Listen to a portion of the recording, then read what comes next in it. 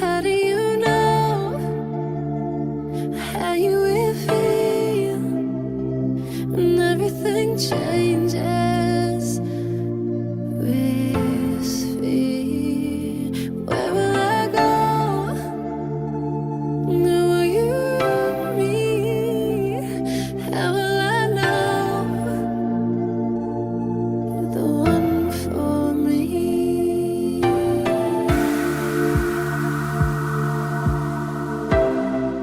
You're the one for me.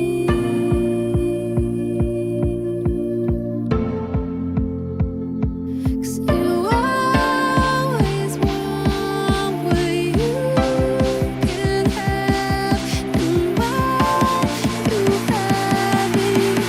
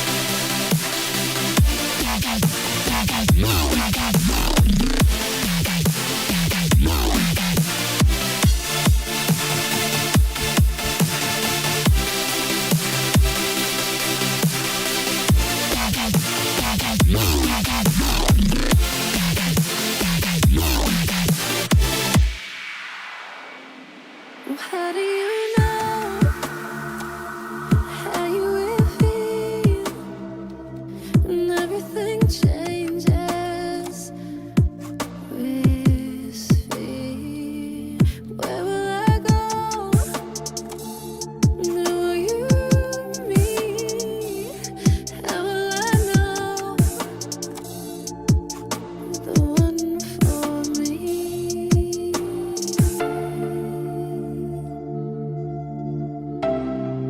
You're the one for me.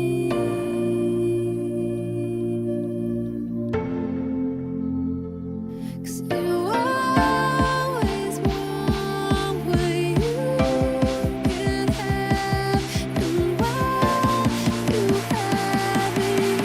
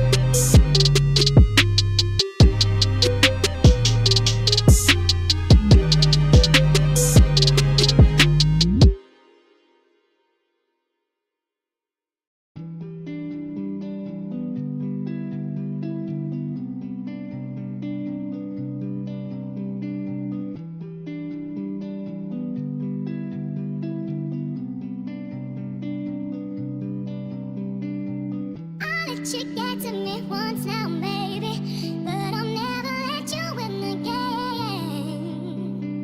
You won't go fooling me twice now, baby. I'm sorry, that's the way it is. Yeah.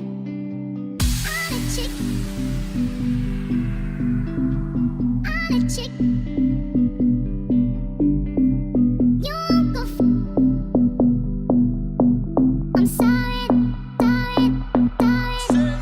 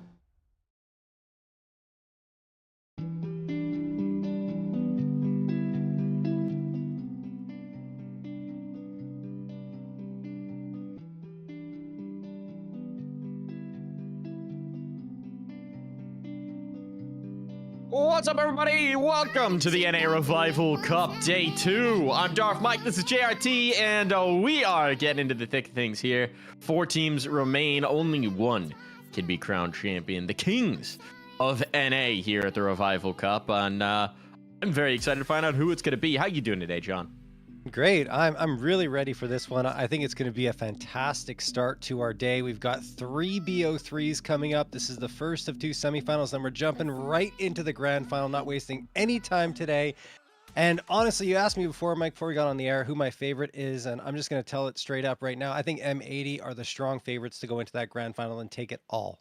I think it's hard after the Pro League campaign to not say that they're the team to beat here, but they're not going to be the first team that we get to watch. Instead, we're going to be dipping our toes in with the NRG Party Astronauts matchup. But this one's interesting because NRG's been a team that's on the heater, right? They're finally finding their form. They're finally finding this team that we knew they could be. And it's kind of hilarious to look at their team pictures because, of course, it's basically EG and OC. Yeah, I mean, well, some of them weren't on the same EG roster, so to speak, but yes, they were all part of the Evil Geniuses organization at one point in time, and then OC was kind of added on afterwards. But OC is a great addition to bring on board. He's been a solid opper and rifler as well. You know, he fills both roles really, really well. But the player I want to talk about, Breeze. He has impressed me so much. He looks like he's found his old form again, and yesterday was the top frag without any questions asked. 43 and 23 with a 97.9 ADR over 2 maps. It was a joy to watch him really kind of take control of the game the way he used to. Yeah, absolutely. And as we know from his old form, the ceiling is sky high, right? Yeah. But it's exciting to see him starting to climb back up to that. And this is really starting to feel like what we didn't see when NRG initially hit the scene, which is just a cohesive project, right? A cohesive idea. You know what they're trying to do in rounds, and it seems like all 5 of them do as well. And that's allowing the individual talent that we know these 5 players have to shine through. So very exciting times if you're an NRG fan. Over on the Party Astronaut side, a little bit of turmoil, right? They were starting to hit a stride. They were starting to look really dang good. And then Rush gets pinched over towards the Nouns project. So they're once again looking for a new fit. They're once again having a little bit of change up. Fortunately for them, Infinite on the market is a guy they've played with before. He's a guy who knows how Ben Leet likes to call. So it seems like, at least in the short term, this has gone relatively smoothly, putting Infinite into the roster, having him play in, complete that team. They haven't really had too many stumbles, at least compared to what we know can happen. But it seems like we're going to be hopping into the server real quick here. So let's go ahead and get into the game. Why waste any time with us waffling when you can hear us waffle with some Counter-Strike in the background as well? Yeah, Veto I mean, for this one, John. yes, Mirage for NRG, Nuke for PA, Inferno Decider. Mirage, NRG, that one makes sense, of course, since we saw them yesterday looking quite strong on this map. You said, what was the map for Party Astronauts? Nuke. Interesting, really. It is an interesting pick. We'll see how it goes. Infinite deleted. Wow, trying to play the patient game, but Hex was wise to his tricks, and now the bomb's going to go down. And Party Astronauts are not terribly well positioned for this retake. They're just now getting into the spots, but even 60's going to be a little late, coming all the way around on towards Catwalk. They don't have a kit either, so these extra seconds that he needs to get in position, these are costly. And it's a really good setup for NRG, of course. Playing off Hex contact. Oh boy, that was a sustained fight. Wow. Don't think either Hex or was it Ben are going to put that in the highlight reel. But you know who might is OC, because that dude just farmed. Yeah, that was amazing. All 5 surviving as well. Yeah, the Vita. So, yeah, Nuke is a surprising one. Obviously, Anubis being banned by NRG because Party Astronauts are ridiculous on it over the last bit. 13 and 3 with a plus 31 round differential. But then picking into Nuke, that's the one that surprised me. There's Ancient, there's Inferno. That could have been picked before that, but instead they go for Nuke. It's still been a map that when they've won, they've been so very solid on, but I don't know. We'll see. Perhaps they're looking over at NRG and thinking that's the best chance for them to kind of exploit their map pool, and it's not necessarily the wrong idea because Nuke is around the middle ground for NRG. So we'll see. Looked like 60 thought they were going for a Dumble Ninja setup. Just the one. It's a full B stack. Getting weird. Can you actually... I don't know that I've ever tried this. Can you stack 2 players, one on each other's head, in the ninja spot? Crouched? I feel like you should be able to do it. Yeah, it seems feasible, yeah. If you have the answer, tweet at us with hashtag NACSRevival. It's probably... Would your head clip through the top? I think you wouldn't be allowed to because it's considered like a barrier to your Yeah, head. I don't think you Yeah. can squat two people No, up there. no, That would no, be no, no. hilarious though if you just peek around and they're just stuck together. Yeah. Two You can- raccoons and a trench coat type of vibe. Yeah. I think you might be able to have two people next to each other, but not on top. Yeah. But then you stick out wide. It doesn't really have the element of Exactly. surprise, which is the only benefit of that position. Yeah. As it is, Ben Lee's going to have a very rude surprise. Maybe not a surprise. Maybe he's expecting this. But, well, okay. The stack hasn't worked. No, not at all. And probably will just be completely avoided at this point. Yeah. There you go. So, NRG going to win this. Party Astronaut's going to fight because why not? They haven't invested anything in this round, and Walco's going to say, well, I'm going to farm some money then. There's $1,800 gained by Walco, and he'll probably go for the clean 2400, but automatic from long range with the USP takes care of it instead. That'll do it. 2-0 for NRG.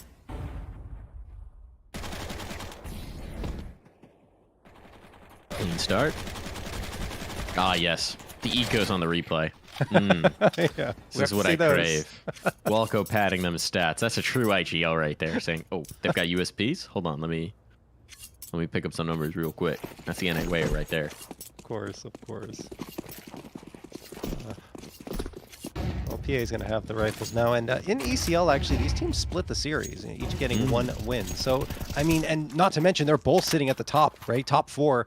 Party Astronauts at 19-6, I believe it is. Sorry, 18-6, and NRG at 17-5. So, you know, these are two teams that have gone up against each other several times and competed toe-to-toe. They have indeed. Ben, look at that tag through the smoke.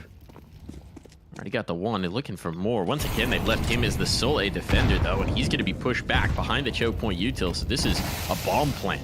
All but guaranteed for NRG, and indeed, the numbers will go down. Now the question is Hexed. He's coming out of apartments late. I think Wolfie's actually maybe looking for the... He heard him. He heard him. They're double swinging to clear Hexed. They'll be able to do so. Didn't expect it to be that slow, but the problem is... Oh, big kill for Chop. Now they got to get a move on. That's the big problem. Clean out the jungle position. Once again, there's no kit. That could cost them. Time's getting low. It's just automatic. They have to contend with. I think they have time. They've got plenty of time. That's brilliant. I thought the double swing back to clear out Hex might have cost them, but they're just so swift on the retake proper. And PA are on the board.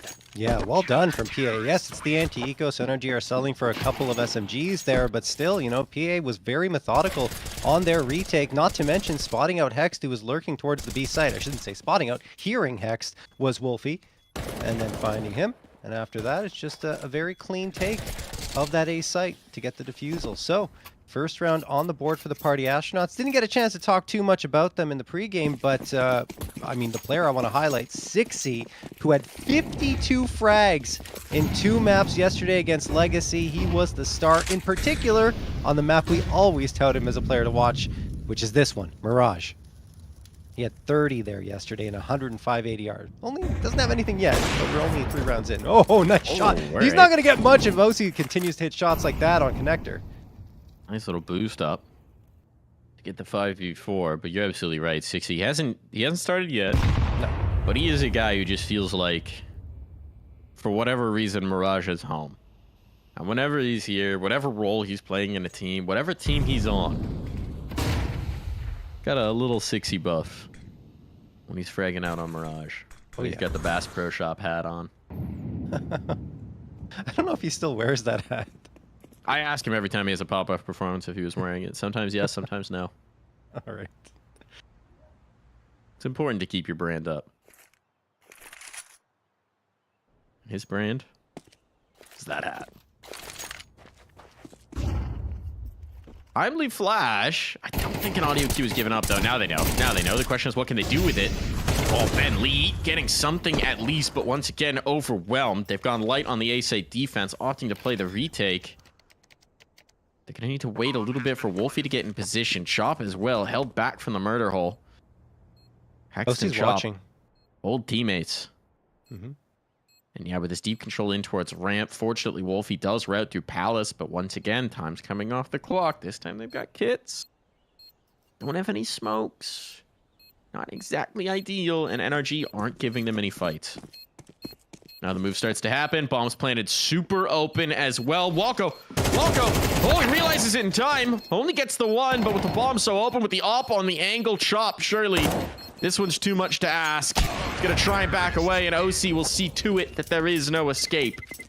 Yeah, I mean, that was a bit of an opening for the Party Astronauts because Walko doesn't realize there's a player Palace until, I would say, a couple of seconds after he steps out. So finally he realizes, but by that point, he could have had a 2K because he easily could have gotten that one to Palace and then flicked around to the site. Instead, he only gets the one, leaving some space for the Party Astronauts to get back into the site and find a defusal, but Hexed and OC too much to deal with. OC hitting 5 frags, leading the scoreboard for his squad, tied with Automatic in fact. And NRG isolate that round victory for the Party Astronauts, and PA is relegated back down to pistols only. A 5-7 and a P250 along with a smoke. That's all that's been invested into the round by them. We've seen even lesser buys come out with victory though, so don't count them out just yet. 4 players on the A site. They're hoping NRG head in this direction. They do leave 1 anchor on B. That is Chop with the 5-7 in the smoke. So he's equipped for a bit of a fight. If he throws that smoke effectively, 5-7 can be very dangerous. Then you have the stack on A. Still, obviously, I'm painting the picture, but NRG have a huge advantage. Yeah, I mean, this has been the early tendency, though. At least Party Astronauts are recognizing it, stacking on the A site. NRG, when they don't have information, it's like, okay, it's exec A. The Mirage Classic. Got the mid control. It's a decent setup for it. You got the window play. We'll take some space. That baits that it might be headed up catwalk, but of course we know based on the positioning of the bomb, that's not likely to happen. As Walko continues to clear angles, taking control of ladder, he's realizing, look, it's a stack some way. And he's not seeing anything towards B. The question is, do they go for cancel? 25 seconds, not enough time for it. So they'll just have to go into the teeth of it. And, well, they're going to shatter those teeth. Chip them. Like biting into an avocado pit. Oh. Bomb down, Chop alone. I hope you've never done that, Mike. Not intentionally. Have you done it accidentally? No, I can't say okay. that. But I guarantee someone has tried to just eat an avocado like an apple and wound up with 1 tooth the fewer. That would be very unfortunate. Well, Chop. See if he can More like an olive. I've probably done that on an olive pit. Yeah. Twice. But that's not as... It's more forgiving on the olive pit. Chop does get that frag with the 5-7 onto Walko. Could get a second one for himself here, too. Ooh, the timing just a little bit off, so he doesn't get the chance at it. And, of course, can't get the upgrade because he doesn't know where everyone else is. So he'll just walk into this next round with nothing, in fact, because he goes for a peek into window room, and Hex is waiting over in ladder. That'll do it. 4-1 for NRG, the expected result given the buy-up for the Party Astronauts in that round. And I mean, you're just going to see it was pretty much a farm once NRG walked onto A. Party Astronauts going to have a proper buy-up again here, though. Will they go for the op? They absolutely will. They have enough money for it. Wolfie, who's been a bit up and down, not necessarily as consistent as I think many of the teams that he's been on have wanted, but certainly has improved himself on the Party Astronauts. I do have to say, if you look at his opening frag stats, they're quite good. I think he's sitting at second in the team behind Sixy, who's a monster in opening frags. So that's good news for him, and he's also improved his support stats and flashes. And we'll get back to that. Hex going to get the opener here. Yeah, the curse happened. Ben gets his one. This time, Sixy gets into the action, keeps Ben clean as well, catching the Palace player. Bentley would have been in trouble if Sixy wasn't supporting. This time, more resources devoted to this A defense. It's not just one man, but look at Automatic. Oh boy, spots a player slipping into Palace. He's got this kill dead to rights. Goodbye, Sixy. Knows that he could just smoke off Palace. And now his teammates have a clear path towards the bomb plant. Beautifully played from Automatic. That's just, again, savvy space taking, savvy control. It's what we've been seeing from him since his addition to this team. It's what we've seen on him on plenty of rosters in the past. This guy's just got a great brain for where the openings are. Play through, flash dodged, both picked up, Automatic highlight round. He even gets Ben. He swings towards jungle and finds... Yeah, he got the frag on Ben. Yeah, that was a 4K for Automatic. I don't know. I think we have to see the replay on that one. Can we see the last one? Yeah. What? He just yoinked his teammate's kill. This was nice. Yeah, Little this was maneuver, knows beautiful exactly where spacing, they're coming yeah. from. He Oh just my turns goodness. around and gets Ben lead as well. He had plenty of time too. Wow.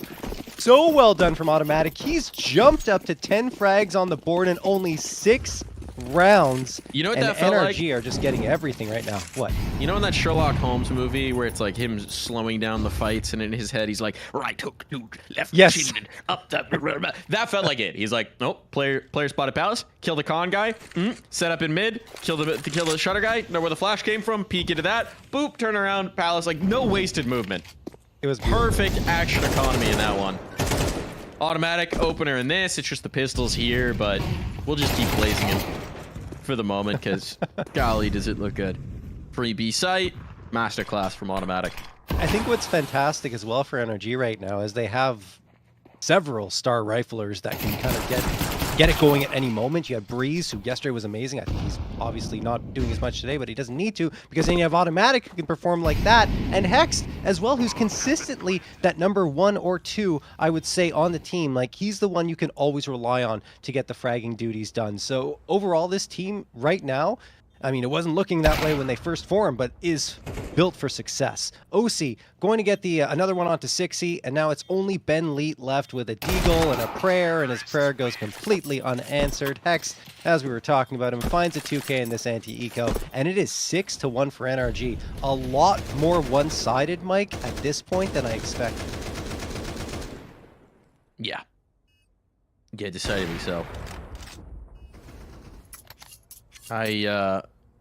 I think there's a couple concerning points. You haven't really, I mean, we highlighted him early. 60 hasn't really gotten engaged. Wolfie hasn't really gotten engaged. This is now his second chance with the AWP, so we really do need to start to see it.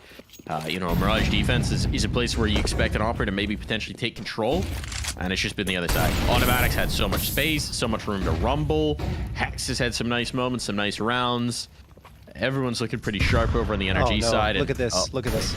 Oh boy, Gunrail spotted. Execution there. Automatic giving them a different look. He'll finally be felled, but in the meantime, teammates dropping away. The A defense is gone, and so is everybody else.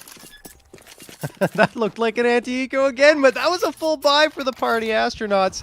And Hex gets a 3K, makes it look easy. Look, he spots out Ben, which supports his Palace play, then flicks around immediately into mid and finds Chop and Infinite. Timeout call by the party astronauts. This is a good time to do it because things feel like they're completely falling off the rails.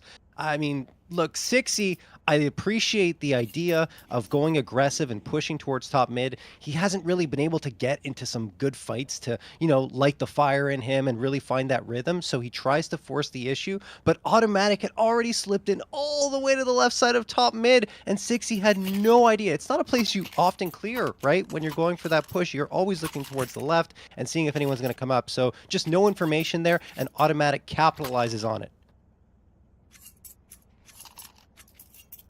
What are we getting out here for PA? This is starting to, I mean, it's long since gotten concerning. It's starting to turn into an absolute blowout. And this time, some SMGs, 3 smokes. Where you go with this? Chop, glass cannon MP9 to anchor B. Oof. That one's gonna hurt. Ben Lee trying to play a little bit farther forward with the SMG. They're trying to shift up bodies. I understand the stack going towards A early, but the smoke in the window, the denial of information in mid, they're nervous about it. Now Wolfie's trying to go for some peeks on this smoke fade, potentially. Won't be faded for long. No information for you. Yeah, and they have no idea that no one's actually at mid, and the entire hit's going to come towards the A site. And Ben, before he can even throw the smoke down to the ground, Hex takes his head off. 60 finds the insta-trade, but he's trapped over in Palace now. Does manage to get himself an upgrade to the AK, but he needs reinforcements to arrive, and luckily for him, they're there. The problem is they don't have the best weaponry, so he tries to force the issue. Doesn't work again. Automatic trades, and Wolfie pops out. Oh no, he had a chance for 2, but doesn't get it that time. Now he will. But it doesn't matter because 2 frags come in simultaneously. Automatic and Walco settle things down, and that will do it. Messier than it's been, right? Yes. At least party astronauts getting this a little bit closer in some of the rounds, trying to play a little further forward, causing some chaos. 60 taking that space in Palace gives them at least something to slow down this take, to put a hitch in their step, but It's not felt for long. NRG able to clear it just fine. Yeah, and the At money's this point, so good, so it doesn't matter, right?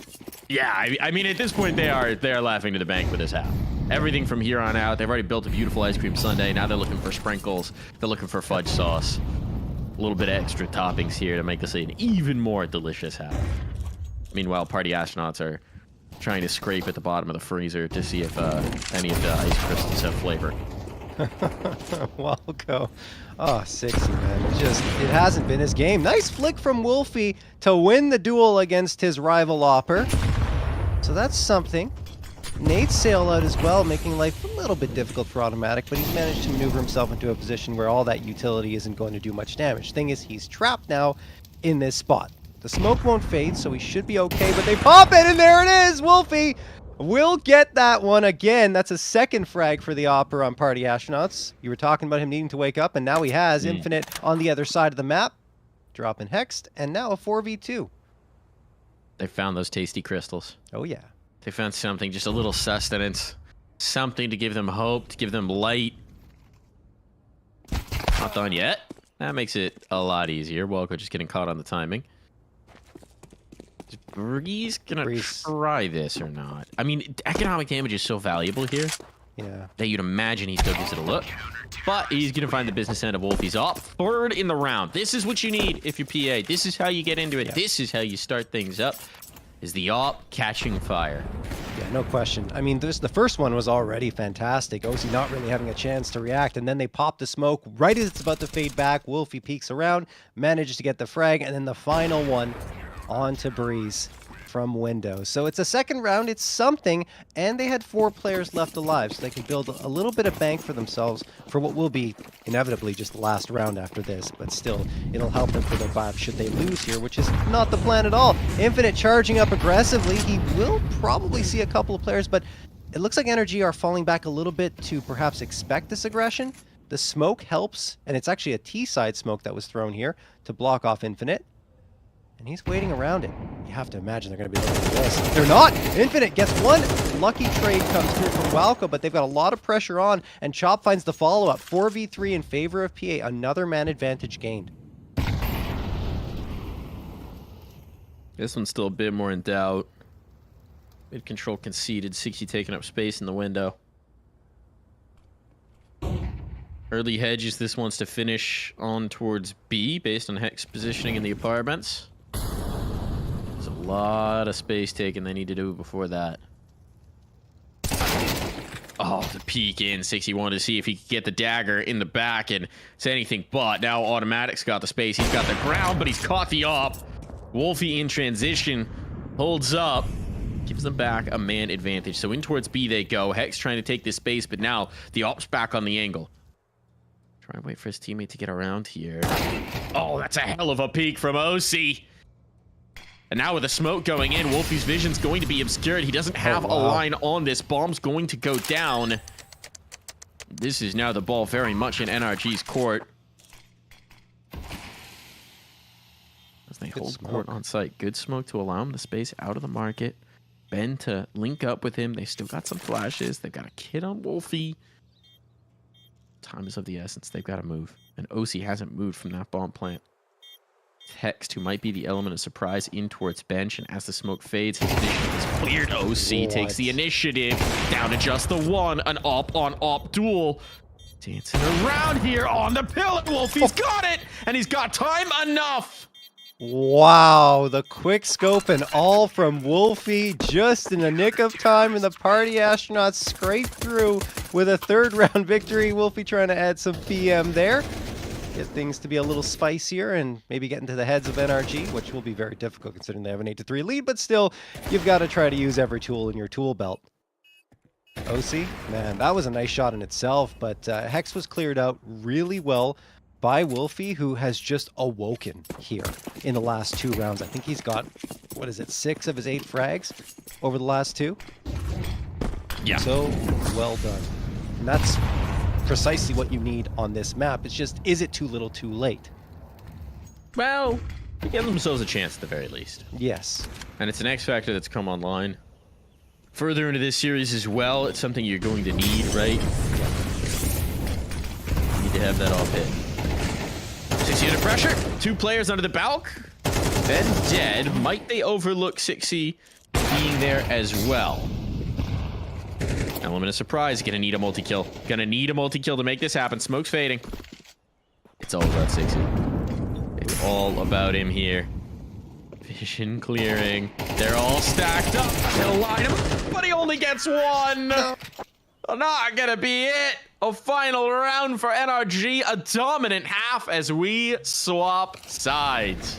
Oh man, speaking of X Factor, 6C has not been one here so far. I mean, that was such an opportunity, right? You thought he was just going to transfer and get at least 2, maybe even the 3, but only lands 1.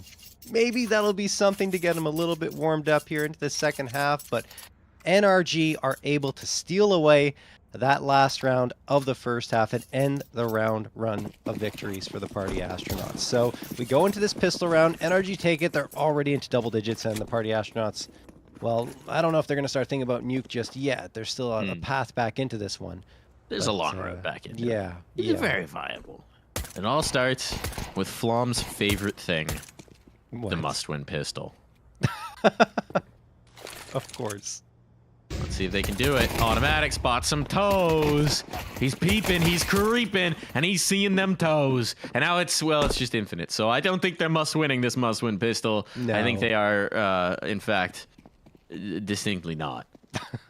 Hope of a bomb plant gone as well. Hope of the force buy may be waning. Infinite's position now known. He does get the 1. Oh, the second. Hold on, it ain't done. And he did damage though, so he got him down to 13. He got the dink. Yeah. Oh, what a goosh. Yeah. Goosh, dink, donk, cronk. All just infinite now. 50 seconds. Got the time to put this together. Needs the bomb, though. That would be helpful. Really, this is just going to have to be an ace. Yeah. Don't think there's a chance he's slipping away with that C4 with the players in the positions they are. USP acquired. 8 bullets in the gun. 8 potential headshots coming through. And he won't fire the first. Oh, well. I mean, great effort, at the very least, trying to make something out of nothing, given the circumstances. But in the end, he will fall by the wayside, as 4 teammates before him did. And NRG are going to take their 10th. Party Astronauts don't get a bomb plant either, so that makes their path back into this one even more difficult. I would imagine they're going to force up anyway, probably? No, okay. So they're just going to, I'm not going to say concede the 11th NRG, but make it a lot easier for NRG to find it. Only Glocks, and they have a piece of utility. It is a smoke. And, excuse me, 2 pieces, a smoke and a flash. You know, conceding here is just going to make the inevitable run back to 13-11. That much more impressive, John. Yes, of course. This one's already over. It's all right. They just need 10 rounds in a row. Yeah. Against a very hot NRG. Me personally, no doubt. No doubt in my mind. All right. You heard it here first, folks. Party Astronauts winning this 13-11. It's actually going to be the chop farm. That's what I'm here for. Yeah. Calling my shot right now. I'm going to go against that one, Mike, and say that this one's probably over. Just taking the easy money. But there we go. There's the opener. Okay. Now the faith being rewarded. Proving John wrong here. They don't like being doubted. It's the bonus. They don't like being doubted by one JRT. Prove the haters wrong here.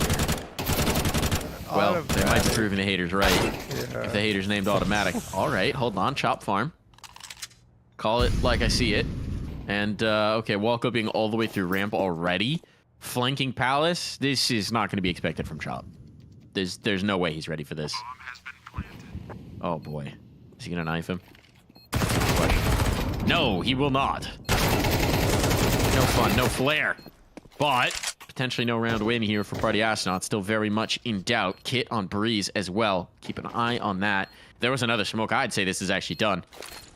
The stick alone would be tough, but now that the con smoke's gone, little bit more visibility on the bomb. Well, there's a player ramp, but Breeze is just going to go for the stick. Can't get the shot on the cat player. They're out of time. They're out of chances. Walco wants one last fight, and he's going to win it. But that'll just let him keep his rifle alive if he can get away from this bomb. Run, Walco, run. Oh, barely survives. Yeah, and so the story begins, John. IGL v IGL, Walco winning that duel. I would say he's winning that more often than not. But yeah, no, I mean, Party Astronauts still managed to secure it. The problem is, look, that's their first buy. They lose 4 bodies. Walco walks away with an AK. And NRG is going to be buying back into this round. So, I mean, PA, yes, you get that 4th, but this one might be a little more limiting in terms of your utility, and it is, you know, it's not that bad, right? Infinite's only missing a couple of pieces, but 60 was missing 3, and they already used a lot of it just to kind of threaten towards mid. And NRG, they're smelling blood. They have 4 players towards mid. I'm not sure if they're going to get aggressive here off of it, but yeah, I mean, you see Breeze already hugging that smoke. The rest of the players have backed off here, and it looks like P are going to go for a quick hit. Oh, that nade, so good! 3 players get connected on by it. Now 60 is dropped by automatic, and NRG have a beat and a read on everything PA is throwing their way. OC traded out. Making this work now. PA down in the numbers, but still a shot. Breeze! Oh, execution! The flank on. Backs presented. Shots landing. No problemo. All right, map point found. The dream, John, it might be dead. Yeah, perhaps so. The dream might be just a little dead for PA. Well, now they're going to start thinking about Nuke a little bit. It's a long series. It's a long series. Plenty of time. This is NRG's map pick. Shake it off. Yeah, of course. We'll see what they've got in store for us on Nuke, or maybe we won't. Maybe you're right. Maybe they will find a path back into this one. 8 rounds in a row required in order to get to overtime. This one's a little bit lighter. 2 Tech 9s, 2 Deagles, and the AK. Infinite rocking that. He's been one of their better fraggers so far here on Mirage. At least in terms of the riflers, I would say he's been at the top. And we can't forget that, you know, Rush was providing a great amount of leadership to this roster and was performing in every category possible, so he's a big loss. Infinite is going to get 1. Walco gets the immediate trade here onto 60, and the fighting continues. Oh, they're getting hungry. They're getting real hungry for these. NRG wants to end this now, and now they've got a ton of information, but Chop is going to make them pay the penalty for it. Didn't expect OC in by the fence. Now exit the support as well. Wombo combo here. They're fallen by the wayside. Bomb's not committed, but Infinite trying to sell the presence. Wolfie's on a journey. Wolfie's on a serious journey, and Walco's starting to get wise to it. Starting to think, hey.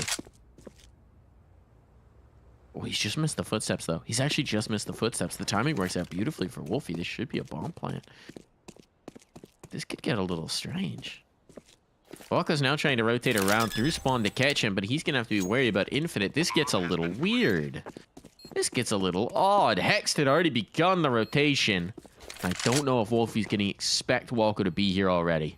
No. He's not looking for it. He's not checking. And again, this is just going to be a backstab, a freebie, an execution, and now all the pressure in the world on Infinite. Jeez.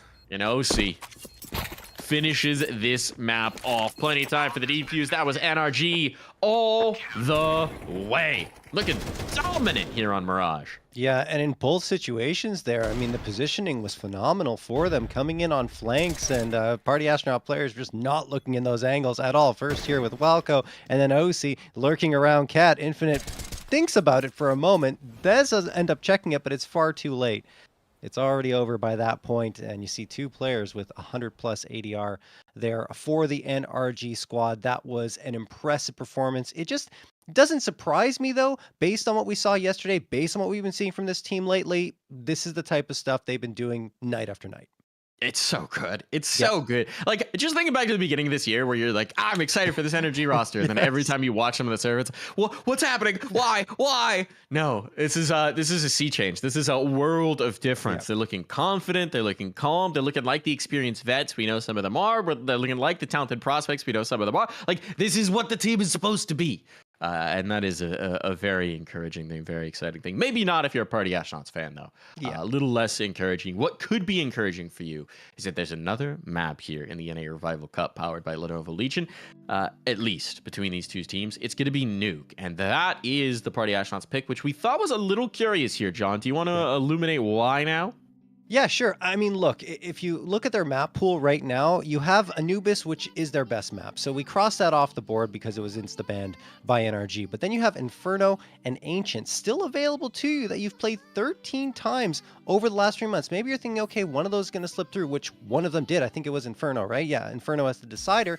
But Ancient, for me, would have been a better pick in this case. I mean, look, yes, NRG are very strong on this, but you're going with your favorite map. You're going with a map that you already know you can perform on, go toe to toe. So yeah, Nuke is a decent one for PA, but they haven't played it that much. Maybe they're trying to work it into their pool. Maybe they've got something special for us. They'll have to show me. It might have to do with the way they have more comfort with Infinite as well, right? Presumably they haven't had a lot of time to figure out what they want to do with Infinite, how they might want to shift things up. So might just be about making it work as well. Still, Nuke promises to be a banger, and we'll find out if it's going to be when we come back from this quick break.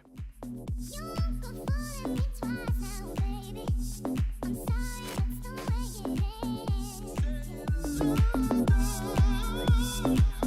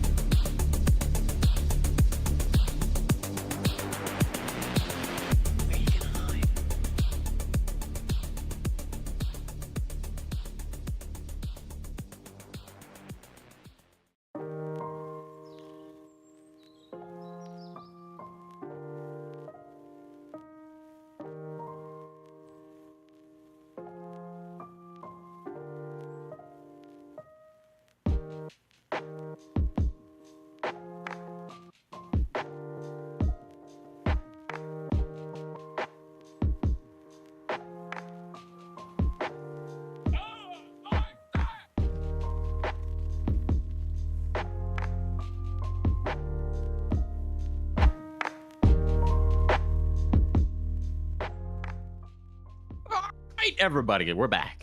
We're back. Let's get into the action. I saw the last tweet before we went back was, let's go, Danny. Danny is 60. I can call him by his first name because we're close like that. Yeah, that's right. I know pro players. It's not a big deal.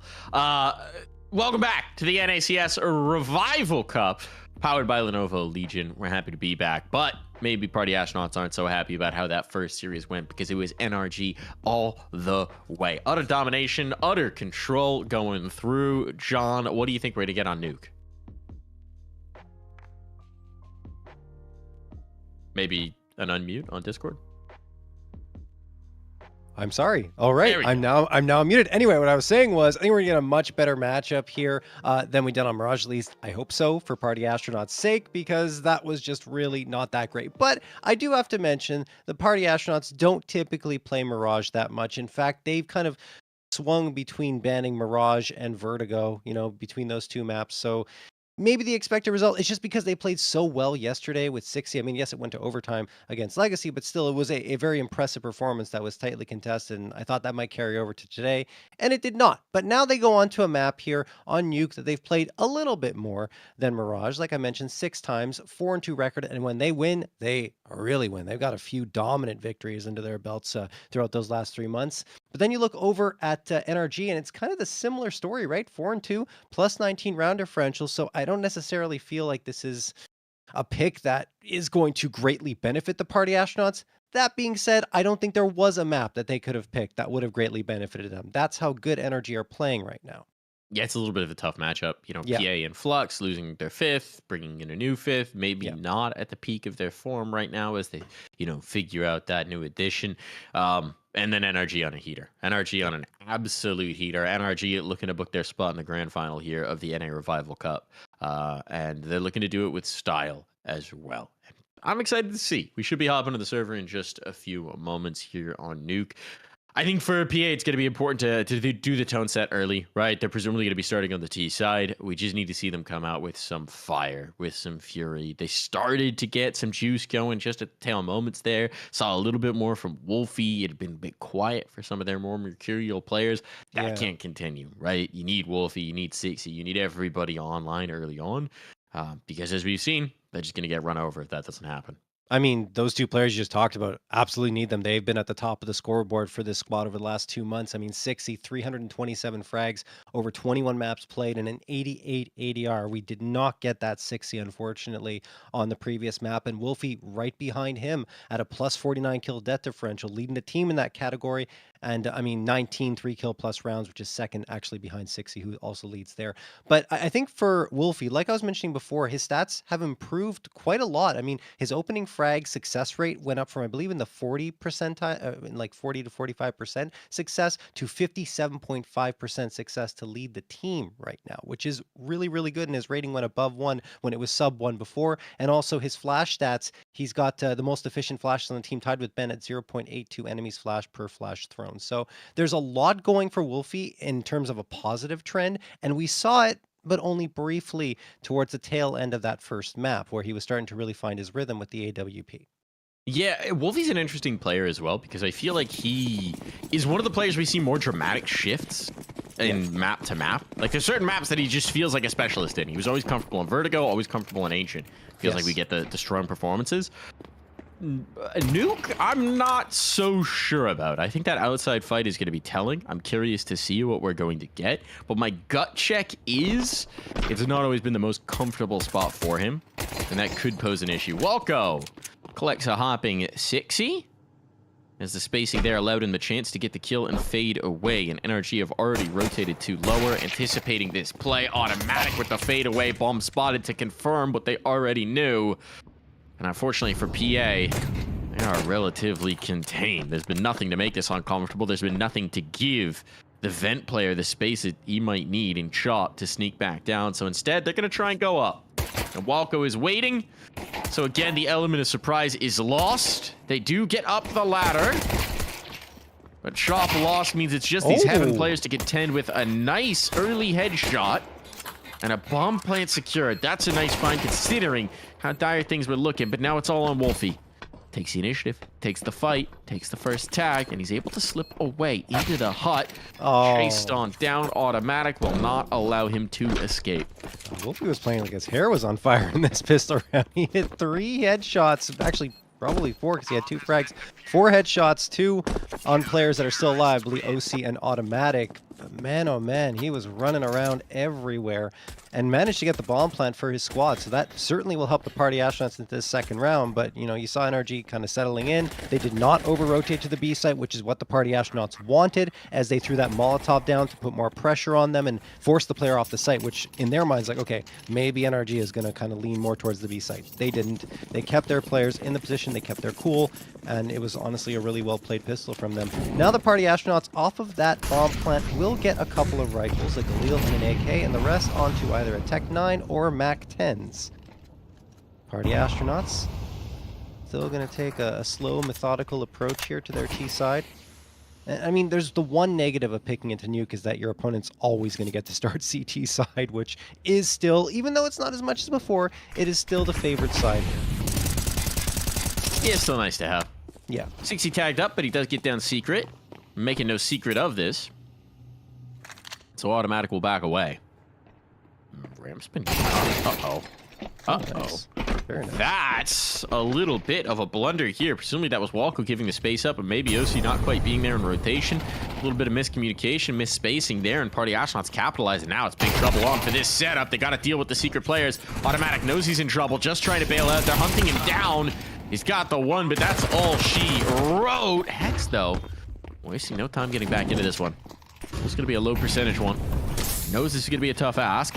So they're just going to try and get on the bomb early. Hex lost, and Breeze to follow. Decisive round from PA. That ramp space gets given to them, and they take it all the way to the bank. That is a big one for them to find. You're absolutely right. Just walking in there, Wolfie spots a player popping out from admin and immediately deletes him with the AK. Now here, Automatic, I thought he was going to die without having any impact, but he manages to get one, and after that, Hex and Breeze make it interesting, but they just couldn't get to that bomb. They could not get to that bomb to try and start a sneaky defusal, and Party Astronauts knew all the tricks they were trying to pull off. So now NRG, after winning the pistol, lose the follow-up, and I would argue NRG had a pretty strong buy. I mean, the SPA had a couple of rifles, but still. Oh, see! Through the smoke! Gets a little lucky there with the lineup, and finds one onto Infinite. That will help immensely. Can't underestimate his deagle. Oh, jeez! They left They're playing with fire. OC's punishing it. Nate's to chase. Might be a goner. Molotov to force him wide. And yeah, indeed. Oh, good util. Played that to its maximum, but utility usage from Party Astronauts keeps that being their Achilles heel. They slow things down now. Got the space. Got the player down secret. Expecting some sort of response here, potentially outside. Play the long angle. Superior guns. Now group and hit. Seems like it might come in towards A. That's what NRG wants. Timely smoke in. Offing this, but to no avail. Oh, the push-up secret. This is good timing. This is good timing. I think Ben Leet's watching it. Breeze pushes in, gets a rifle off of it. Good kill from Ben. Don't know if Automatic was spotted on the second. Don't think he was. But good awareness from Ben to be watching, to be ready for that secret push. It could have been a major problem.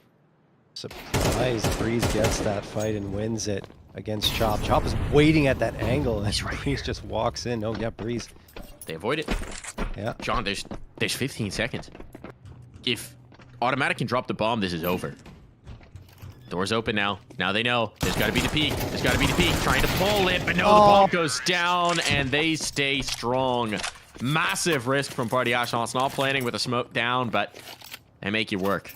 Yeah, and I mean, the force buy doesn't pan out for NRG. That shot is just ridiculous. A little bit of luck going a long way for OC, but that util usage, you didn't see it there, but that's what led to the frag for OC. We saw it while it was happening live at the very least.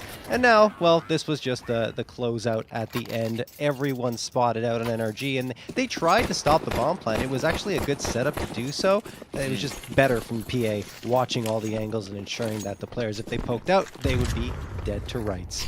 So we got another pistol round. Yes, Mike. Breeze is contending for my favorite player in the server right now with the Zeus. Oh my god. I appreciate it. Let's see if he can get it. Zeus meta on top. Playing outside hot, I mean, it works if they go for an upper play, just straight up. 60's a little isolated here. Never mind, he's got a player coming in to support. This should be A-okay. Hex dealt with, no problem. No chance of giving up a gun. Very comfortable in the fights. Party astronauts, that's the way you want to go here. And not only that, I mean, yes, it's just eco frags, but 60 is warming up his aim even more so here. He's at the top of the scoreboard with 7. This is what you want to see if you're a PA, not to mention your supporting cast is doing very well, and Wolfie is right behind him at 4 frags. So, Party Astronauts, 3 on the T side. Very good trend happening here on Nuke, and they've kept NRG's economy limited to the point where they can't get that AWP up and running just yet, and even have to settle for Famas here in Walco's hands. Molotov, top of hut. Hex does manage to find a small gap where he can stay on top of hut, right above the door.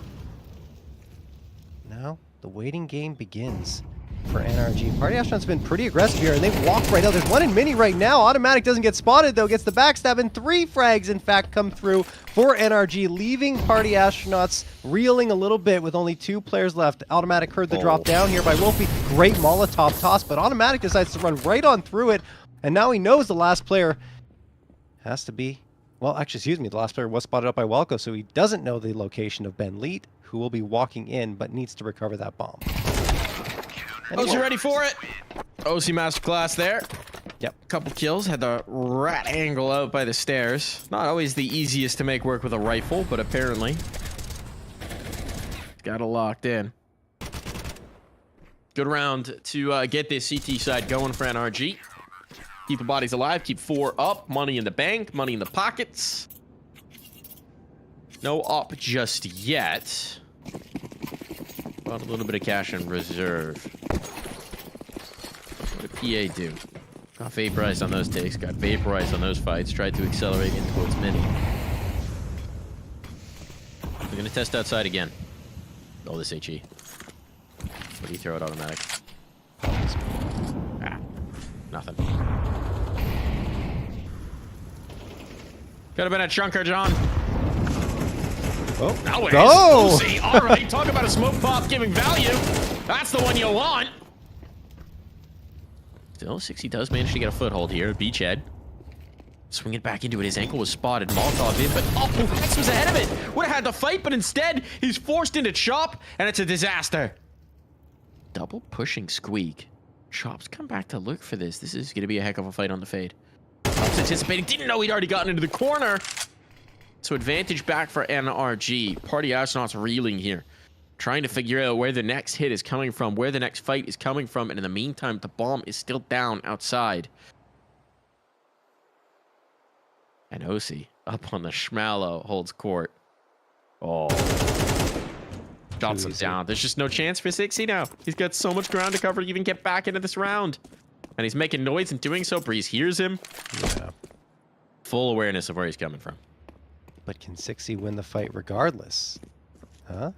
25 seconds left. Right? Yeah, he's got 25 seconds left. The bomb on his back. I think he just kind of has to go to A. It's the better chance of getting cleared out. He will be charging in here. He's not going to stop. 15 seconds now. Needs to find a frag quickly. No, he's going to drop down into B. It's maybe the right play. He spotted out the player. 9 seconds now. Needs to get this bomb planted. Frag instant. It is. Bomb will be planted securely here if Breeze can't kill him. But oh no, 60 gives up on it. Breeze was right there. And NRG do take the round. He gave it a heck of a look. He gave it a heck of a shot, but we knew. I mean, he knows. Everyone in the server knows. It's just an impossible situation when the player goes down outside, right? Yeah. It was great maneuvering from OC to be up on the silo. Last position that he'd look for the clear. That's a tough one for PA. Chaotic round. Lots of fights taken across the map. Party Astronauts just couldn't quite put together the picture. So we're tied up. It's an eco as well. 60's going for the Hero AK. I don't mind it. I mean, he's had a hot start. We were talking about him on Mirage. He certainly delivered here on Nuke. Gonna need some more of it, but the man is 10 and 4. So you get at least one of these. Gets one. I think he's been doing a good job outside. Oh, is he going to win this battle? No, he doesn't get the one. Automatic, with the more accurate M4, will deal the killing blow. We have a 5v3 in favor of NRG. Now the gun is gone. I think Bentley might be able to recover it, but you have to imagine Automatic's going to be hovering in this position for a little bit longer. He absolutely is. Still at Big Garage. Waiting, holding the angle. They'll be able to recover the AK, though. Wolfie's got that. So Automatic could be at risk here. It's a pretty nice angle he's holding, but no! Yeah, he's going to go down. Wolfie will be able to deliver the kill, and that will clear a bit of a path to the B site. Walco trying to close that gap quickly, but he's the only one here. So if P are able to take out Walco as well, then they've got a chance at least a plant. I don't think they're going to check upper. Oh, they just planted the smoke? I like it! Bomb plant is going to come through, and they still got 3 alive. A real nice find. Walco down. Is it done? Certainly not. OC. Open things back up, and yeah, job eliminated. OC and Hex making it happen here on the retake.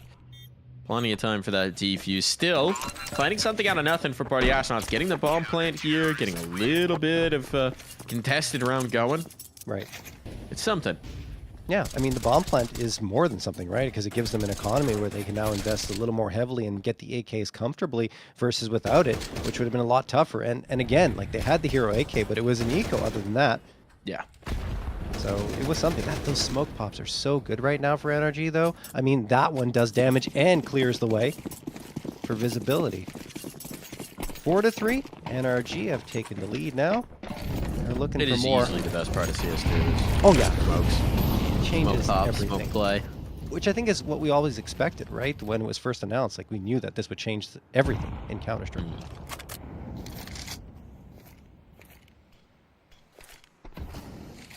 Just the way you play the wall of smokes, too, it's completely different. Because you can't just, okay, wall of smoke's up, now we can charge into secret. You have to be aware that the timing of a nade pop could come through. I think it was best illustrated. That's a nice kill. Okay, hold on. That got ramp control. They cleared out. OC's down as well. Hold the phone. Party Astronauts are making a long-distance call here. Straight into the B site. And Hanks is here to pick up the receiver. Bomb's not, though. Ben? Who needs the plant? Who needs Wow. When you're hitting shots like Ben Lee, no chance for Automatic. Breeze next to Falter. Wow. Full elimination here. No bomb plant required. PA. Look at decisive. No bodies lost either, and Wolfie's finally activated with the AWP. Ben swings a... It's a wicked shot. That's not easy to do. Hex was waiting there and expecting him to be in that position. Then 60 just stomps on Breeze at the end of it with the AK and his feet post-frag. Tied up 4-4. This is a great T side being put together by the Party Astronauts, and they have broken the economy of NRG as well, to the point where NRG are just opting for pistol upgrades and a hero FAMAS with armor on Breeze because he had a little bit more cash in reserve. The next buy up will be very good, though, given how much money they have. Let's see what they can do with that lone rifle. Smoke's going to come up. They don't have the util to blow away those smokes this time, so now one player has already slipped down into secret. That is 60. He'll be hunting for some more frags to add on to his tally of 12 so far, leading the server.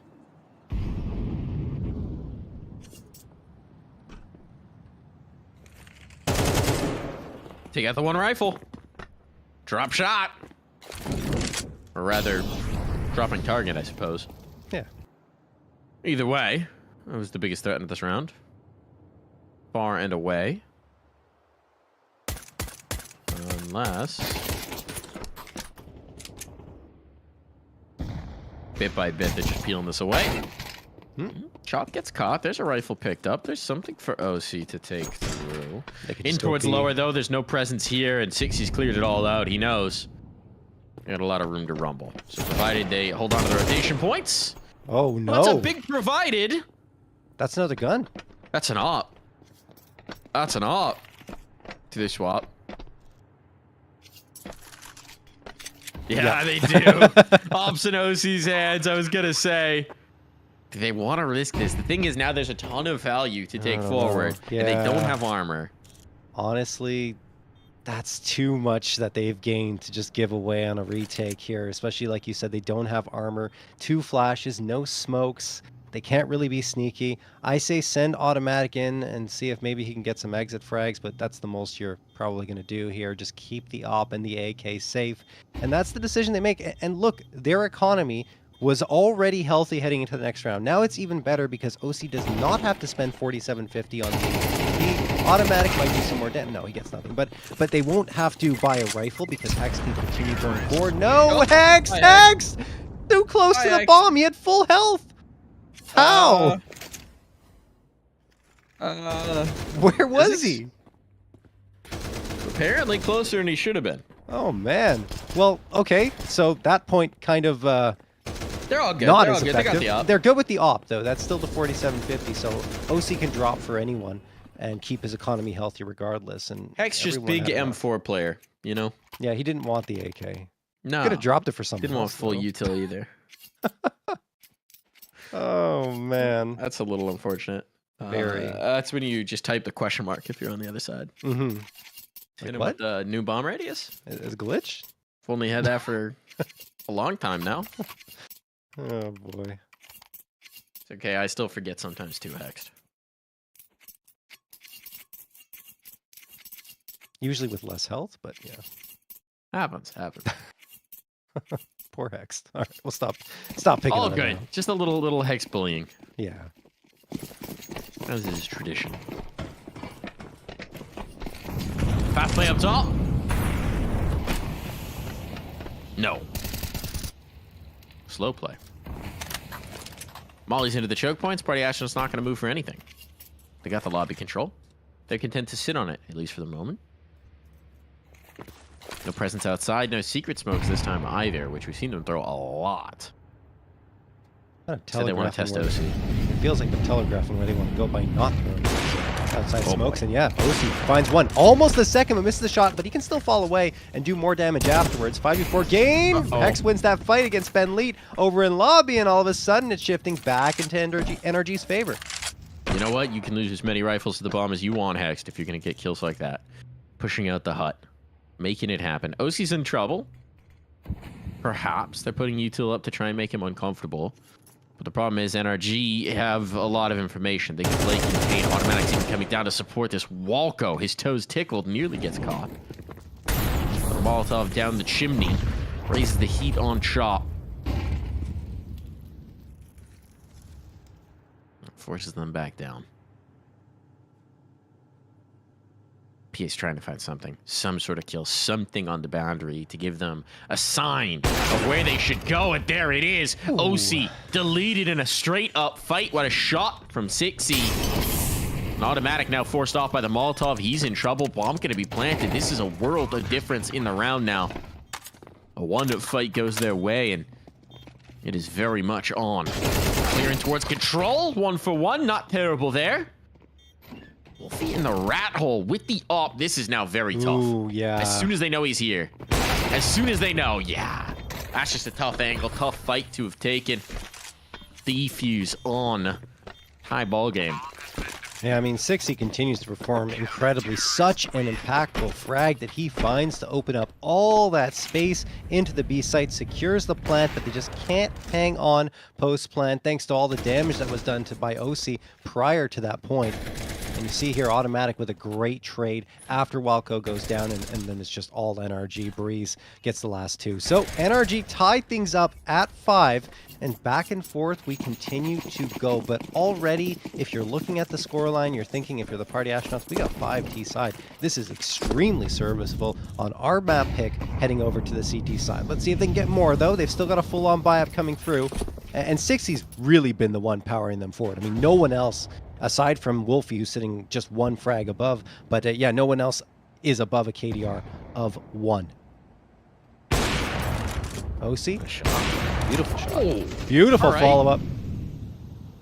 That second one's a little hot. Get you going. Hex okay. just with the spam fight. That's a nice find. Taking that one straight to the bank. Ben Leet slips the gap, though, through the smoke. Now the space lower. He doesn't have the bomb. He doesn't have the bomb is the problem. And now he's alone. And I don't know if they know that he doesn't have the bomb. But there's not a whole lot he can do with this. So Ben Lee on a great adventure here. Just trying to keep them guessing about where he might come from next.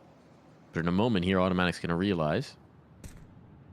I think he turned away just before he saw it. I can't actually tell. Don't know if he has the info. Ben up the ramp. Creeping. Crawling. 30 seconds to try and make this happen. Try and get all the way back to his C4 on his epic journey. There's the spot, and OC will let him go no further. Wow. Great angle held from OC, and we talked about 60 on the Party Astronaut side, but it's OC with the op, the rifles, everything. Rocking and rolling here. This time, it's the big green at the beginning with a 2K, and that looked pretty. He had the style points as well on that second one. Ben Lee, I mean, as the last one standing in this situation, what else can you do but walk and hope that no one's watching? But OC's right there to finish what he started. 6-5 in favor of NRG. Party Astronauts, they want to slow things down. They call a timeout for the final round of this half, which won't feature a very good buy-up for them.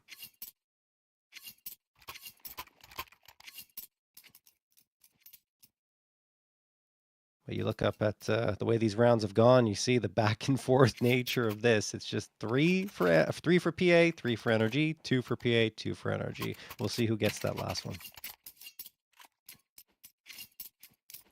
Mac 10 3K. Maybe. Unlikely, but maybe. Surely a fast play off this. The emphasis on the Molotov, well, feels like an upper hit, but never mind. They're going to go outside. They want this base. They want this duel. Flashbang's going to slow them up, at least for the moment. Not got a lot of util to spare, so they're going to have to be sparing with these. There's the smokes. That's all of them. And OC spots one before it blooms. 60 gone. No Mac 10 3K for me, unless Infinite makes it happen. Walko into the rat hole. Tucked on in. Here comes the swing. No Molotov clear it. And he knows they've gone past. Walko gets everything he could possibly want. The final shot to boot.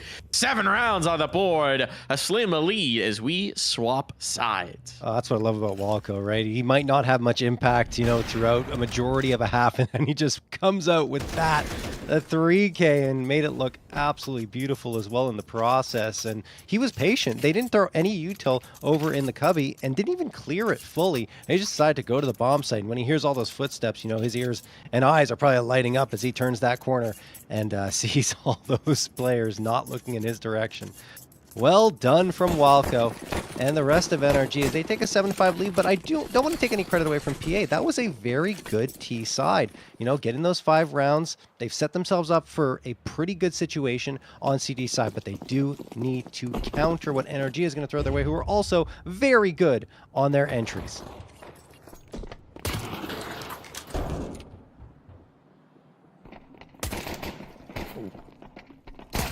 Oh. Good trade. They're going back to A.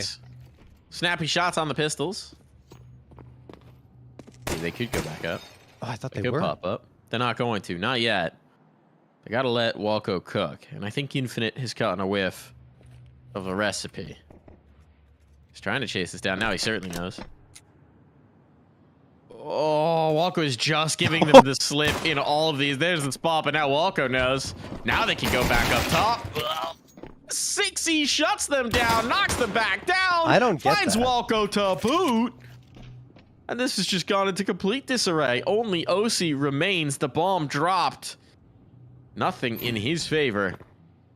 How has this gone so very wrong, he wonders. The second kill found. The ace will be required. 35 seconds. Better get a move on for this. And they know. Really just need to limit his opportunities at the fight. A poke, a prod, a wiggle, and a jiggle up top. Keeps him from getting locked in.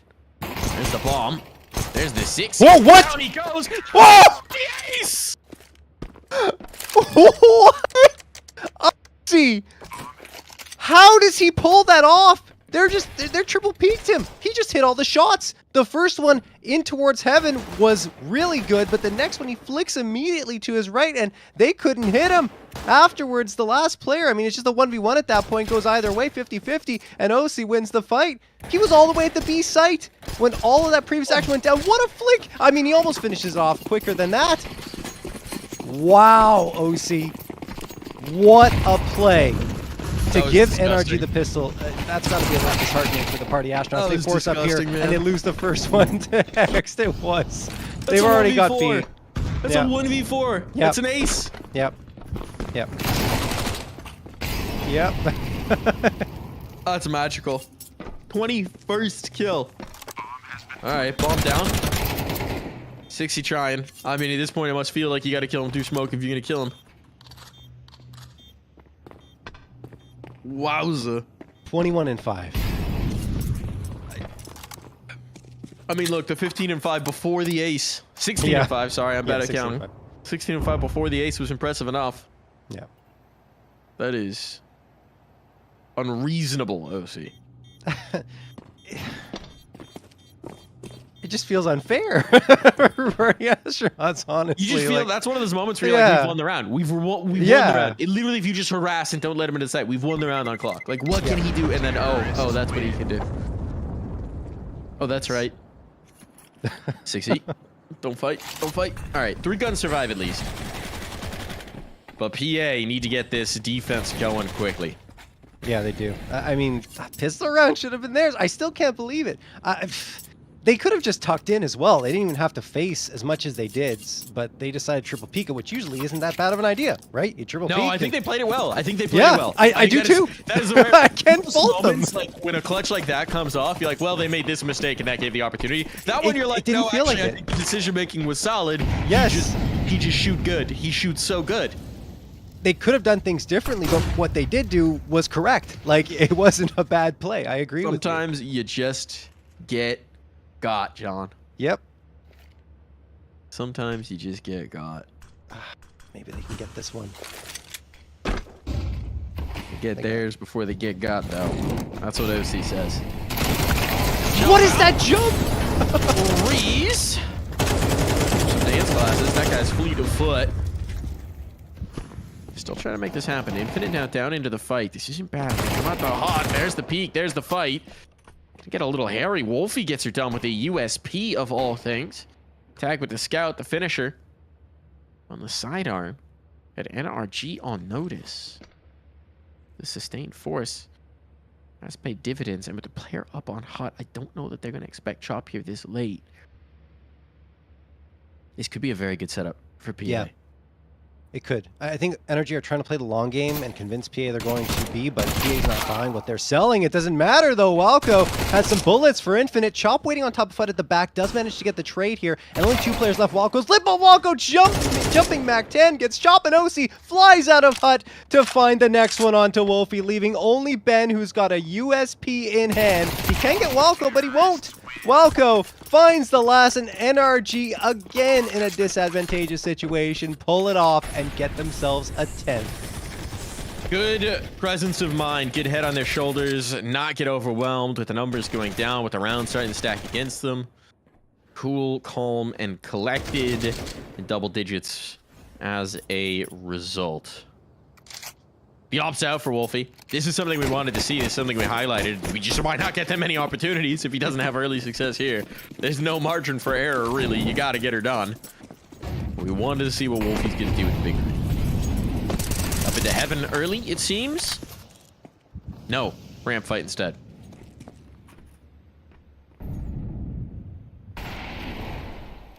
Smokes it down outside. 60 wants to get active. Is there flashbang through? Automatic's filling the space. Instead, Automatic's gonna cost Ben lead his life. That was the smoke pop that Ben was trying to go for, but 60's got them on a line. The gun swap.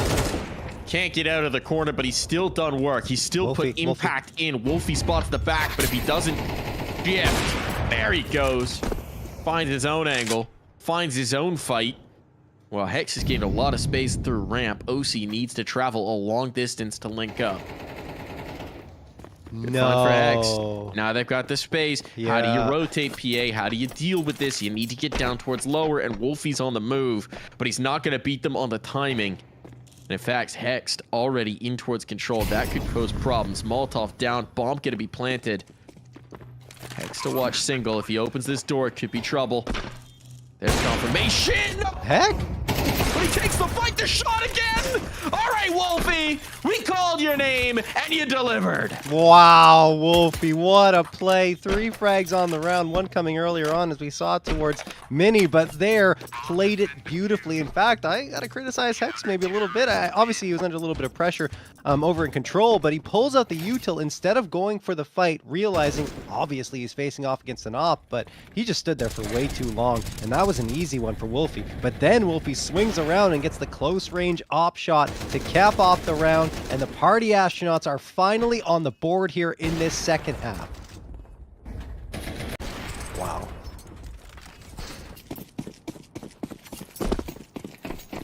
Thing is, though, problem for party astronauts. NRG built up a lot of money at the beginning of this half, so they've got a full buy coming through once more. They don't have to worry about the op of OC anymore, but they'll have to worry about his rifle, which is just as good, some would argue. Infinite, opener. Does he get the second? He does. No way to get into the bomb site, it seems, for Energy this time, but Automatic does slip through. Finding it onto Infinite. Chop waiting on top in heaven. Molotov forces them out, and Automatic gets the frag. OC finds the follow-up. 60 next to fall, and we have a 2v1 in favor of NRG. Only Wolfie left. Does he have the heroics again? No, is the answer. Immediate, as in fact, NRG gets the 11th. Too much to ask of him this time. Right, getting back into the angle, getting back into the fight. Oy, oy, oy. Advantage. Infinite gave them the chance, gave them the shot, and they could not hang on to the upper site. This OC guy feels unkillable right now. And Hexed alongside him, just too much to bear. Now the money in the pit, in the toilet, gonna have to eco. Gonna fight for overtime. Again, party astronauts are just playing on borrowed times, it feels like. Just haven't had the chance for a sustained defense here. Oh no, 60s is in trouble here. Maybe. They don't know. They don't know. They know. They know. Automatic knows. There was a gap in the smoke. No capitalize. So outside presence gone. Getting down secret. Whittling away bodies as they go. Chop with a fadeaway. But as NRG pump the brakes, slow this down. Chances for party astronauts are few and far between here, John. Yeah, not looking good. Still got a deagle here in Ben's hands. Maybe he can pop some heads. I think the problem is they just don't have much manpower or firepower to deal with NRG and these AKs that are coming down their throats. Walco. Moving in. Wolfie's getting a little bit aggressive here. Finds Hex. Hex can't connect on the shots, but neither can Wolfie. And, you know, Hex just says, here is a Molotov. I'm not going to let you push up any further. And it kind of pushes Wolfie back in towards that B site. Chop. Chop. Coming up. Gets it onto Hex. Okay, now we got a round on our hands. 3v3. Chop gets the upgrade to the AK. NRG have managed to make their way towards the A site. So the plant will come through. But this all of a sudden gets more interesting. The problem is they're totally locked out. They don't have armor. They don't have util to get back in. Chop's picked up a smoke, but he needs a freebie. He needs a gift here if they're really going to have a chance at this one. Even on the spacing, his teammates were far away. It's just not going to happen. Play for exits. Maybe try and make something happen. But no kit. No chance. No hope. It stings. But you just got to concede. Ben's going to try and keep them in towards the bomb. Can't find some damage. And it's a possibility, but Chop's got that AK hidden away in spawn. No. And he will be the lone survivor of his squad. It's a shame, honestly, because it seemed interesting, right, with the AK picked up. It's just that, like you said, the positioning just not great for the other two players, and I mean, Chop couldn't do much. The smoke is literally just thrown to convince NRG that they're going to come to the site and keep them on the bomb site instead of letting them hunt. And it did work. Yeah, 2 more players died after that bomb explosion, so there's only 1 AK that makes it out from NRG. For PA, I mean, considering his unarmored pistols, it's not a bad result. You keep the 1 rifle through. You've got NRG in a situation where if you can win this round, you can break their eco, but you have to win this round. This is now what matters. Obviously, it's map point for NRG. Yeah. But if you can win here, if you can take this first step, the next one's just a little bit easier because of the work you did in the eco. Still, that is a massive if. That is bold, underlined, 48 size font if. Infinite. Some more ifs, but hexed fast into the action. Making it happen with the SMG. 60 back through, kissing Walco. Chaos. And it's an OC clutch attempt again. What do you got for us, Josh Ohm?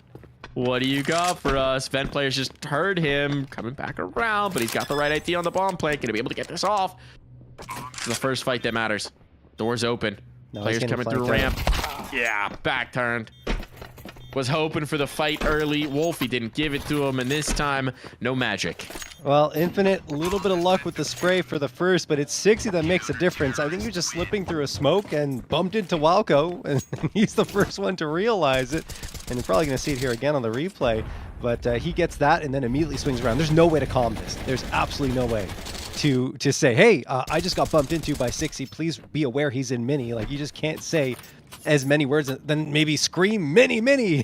And by that point, the reaction time is just not there, and 60 manages to convert the second. So the party astronauts stay in it, and like you said, Mike, because of the fact that it's so much damage in that previous round, now the economy for NRG is not enough to justify a buy-up. They're on to pistols and a Hero Galil for Hexed. I'm a little nervous. The op's pushing up into a sea of pistols. It's a double setup. He's got a rifle along with him, but this could still get weird. One quick headshot, and this is very troubling. Oh, spots the hand. Spots the hand. He knows. Oh no! Goes wide. It's all good. It's all good. Bentley puts in the work. Keeps that from getting out of hand. He only had 10 health, John.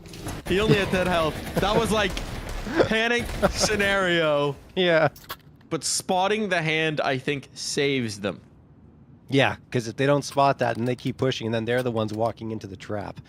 So, wow. I thought Wolfie might have gotten a call-out in that situation, given the way things were shaping up, and yet 3 players kind of bunched together in that corner. But it doesn't happen. Misses the shot, which makes it a lot scarier than it needs to be for the party astronauts, but he had the reinforcements by his side, luckily for him, and PA still get the 8th. But here comes another test for the party astronauts. The AKs are back. Only a couple of them, though. 3 Galils to ensure the economy is healthy here, and there's that wall of smoke, so NRG and PA are throwing a lot. Nade pop, double nade pop. That's a little surprising to see them both use immediately there by 60 instead of timing it, or instead of spacing out a little bit more. John, yeah. you pop the one. They were waiting for that. They go, all right, we dodged the nade pop. Go out. Then you pop the second. All 3 are there. Boom. Easy kills. Maybe. I like the way he's thinking. Maybe. I prefer just spacing out a little bit more, you know. But I understand. I understand the idea. Keep your brain in it. Wolfie. He saw him. The jiggle, the timing. He was about to pull off the angle hex. He won't know until he watches the demo. That could have been worse. Walco peeking out with util. Claimed by Chop. He just gained the space, at least in towards Mini, but automatic loses the fight. All the way back in spawn. Bit of a disastrous round here for NRG. Nothing doing. Nothing doing at all. OC? Surely not twice in one map. No. Surely not. Couldn't be. 21 seconds. There's no way. Yeah, he's just saving. Wow, I think NRG need a timeout this time. Like, oh no! Uh-oh. Up the chimney. I almost feel like this might be the timeout that's not a timeout that they're taking right now. Just discussing what they want to do next round. Yeah. Fortunately for OC, he's could actually go down before the timer expires. Could have really put the screws on him that time. But no gun saved. Nothing to work with in this round. And John, I'm starting to believe it's just the rounds needed. Honestly, yeah, me too. It felt like the util was a little bit off there for NRG in terms of the timing that they were throwing it down, and they were going for dry fights I think 3 times, and PA was just happy to oblige by taking all of them, not losing a single body. And now NRG, they have to settle for the pistol buy. If they choose not to go for the timeout, like you said, maybe using that end of that round for the timeout instead. This is going to be a slaughter. Party Astronauts should have everything they could possibly hope for here. There it is. Ben Lee to 3K, almost a 4th. He goes down, but Wolfie's right there to wrap everything else up, you would imagine, with Valko being his last victim. 12 to 10. Party Astronauts are bringing this one back.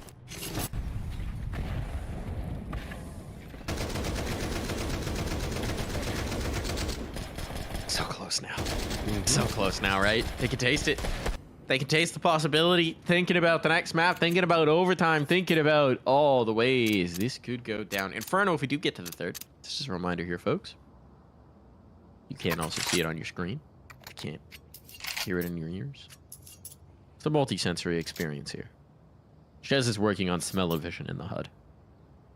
Scratch and sniff the player pictures. And, you'll get to smell their gamer's sweat. Why would you want that? That sounds awful. Do you want to know what Hex mousepad smells like after a BO3? Well, No. Chaz is going to bring it to you. I don't think anyone does. You don't know what's out there. You don't know what the market wants. No, I don't know. No. I don't even want to think about it if that's what they want. My bet is Twitch chat's with me right now. I don't That's know. my bet. I don't know. Ben? Oh, Ben just spotted ahead. Yeah, no, can't capitalize. There's another player, Red Fox, so they don't expect Wolfie. This is cheeky. This is very cheeky indeed. Can he take it further? He's sticking around. Oh, pushing back in. Chaotic now, and Automatic was waiting for that. Advantage NRG as they look to close things out here. Mousepad stank or no? You know, we were comparing the race of the OC versus 6C kill counters. 6C has pulled into lead on that one. 26 to his name. But if you can't pull off some heroics in this one, this could be it. They push in towards lobby, all this information. They're gambling everything on it. The rest of the map's been left open, but they've got this control. Can do 2 things with it. One is just push out aggressively, or 2, fall back to the bomb sites. And the push out, no, that was not the answer. Infinite Hex was waiting for it. Immediate punish. Now it's a 4v2, and chances become even slimmer of the Party Astronauts extending this one to a 12 to 11 scoreline. 38 seconds left for NRG to find a bomb site. They're just waiting for their opportunity to strike, and I imagine it's going to be into the A site. 60, I think he might have spotted someone there. Although he is going to back off towards ramp. Chop is the only one here. 24 seconds now. I think NRG are taking a little bit too long to execute here, because now if one thing goes wrong, the Party Astronauts will be able to pull off this round. 15 seconds. They still have not started moving in. Finally, they do. Does Chop have enough? Molly backside. This is huge. No one was looking. Bomb's got to go down. Bomb's got to go down now. They don't. Ooh, did Do they have get it? time? I did not. No! Did What? not. Why? 1 second to spare. The bomb getting dropped. That was it. 6E firing off in celebration. And NRG, congrats. You played yourself. Why?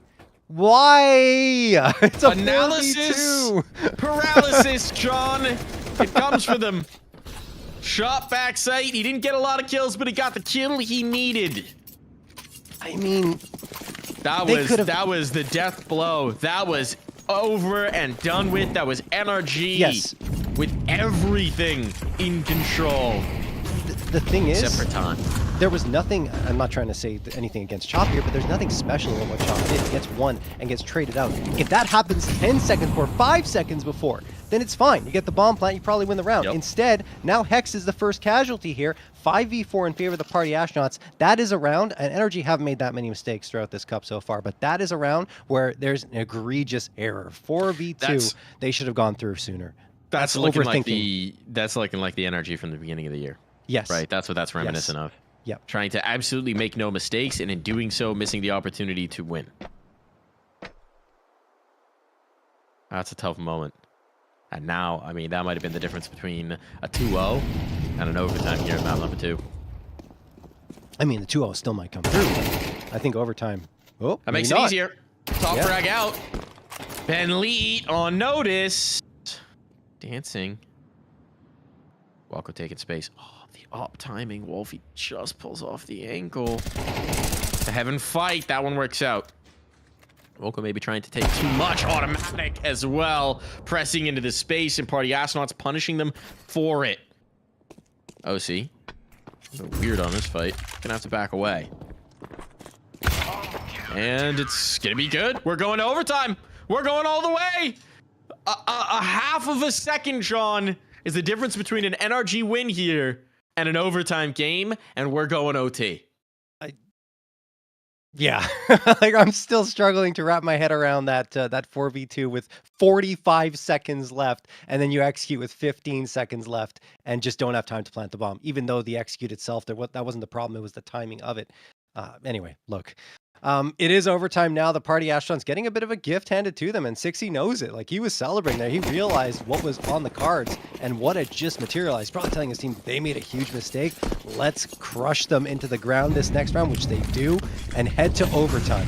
To quote Henry G, "What blunder? Yeah. Why have they done that?" It's a quintessential moment. Hex gets the opener here. In towards overtime. 60 in a tough spot. Can't get this second. So advantage NRG. They can redeem themselves. They can right this wrong. Certainly. It's a blank slate now. Plenty of time still to bring this map through. But maybe a little bit to think about. Whichever way this ends. When they're reviewing. Oh, yeah. Ben? Hop up. Here you go. Ben up. Don't see this very often. Flashbang on the angle. He's cooked. Dodges that. Oh, what Pressure on. He's burning. Smoke down. He's under pressure. And OC will not let him escape. Shot back into the fight. Shot back into the angle. Wants to slide into this. This is where NRG hit the pause. Trying to keep the pressure amped up. Nice nade. Ooh. But it is just Infinite now. As they were really just waiting, stalling them out for Breeze to get in a position. Infinite's trying to guess about which way they might be headed. He's correct. Still 3 targets to find, and they'll know as soon as this door opens where he's coming from. There's the swing.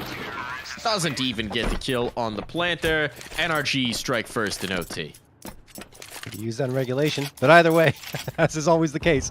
Infinite, I like the idea, you know, poking around, trying to stop the bomb planter. That's his best chance of success, given it's a 1v3 in that situation, but his spray just goes awry towards the end. He did 95 damage, he needed that one more bullet to hit, and I think 3 just went wide, and well, then Walco has plenty of time to take care of it. Even if he gets it, though, you know, Walco's right there already firing in his direction, so should have been fine for NRG, and it was. Automatic.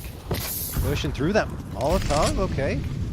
Wanted to get the advantage here and get up a little bit closer than perhaps PA would expect. Let's see if it pans out. It does not. He just is right there as the smoke gets popped.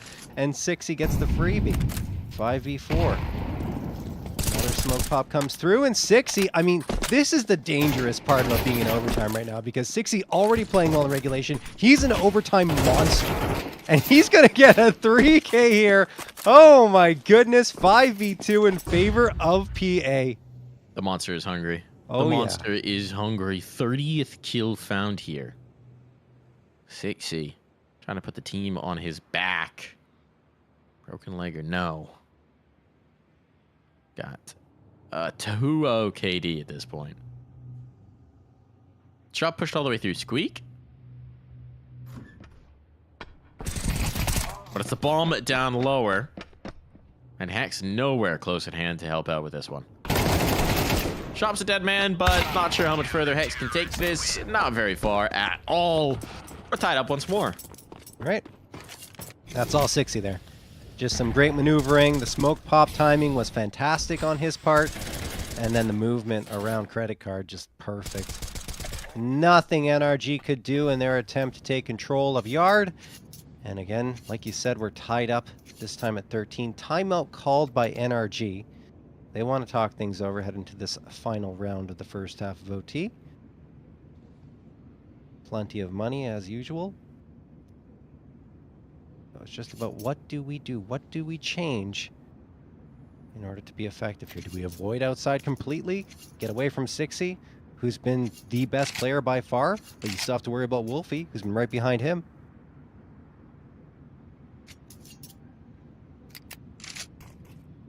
5-man vent drop. They'll never see it coming. Sure.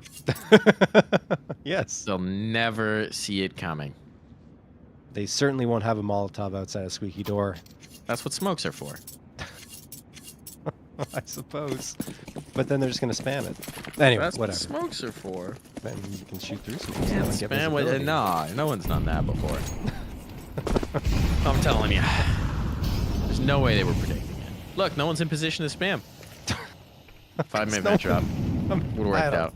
If you want to hire my coaching services, hit me at twitter.com/DarthMike, at DarthMikeCasts@gmail.com. You know, let's make it happen. Highly unrecommended, but chop!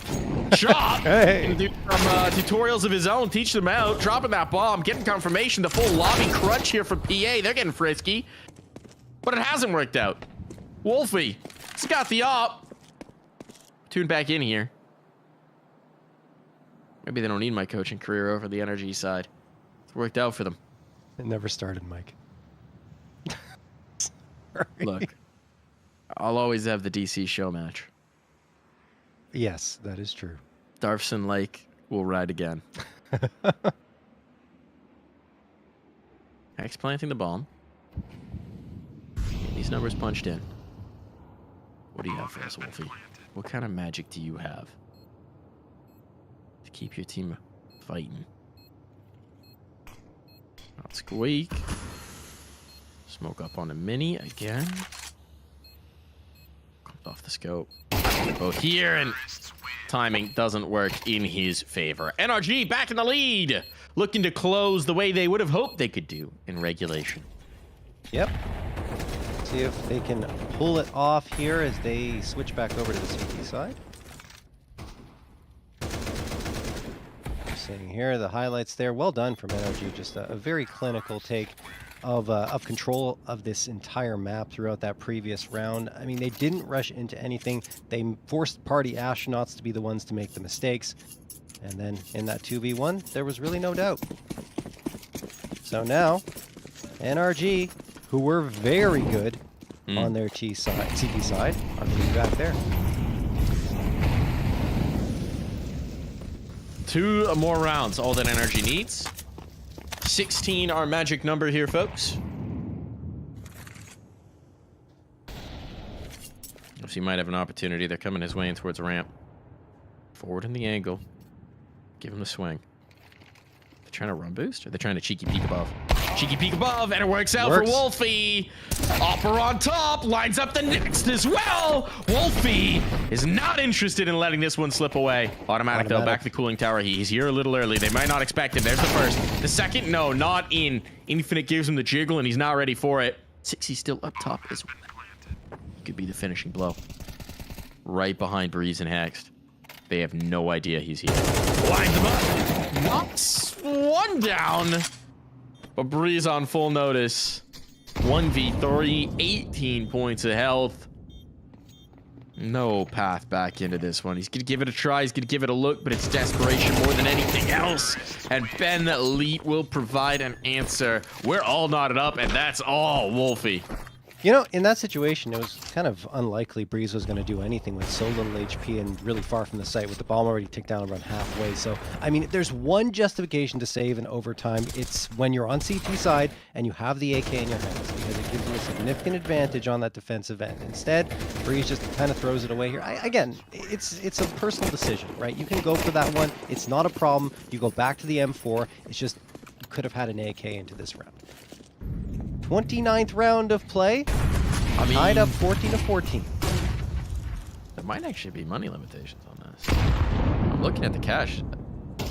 There might be considerations. We'll see. We'll see if it costs them. If NRG win here, obviously we don't have to consider the possibility. But PA, a path that once seemed so murky, like such a slim possibility, very much in the cards now. Reminder, they had to run 6 rounds in a row just to close regulation to get us to overtime. Yeah. Now, the world could be their oyster. Presence in garage, footsteps in towards squeak. Not making a secret of this. They're making the play in towards lower. Welcome and Hex ready for them. But no support just yet. Players ready to drop down the vent. But Chop holding for it. They need to pull him off. Now he puts the Molly down. He backs away. Here comes the motion. Here comes the move. Molly onto Walko. He's eliminated. Hex, though, drops the bomb. Confirmation. Looking for more. Dancing. Can't get it. Now NRG. Disadvantage. Clear out a Chop early on before this bomb's even planted. That's a massive move from Breeze, and it makes them so uncomfortable. This buys time for his teammates to get into position. They haven't even planted yet. No, they went for a jiggle. They went for a tap, expecting the next response from NRG, and in doing so, now they've lost some of the choke point util. A peek in, a fight in. OC waiting for that. They're trapped. Infit just has to risk it. He just has to plant it. That's going to cost him. They're out of time. They're out of chances. It's a Wolfie. Heroics required again, and this time he doesn't even have the clock. Doesn't matter what he'll do, but Breeze will make sure he doesn't need to worry about it for long. Yeah, I mean, Breeze hasn't necessarily been that crazy performer here on Nuke. It's been mostly Wolfie. Or not Wolfie, excuse me. Mostly OC who's been doing that job. But right there, that kill he gets in the mini 1v1 towards Secret is so critical, because if he doesn't, then this round is entirely different and the party astronauts probably take it. But then they're just kind of pinched in and OC's waiting on the other side at ramp. They stop planting the bomb because Breeze finds that frag, and they're just panicking, thinking, where could NRG be? They even had the time. They could have planted the bomb and would have been okay, but it's just in their minds they weren't certain of the safety. And with the time where it was, they tried to deviate themselves towards the A site, but there was no path to be found there. Well played by NRG, and a critical fight won, as mentioned by Breeze.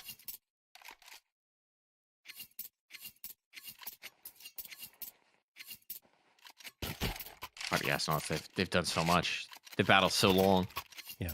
They've fought so hard to get to this point. Looked like they were just on the precipice of victory. They'll abandon the op this time. They want to go faster. This is presumably a fast play towards upper. You would imagine, based on leaving the op behind. Chop gets the one, traded out. There we go. Wolfie connecting on the AK. This is what they're looking for. Looking to change up the tempo, but it was actually NRG battling in towards lobby. Brought the fight to them. So advantage PA.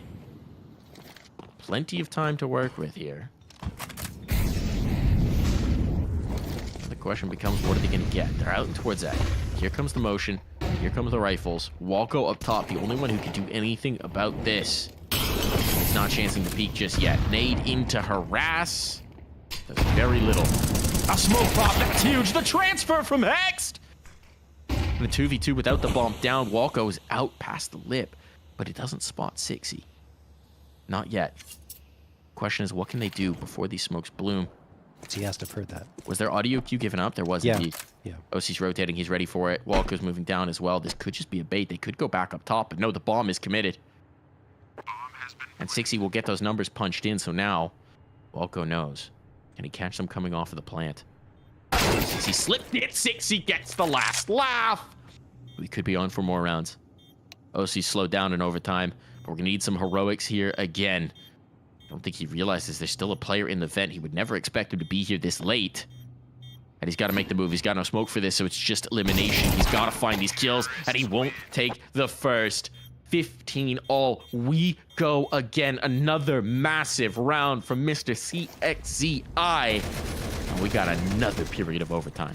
Yeah, I just personally don't understand the reasoning behind leaving the op on the ground and not bringing it to this round. Like, I get it, Mike, you know, go for a more aggressive play, a lobby crunch, but they didn't need to because things were working out for them anyway, you know, in terms of that slower play and a little bit of poking aggression here and there. So, I mean, look, they almost won that round. They did get Hex finding a 2K to bring them back into it, but I still question kind of the decision-making going on their side. Anyway, we're going to double overtime. Party astronauts able to pull this back again and again. Automatic. Hoping that they won't be ending up on a map 3 because they will certainly be kicking themselves. But the party astronauts, they're not giving up. There's no quit in these guys, and they're powered by Sixy, who has just been absolutely phenomenal. And Wolfie also delivering at key moments. Sixty's taking control of that duel with himself and OC, right? 35 now versus 26 for OC. Like you mentioned, he slowed down quite a bit in overtime. Here come the party astronauts. They are fully committed. Ramp's been given to them. Information gained by Energy, but they just didn't want to take the fights right away, and that's why they get a crossfire set up. 2 frags immediately. Chop gets 1 response, but Infinite by himself outside gets nothing against OC, even though he had his chances. Chop trying to slip in, sees the shadow, spams a little too early, and Hex is able to escape. No easy path here now. Gotta shoot your way out. 3 players on the line. That's not happening. No way. No how. Comfortable to open the second period of overtime. NRG. They've had 7 map points at this point. Series points. At that. It looks like they might be on their way to finding some more. Perhaps so. Party astronauts. I think they've still got something left in the tank here, especially 60. Yeah. I mean, that tank don't quit. No. It's got nitrous in there. Yeah, it's been firing off for this entire overtime. Not sure when that tank will empty, if at all, like you said. Hexed, waiting on top of door. Hasn't really done this so far. He's usually favored being on the hut and actually gives up that position anyway. So, Hex deciding that's not the play here. Spams through the smoke and actually connects onto Wolfie, brings him down to 18. And Wolfie's got to get out of here, lest he be sprayed down with 1 more bullet, and that will be his death. Flashbang. That's good on automatic, but they don't really play off of it. They're just trying to make their presence felt here at outside. We'll see if they actually decide to commit and move forward into secret, but I don't think that's the plan from the way they're postured right now, Mike.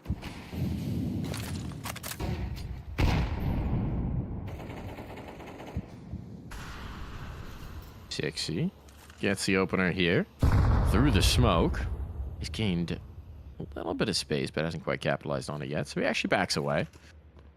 With that initial foray, that initial skirmish against Automatic 1, he's content to group up with the rest of the team. Really gonna take it. It's looking like an 8 hit. And here they go. Here's the motion. Freeze the 1. Traded, but OC's on the scene. Door! Oh my goodness, Hex! What have you done here? Might have just been enough.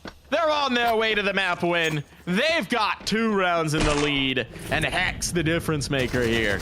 Oh man, what a play by Hex. He's got a couple of highlight reels, more than that, in fact, even 3 in overtime, where he's just like absolutely phenomenal. Here's another one, the transfer, beautiful, and he secures the win for his squad. He's now jumping up to 27, almost passing OC.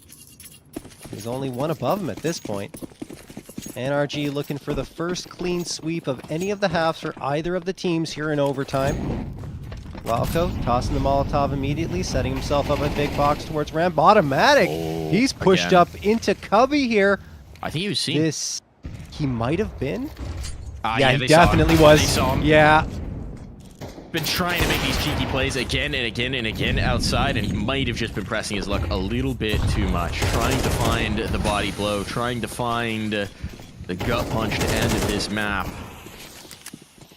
Maybe stretching his luck in the process. Timely smoke from Hex. What is that? Big from Infinite! Beats it! That's incredible! The smoke took like 1 extra hop than you would expect, and Infinite capitalizes. Talk about an impact kill. Now they're in such disarray. Our NRG Party Astronauts have all the time in the world. Chop has gained full control of the upper site. He's just trying to find Breeze. It's just a matter of time. How far does Chop press it? They should know that this is the only spot someone still could be, and Ben Leap clears it. This is looking like a PA round, signed, sealed, and delivered. And Infinite's gonna make it so they can't even get into the retake. Insult to injury there. OC knows there's no world. There's no chance at this one, but you have to try. This would be impossible. This would be an actual miracle, divine intervention, but no deities to answer his prayers. It is NRG with 1 in the lead, but only the 1. And there's a lot more Counter-Strike to be played. If Automatic doesn't get spotted there, it's a different round, but he just barely gets seen, and Sixy's hard clearing it. The utility was already thrown. Automatic knew his fate was probably sealed at that point, and then the frags just keep on coming for the party astronauts. For the party astronauts going in towards that defense from NRG. So NRG going to call a timeout after that round because things went completely wrong.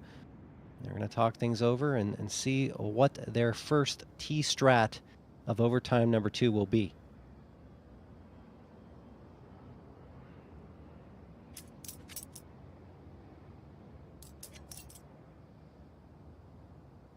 "37 kills, man. It's insane. What's the next closest player in the server? Is OC 9 kills back?" Yeah, it's quite a margin. Sixy's got a 4-person size backpack on right now. I mean, I don't know about 4. Wolfie's having some moments, but he's doing some heavy lifting. Yeah. Dude's got powerlifter thighs. Never skip leg day. That's 60.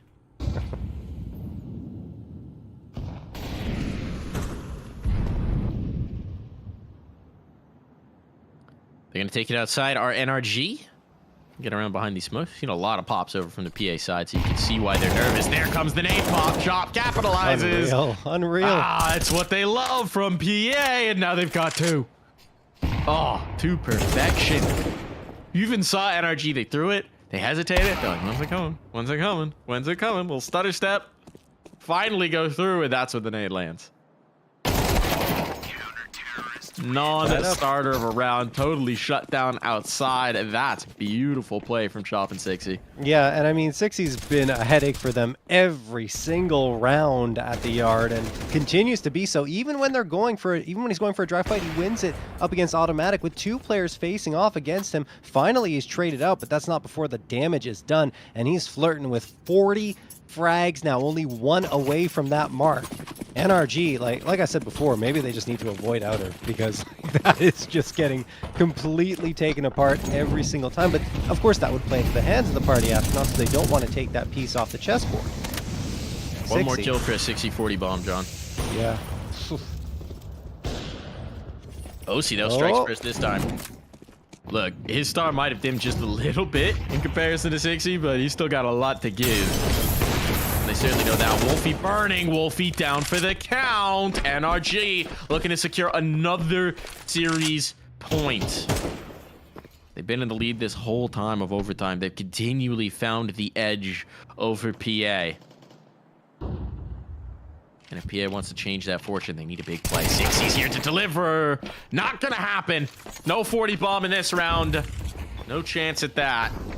And now, whichever site you want to hit, the path is clear for NRG. The bomb. Just a matter of time, but before it's planted. And a retake. Not really looking likely. Chop will give it a look. Yeah, Chop's got a chance here, Mike. Timing could work in his favor. It's under the grill. Breeze isn't looking for it just yet. But even on time, this is a tough ask. Even if he gets the kill on towards Breeze, there's so much work to get to do. There's the one found. Chop might beat the timing on this, but they're already running out of clock. They're already running out of chances. He's got a smoke. Hex gone. Gotta go. Just gotta yeet. Just gotta try. There smoke. it is. Hold on. Does he have this? Oh my goodness. Oh my goodness! Might have it. Might be possible, but no. Automatic will deny. Everyone's going up in smoke, but map point, series point is once again on deck for NRG. 8th map and series point for NRG, but man, that was such a nice attempt from the party astronauts. It was the plan the whole time. They're waiting on the periphery, hoping someone peeks. There it is. Infinite finds Breeze and even gets Hex afterwards. Now they drop onto the site, but Chop, I mean, he got the defusal, he threw the smoke, everything was perfect. The frag comes in with less than a second left on the defusal, and he's probably heartbroken right now. They're not out of it just yet. One more round victory. We're headed to triple overtime. Ben Lee just Just a little bit of a deep nade there in towards Trophy. Doesn't really do much. Molotov will force Infinite off of Hut. Energy's going to hear that. They could just charge in here. It looks like they're trying to go for a vent drop, and Wolfie is going to be the one to get OC. The trade not there either. Chop finds the second 5v3 again for PA. They know Walco's out here. Walco gets a little bit of damage taken. That will confirm his position for Infinite, who finds the third and the fourth. We're headed for triple overtime one way or another, it seems, unless Automatic pulls off the 1v5 ace. He's already got the first, but he needs 4 more, Mike. This is too entertaining a game to let it go. This has been too back and forth, too much of a thrill ride to let it end. Automatic, though, may not agree with me. The question is, how do you even get into this round? The bomb dropped down vent. So much ground to cover. Gonna give it a look, but even on time, this will be a tough ask. Wanting to go for the long, silent rotation here back through lobby. Means that by the time he gets his hands on this C4, it'll be sub 20 seconds at a minimum.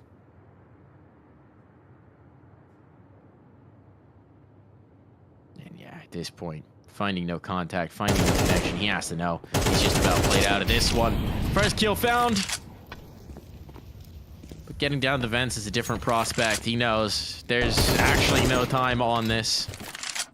No chance. No opportunity. No way. If that wallbang had hit, that'd be fun. But we're going for more, John. We're going for triple overtime. And the new magic number, folks, is 22. They need 22 rounds before both teams hit 21. Now, what's going to happen first? A winner here or 60 getting 50? Because he's already got 40 frags to his name. ADR, I think that's accurate, Mike, at 116. Wow. And we're in triple overtime. You know, 2 aces, light work. Get the 50 bomb. 2 aces, yeah, on top of it. My God.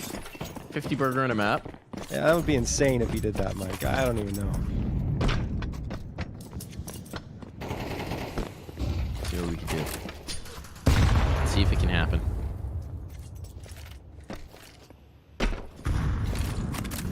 An absolute nightmare for them outside. This time he approaches it from secret. But what's interesting is they've thrown the smokes and then they're going on the front edge of them.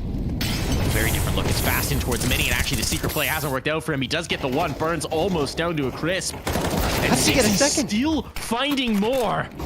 Still trying to make this possible. 42 is the light, into life, the universe, and everything, and also his frag counter. Oh, but what if he denies the bomb plant?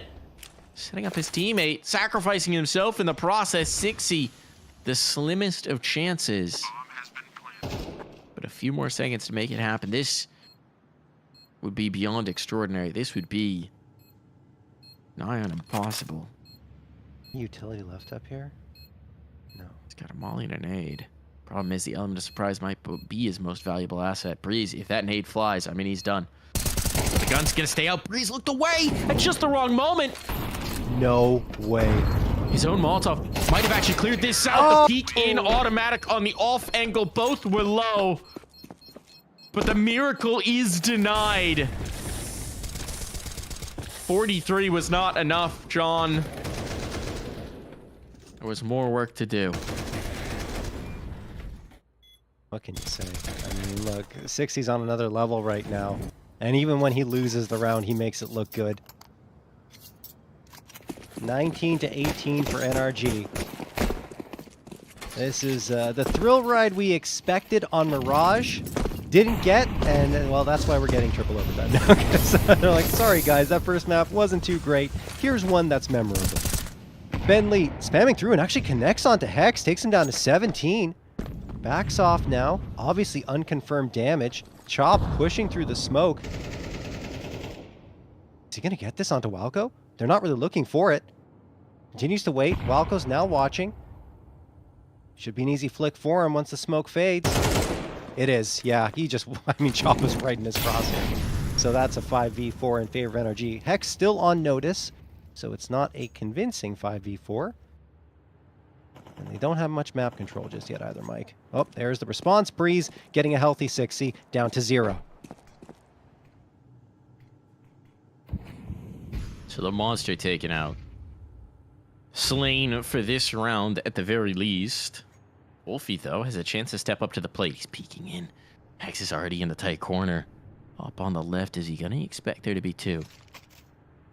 This double swing in, it all comes down to timing. 40 seconds, NRG can't afford to lose another one to the clock. That's for sure. Oh, the gun barrel spotted, he knows. But the chase is going to be on. Wolfie Chambers the second. There's the trade on the next as well. Wolfie's played this to perfection. Automatic coming up top now knows. He's seen Ben Leet. He knows exactly where he is. But the question is recovering that bomb. That's the big ask. And, well, they won't need it. All elimination on. No time to spare once again here, John. The clock nearly causing problems once more. But this time, NRG are good for it. Yeah, I mean, Wildco's an IGL that is does not shy away from those slower rounds, even when it comes down to the wire like that. I think it cost them regulation, and now they're in triple overtime as a result. But right there, they get the frags they need, even though another heroic effort from Wolfie, who's now slipped into the 30-bomb territory as well. He has been very good with the op for the Party Astronauts. Incredible. Yeah. Yeah. I just want more, John. I want more. Yeah. I want more out of this. Remind you, none of this would have happened. Yep. If NRG hadn't lost a 4v2 to the clock in regulation, up 12-10. Oh my. None of this would have happened. Instead, we got a nail biter of an overtime.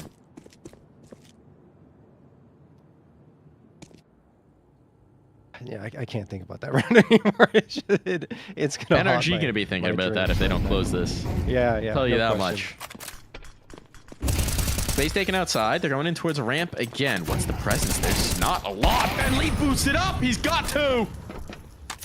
And 6C back through. Keeps control of that space. Now player caught with util out. Automatic able to recover. The Party Astronauts looking comfortable here. What can the dynamic duo, Automatic and Breeze, the two most accomplished players on this squad, what can they find in the face of 4? 30 seconds on the clock. Time expiring. Bomb down in ramp. A lot of space. That's an extra here. element. There just shouldn't be time. Well, they don't have the C4. First one found. 20 seconds, though. Party Astronauts knows they can just keep them at bay. Just stall them out as much as possible, and that's exactly what Wolfie's going to do. Molotov down. That's already won it, and 6C will finish it off with his 45th kill of the map. 4,400 damage done, almost 4,500. I think he's 4 shy of that as well. I mean, wow. Just wow. For 6C. And the Party Astronauts continue to just hang in there, right? They're just there. Energy is 20 ADR, dude. it's not. How does it keep getting higher? That's the crazy part, right? It's going up instead of what usually happens as a match goes down is the ADR will drop, but that's how effective Someone tried he's to been in explain overtime. regression to the mean to 6C, and he didn't understand them. Well, Party Astronauts avoid the sweep in that first half of overtime for a second straight OT. Now they're going to try and hang in there here. A nade eaten by Ben Leet. He goes down to below half health as a result. The chop takes some residual damage as well. Molotov flies at the feet of Ben Leet, so he's going to be fully pushed off that position in hut. And now, well, Party Astronaut's going to try their luck outside. Automatic's got the lineup here. Turns away at the wrong time, but lucky to walk away with his life, honestly, because it's 6C on the other end. Oh, look at the damage. They're all falling by the wayside. Automatic, though, trying to lock this in. Can't do so. He's on fire. He's chopped down. And we're tied up once more. 20 all. Again and again we go, and it doesn't seem to matter what kind of a lead is built, what kind of an edge is gained. These two teams can't separate. You feeling it, John? You feeling OT4? Be honest with you, I'm feeling Party Astronauts winning this. That's where I'm looking right now. The spiciest of answers. Yeah. I mean, at this point, the heroics from 6C feels like it'd be a crime not to. Yeah, it feels like a train that NRG can't stop. Like, they're putting everything into it. You know, the barriers are being thrown at it. Mines, Nothing. It just keeps on rolling along those tracks, and in the meantime, they haven't found that. Whoa, Hex is gonna get another 2K though. Mines, barriers, who needs those? You just need a Hex, but 60's still out. Traded out for one. One might not have been enough here. Got the damage on the breeze as well. But Ben and Wolfie, they need to step to the plate to deny yet another series point. Automatic spot again down the vent. That's information on. They didn't Walko's see... just missed it on the edge of the smoke there. Yeah. Breeze gone. Walko, Molotov off. They might be doing this again. Bomb gonna be planted. Numbers now ticking. Time, pressure on to NRG. Automatic, they know he's done the vent. They know he went there. What kind of retake util do they have? OC's gonna throw flashes to get Walko over the lip. That's what he's setting up. Molly, flash, Wolfie backing away. Second vent player gone. Wolfie the last. Now they know where he's at. Time is low, but he's got to reposition. He knows it. The smoke. There's the stick. Just trying to get smoke. out, but it's OC on high who's got to get past. The flashbang was good. The kill is not there in time. Map point, series point, on deck once more. NRG, their 9th chance to close. Oh man, I understand why OC's holding on to the gun and watching the angle, but I feel like the smoke should have gone down on the bomb to help cover his teammate. Oof, they still win the round, so it's okay. Maybe it just was an oversight. Either way, NRG do get another map point, their 9th here, series point as well.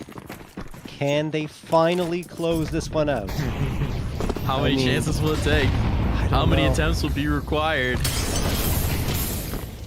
Pressure on, Hex forced off. Once again, Party Astronauts turn towards outside where they've had so much success. 60 trying to find the space, trying to find these duels. OC this time in secret. This is not a look we've seen very often from NRG. This is a new element, but Wolfie's trained on the position, trained on the angle, ready for it. There comes the peek, but OC wins it out. Spots the second as well. That was a collat, actually. Molotov to make 60 uncomfortable, force him away. Hex trying to peek off of this. OC just goes back to the well. 60, the 50 bomb may just be denied.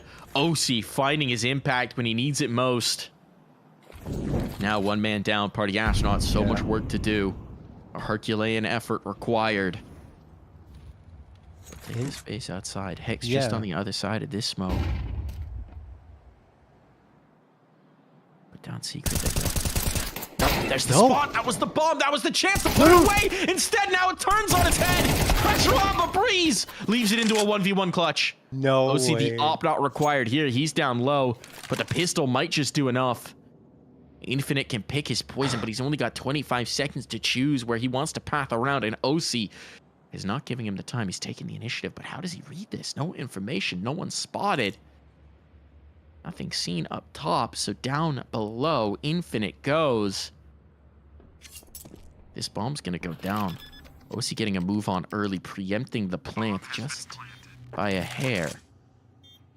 Maybe a little faster on the anticipation, but the door needs to be open, and he's out wide, and the shot will not land. Infinite finds it instead. We're going for more. Yeah. 60 has a chance for 50 now. I thought it was over here, right? OC gets a couple with the AWP. Infinite was great, though. That tap was ridiculous. And at the end, just makes the 200 IQ play and rotates all the way towards B. OC, I'd say a little slow to react in that situation, opens the door and doesn't really get a proper peek out on Infinite. Infinite has the time to flick around, and then it is done. They're in quadruple overtime. Party Astronauts call a timeout and say, guys, how the hell do we keep doing this, and why can't we be the ones to gain the edge instead of NRG continuing to get map and series points? We need one of those now. Maybe more. Always playing from behind, aren't they? Seems like it. Maybe that's where the magic is, John. Maybe that's the magic in an underdog story. I mean, at this point, it feels like the Clash of the Titans right now, right? The big fraggers going toe to toe, round after round. 60, the most titanic of all. Call him Leo.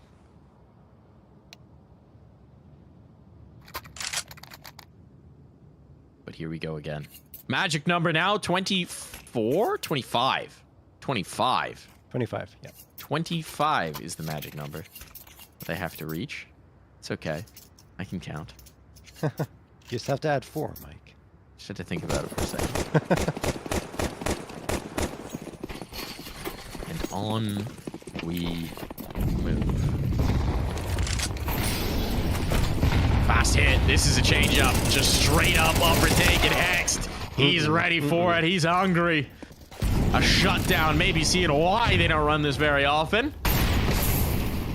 As NRG have torn this asunder. 6E forced into a corner and dropped on down. No problems there. NRG strike first. 6E, just no chance. I mean, the Molotov lands at his feet. He also gets hurt, right? Because it ticks him for a little bit of damage, and they just destroy him afterwards. NRG completely dominating on the attempted all-out blitz by the party astronauts in towards the A site. We didn't see it much, like you said, Mike, and that is why. A very ballsy call by the party astronauts. I appreciate it, but NRG are going to win that round, that attempt, I would say 9 times out of 10. 6E going to get naded down to 55 towards yard. Now Walco waiting, watching this smoke, hoping that someone's going to be on the other end, and actually just takes the initiative and goes right into it. Throws utility of his own, but Chop's going to realize that someone has to be close to have thrown that Molotov in that direction. And, well, Infinite in the meantime gets one. Malco wins the fight with Chop, and Automatic finds the trade on Infinite. It's going all NRG now! Only 6C left in a 3v1. Knows that Ose is around here, but has to watch everywhere else, and it's Ose who peeks before the smoke blooms, gets the last 3K for him. He is now 1 away from 40, and he was quiet in the overtime, the early overtimes, I should say. Now, he's really making his impact felt. I think he's done with overtime. I think he's a little tired of this one. He's thinking, you know what? I did so much work in regulation. We got to this point. What's going on, guys? What's going on? Let's put this away. 6E, they'll creep it ever closer. Only 1 kill in that round, but 3 are what separates 6E from the half-century mark. Party astronauts find their gumption yet again. I mean, at this point, you've gone beyond the playbook. Oh, what? You've gone into madness. 48 on the board. And this one's looking good for PA. OC down. Everything's going their way. Everything's coming up sunshine and roses. Bomb drop. Hex getting antsy. Getting aggressive. Got the dink, but not the kill. And it all falls to Walco. His position long since revealed. A player creeping up from below. And Chop will end this round. Party astronauts get something. Something to build on as we swap sides yet again. It's like I'm watching a replay on these first halves every time. It's just NRG in the first 2 rounds, and then Party Astronauts dominant on the last. And then instead of getting cleanly swept, it's only a 1-round deficit heading into the second half of this time. Overtime number 4. NRG just can't seem to pull away from these pesky astronauts. And we continue on here. Party Astronauts on the defensive side now. Wolfie, perhaps his chance to shine here. And 6E, of course. I mean, he's just been so good at outside. And doesn't stop shining. Yeah. Missed 2. Missed 2.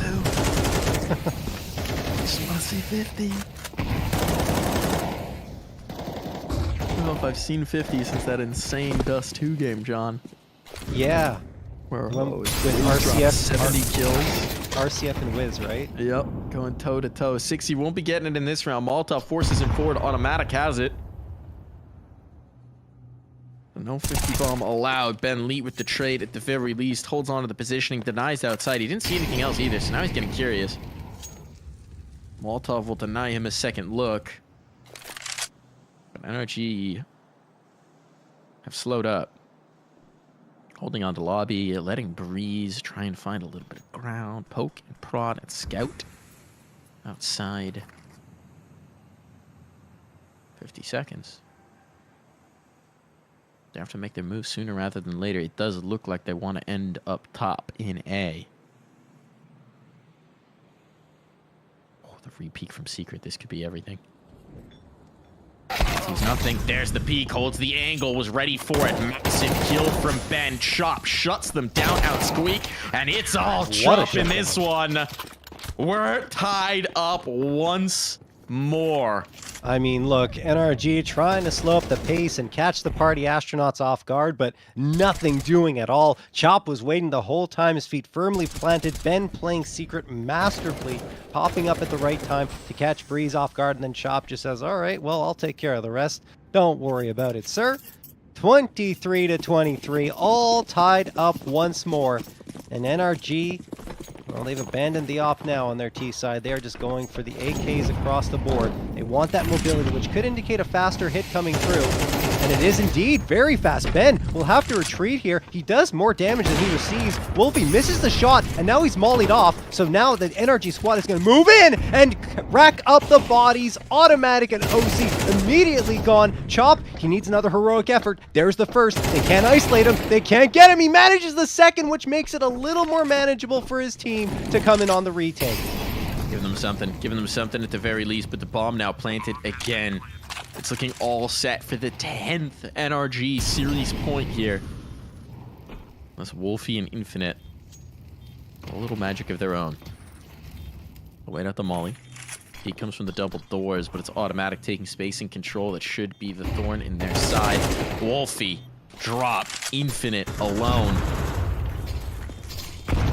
Find anything beyond this. Nades to chase him off. He's gonna save. He wants that AK. Rinse repeat of your point from regulation, or not regulation, overtime. Yeah. One, however long ago that was. A whole map of Counter-Strike away, but NRG will find another series point, always giving themselves the edge, even if they can't find the closer. They get their 10th opportunity. That's a meaningless kill at the end of the day, aside from stats.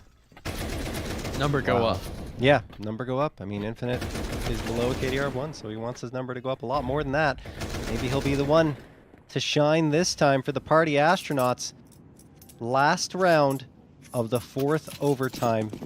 Sixy has had no impact so far in this second half of OT4. Will this be the round where he doesn't? You know why? It's because they really avoided going towards the outer yard, and when they did, they kind of got shut down by Ben, and it was just because they were poking and prodding. Now they throw the wall of smokes. They're just trying to bait them into thinking that they'll be there, though. Sixy's already used his nade for top of hut, and now he is smoked off. It's a deep wall of smokes, meaning that he'll have zero visibility here from Big Garage. And in fact, NRG do decide to come in this direction at the end of the day. Yeah, they gained a lot of ground. Sixy, it's going to be uncomfortable once the smoke fades. OC's looking for him. OC's very much looking for him. And Breeze already down in towards Secret.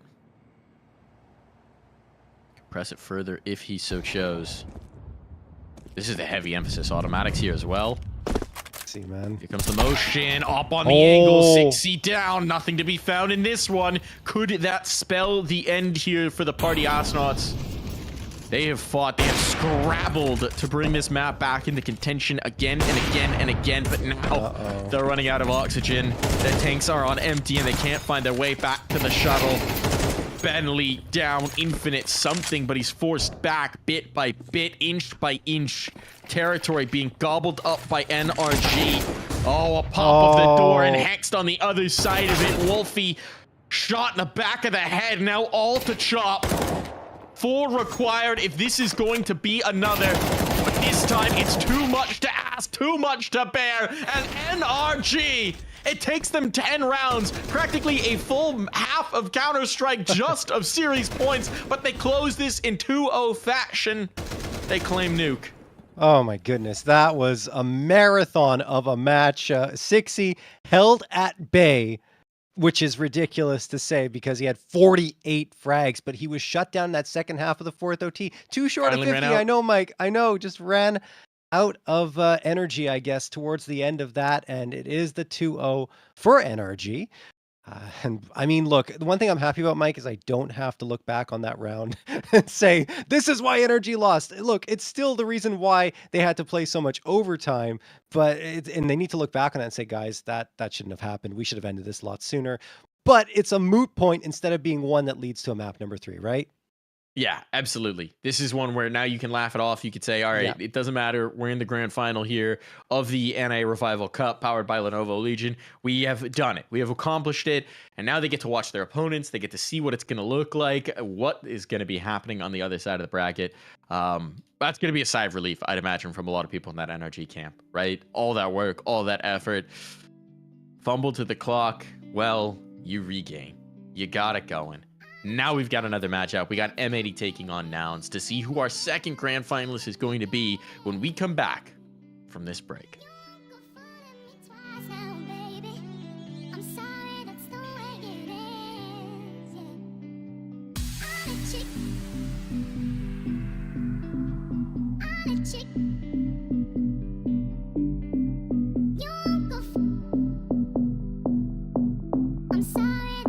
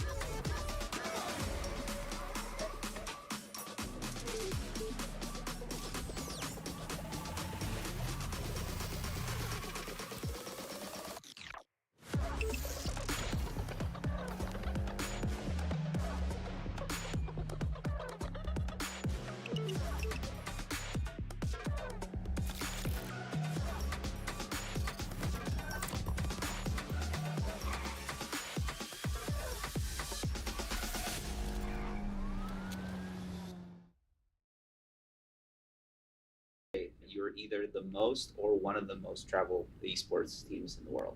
I think we travel the most, and it's not even close.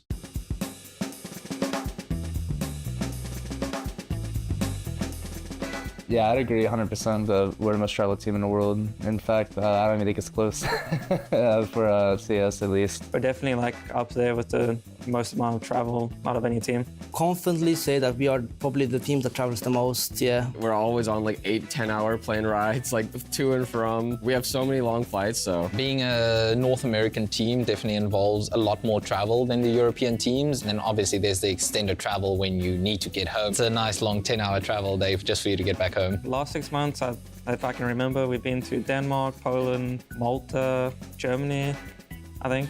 Such a hard question because I don't remember. I wouldn't say it's ridiculous. I mean, it kind of is, but it's a lot. It's definitely the hardest part about playing the game for sure. We definitely face some challenges that other teams don't have. So we attend a significantly large amount of events around the world. Combination with the fact that we're a North American team and we want to practice in Europe, we travel a lot to just simply go and practice as well. Longest amount of time like home, I honestly have no idea, but it would probably be less than like 3 weeks. We're usually never home longer than 3 weeks. I think most of the time we're just trying to get through the travel day, so people will often find ways to just keep themselves entertained, whether it's like watching shows, watching YouTube videos. Actually, before I flew here, I was playing Last Epoch on my laptop. That's something I like to do, just try and play some games, you know, pass the time a little bit. Just watching TV shows, and I'm trying to sleep as much as I can, like on those long flights. Just try to survive that long trip. Most of the time I end up sleeping anyway, and I end up only watching like 2 episodes. A lot of times I actually am watching just like demos like on the plane, especially on like the really short European flights where I'm only doing like 2-3 hours. I'm a bit of a weirdo, so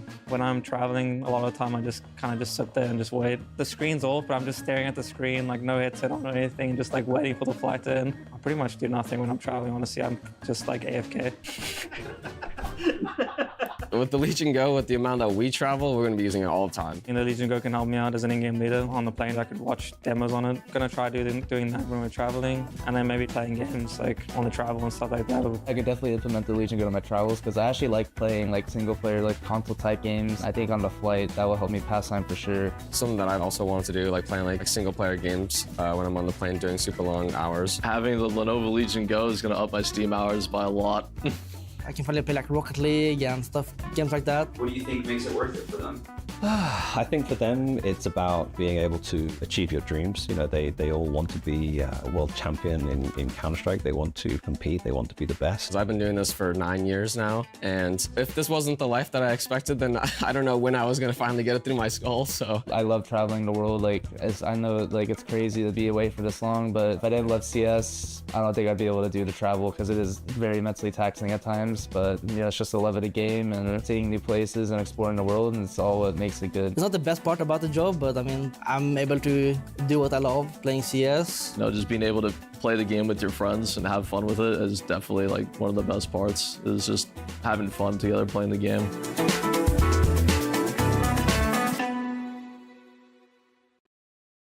And I'm here with the Complexity guys, and we are going to be using ChatGPT to make new gamer tags for all of us for CS. Hello, my name is Ricky Cameron. I play Counter-Strike for a living. I am in need of a new gamer tag. Yeah, describe me. Let's hear it. He likes dogs. I know where you guys live. I love dogs. I am quite tall. 6 foot. Anything else cool about you?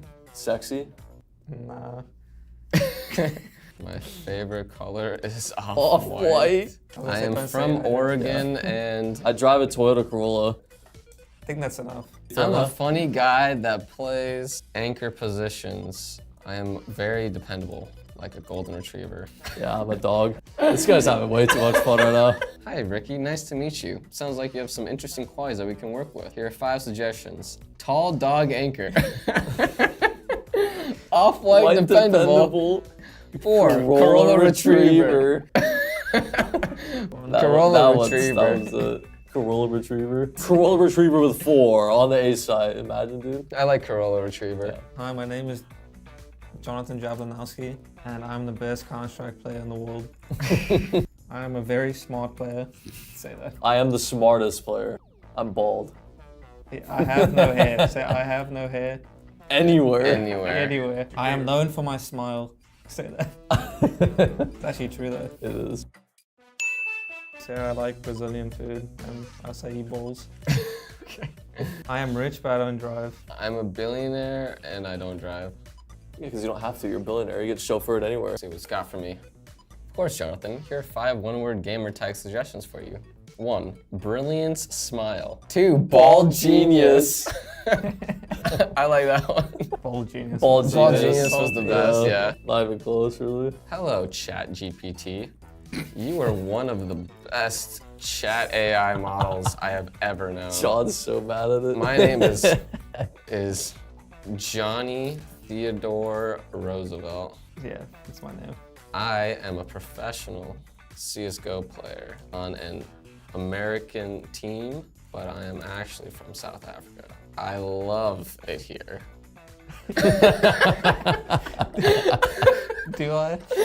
I am the leader of the team tactically, morally, and financially. Although my teammates are very ungrateful. I am very stoic in nature. Some describe me as a Greek god, and I can't really blame them. And I have dualies that make me really happy. And I force my American teammates to use them. Especially Bald's genius. This is the most we've written. This is like off the dome, dude. This is a good one. Yeah. Glad you're here to hear you're enjoying my assistance, Johnny Theodore Roosevelt. Here are 5 gamer tags. We got 1, stoic strategist. Strategist, dude. 2, tactical titan. That's a good I like that one. These ones suck. I think Tactical Titans are right there. Tactical titan sounds Tactical good to me. Titan. That's what they should call me, bro. I like that Tactical one. Titan Yeah. with the That's juggernaut. actually good, man. That is good. Based off the gamer tags you created for me, Corolla Retriever, Ball Genius, Tactical Titan, who would win in a fight? Fight! In a light-hearted contest, it might play out like this. Ball Genius, being exceptionally clever, would likely come up with a strategic plan to outwit both Corolla Retriever and Tactical Titan. Tactical Titan, with his tactical prowess and leadership skills, could rally his team to work together efficiently. Corolla Retriever might surprise everyone by retrieving resources or tools that could turn the tide of the competition. But who would be the winner? Let's say Tactical Titan would be the winner. Are you serious? With their tactical expertise and leadership skills, they would likely have a strategic advantage in any scenario. However, remember this is all just for fun and imagination. I won. I guess Johnny won. You always win in the end, John. Tactical Titan. We were no match.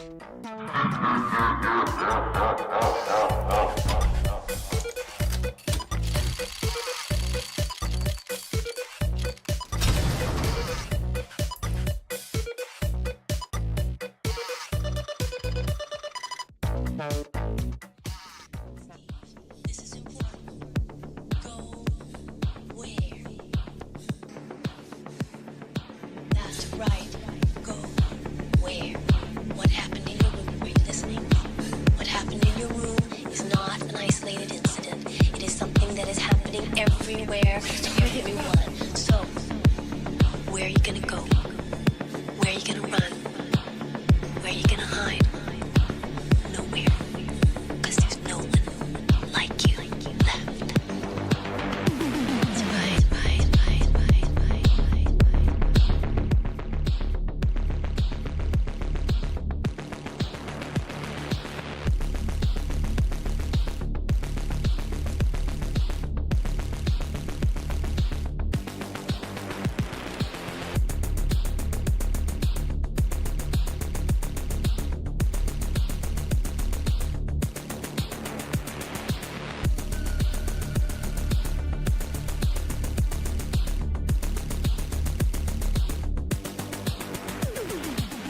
Welcome back here to the NA Revival Cup. This is powered by Lenovo Legion. We're gonna power our way into the second series because that first one took some serious energy in the second map for them to close it.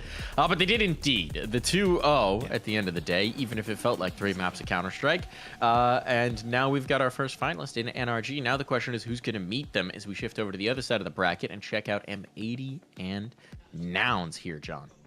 Yeah, and you guys can ignore the score at the top. M80 do not have a 2-0 win against Nouns just yet. It is still 0-0. We're just starting this one, guys. And So is that predictive? Is that predictive? I don't know. from, Rob? Perhaps Rob's getting a Rob's little making his excited. call. He's an analyst now. It's okay. I mean, honestly, my favorite is definitely M80 to make it to the final. And I mean, they've been incredible over the last month or so. You saw the EPL performance from them, flirting with playoffs twice, falling just short. I honestly had them pegged to go into playoffs, and I thought they were going to make it. They didn't, unfortunately for them. And now, well, they've been dominating ECL since their return to North America, and they continue to look strong yesterday. Although, we talked about Regain. They lost, M80 beat them 13-6 on both maps, but Regain really made life difficult for M80, who were trying to bully them at times. Not to say that M80 is going to come into this match kind of looking to bully Nouns, because they are certainly a tough customer, but still, like, there are vulnerabilities here, I'm guessing, is what I'm saying.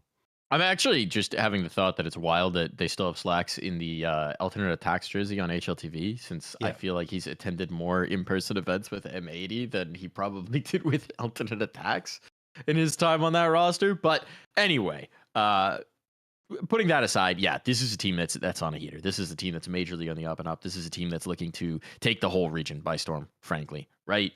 Like, this is, our expectations for this roster are now sky high. We're looking at them as competitive in, Pro League, as competitive in IEM Dallas coming up here.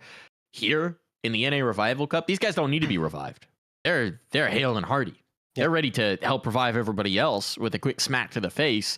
And I think for Nouns, it's about withstanding that. And this is a Nouns team as well that feels like they've been on a bit of a slip. It's part of what led them to bring in Rush as they try and figure out what combination of players can make this roster work in the way that they envisage. Yeah, and in Rush's first performance with the squad, it was against Carpe Diem, who actually themselves are starting to threaten a little bit for playoffs in ECL, but it was a loss. Their first 0-2 loss in ECL up until this point in the season. They're 19-7, so they played a lot of Counter-Strike there. It was Vertigo losing 8-13 and then Ancient 4-13. So I guess they're adjusting to having Rush in the lineup. And not to say Rush is bad. He was performing really well with the Party Astronauts. I already talked about that in the previous BO3.